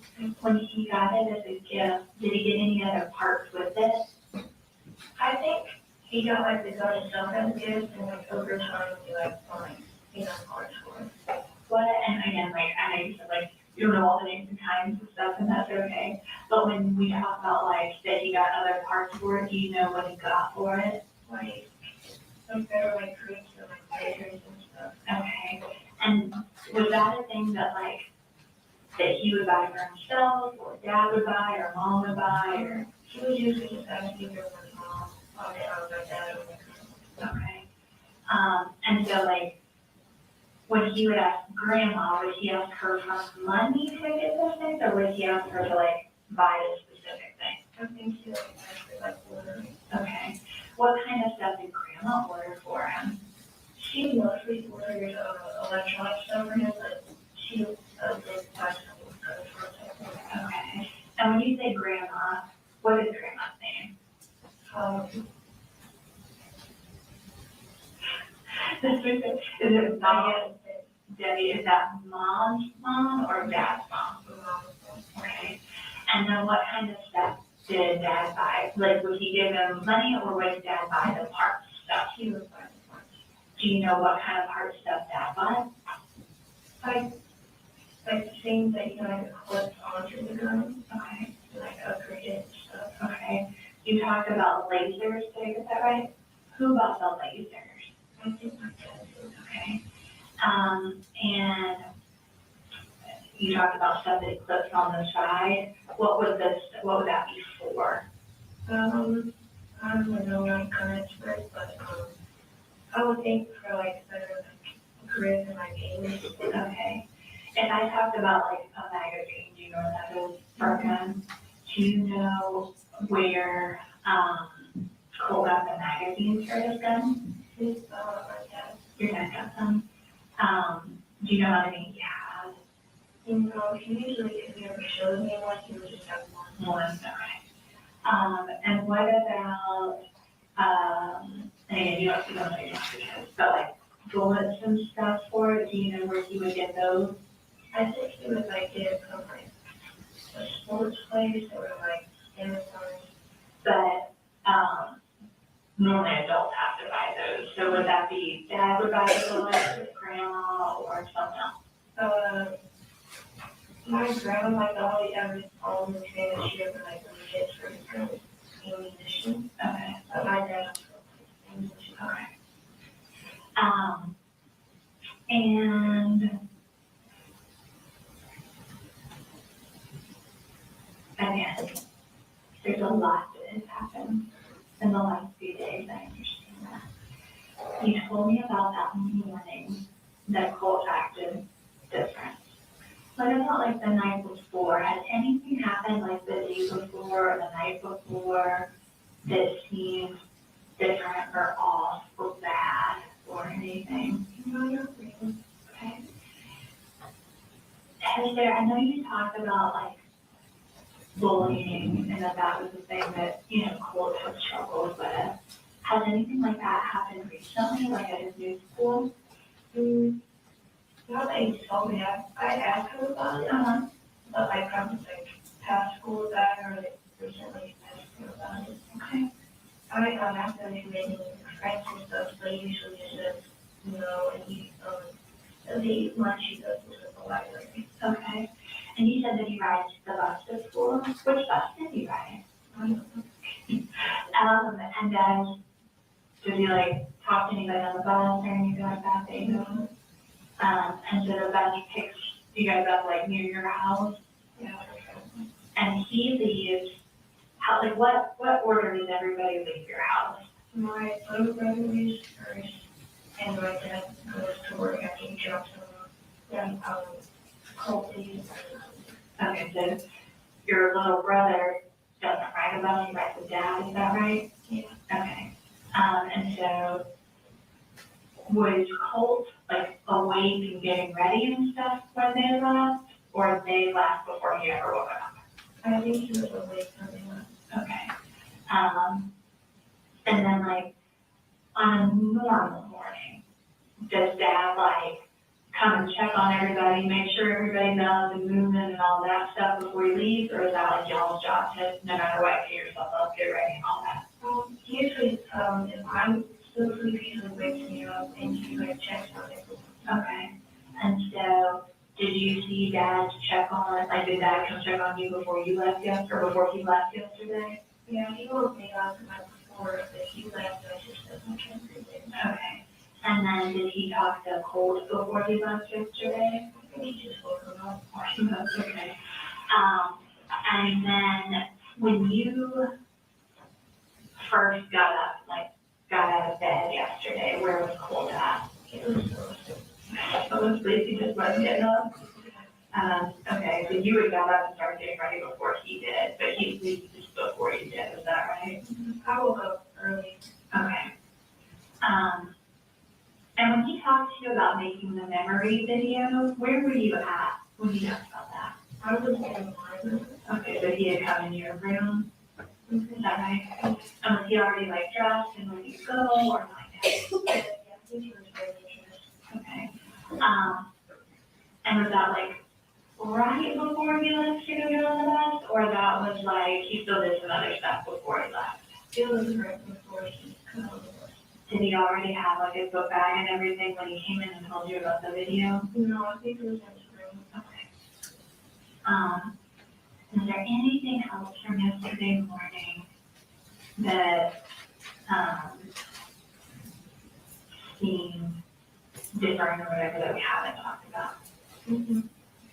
And then the one last thing I want to ask you about is a lot of times when big things happen with people's families, sometimes there's rules about things that they want to like stay in the family and things that like we just talk about in the family. And then there's stuff that we can like talk about to anybody. With your family, are there any rules about what you can only talk about with the family? We just try our best like express our like truthfulness to each other.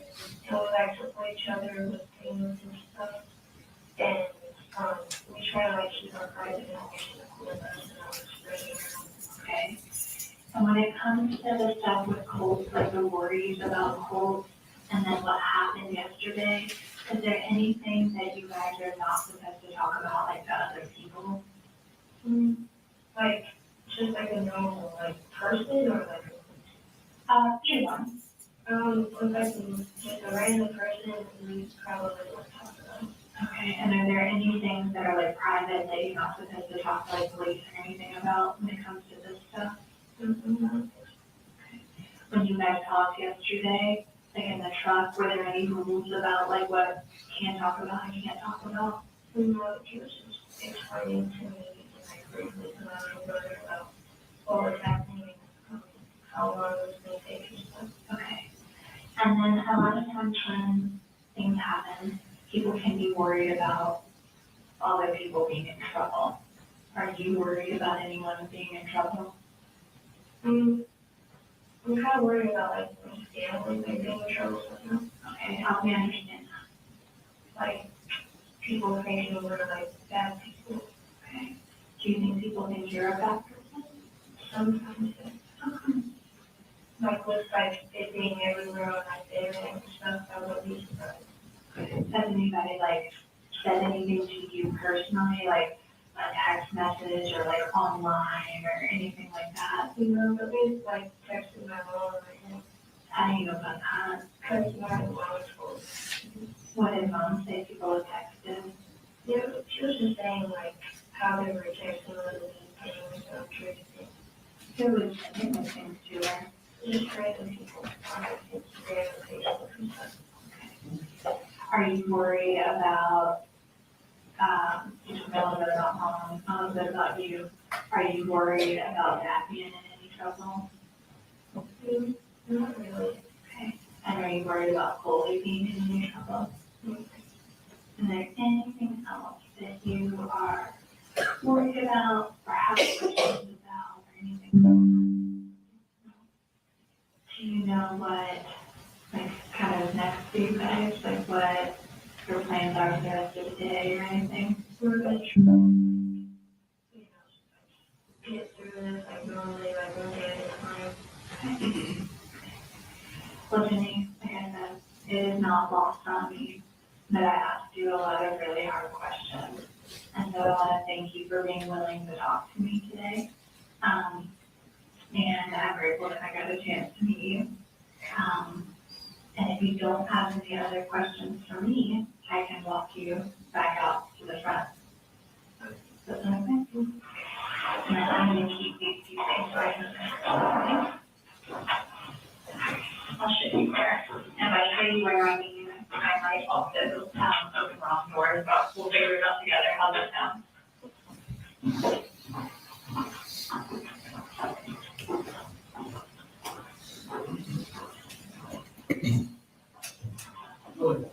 Thank you, Judge.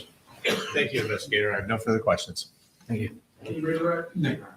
All right, thank you, sir. Appreciate it. Thank you.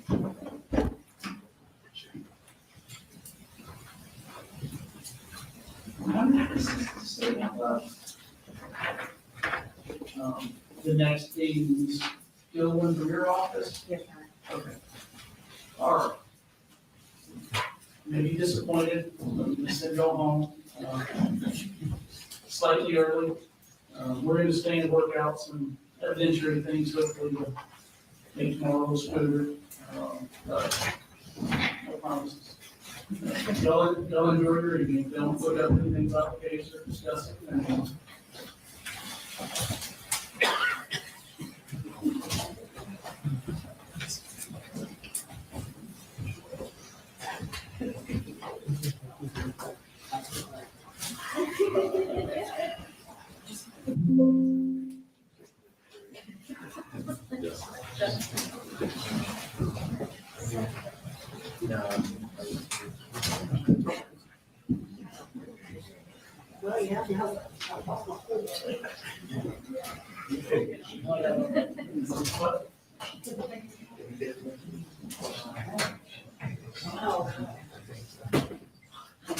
All right, do y'all need a little break before we go through?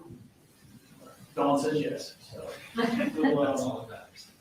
we'll take a break and then pick back up with the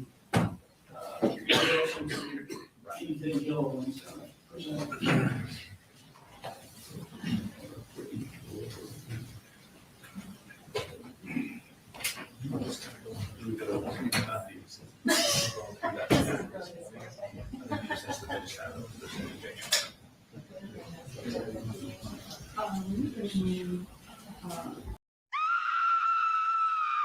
True crime just got darker.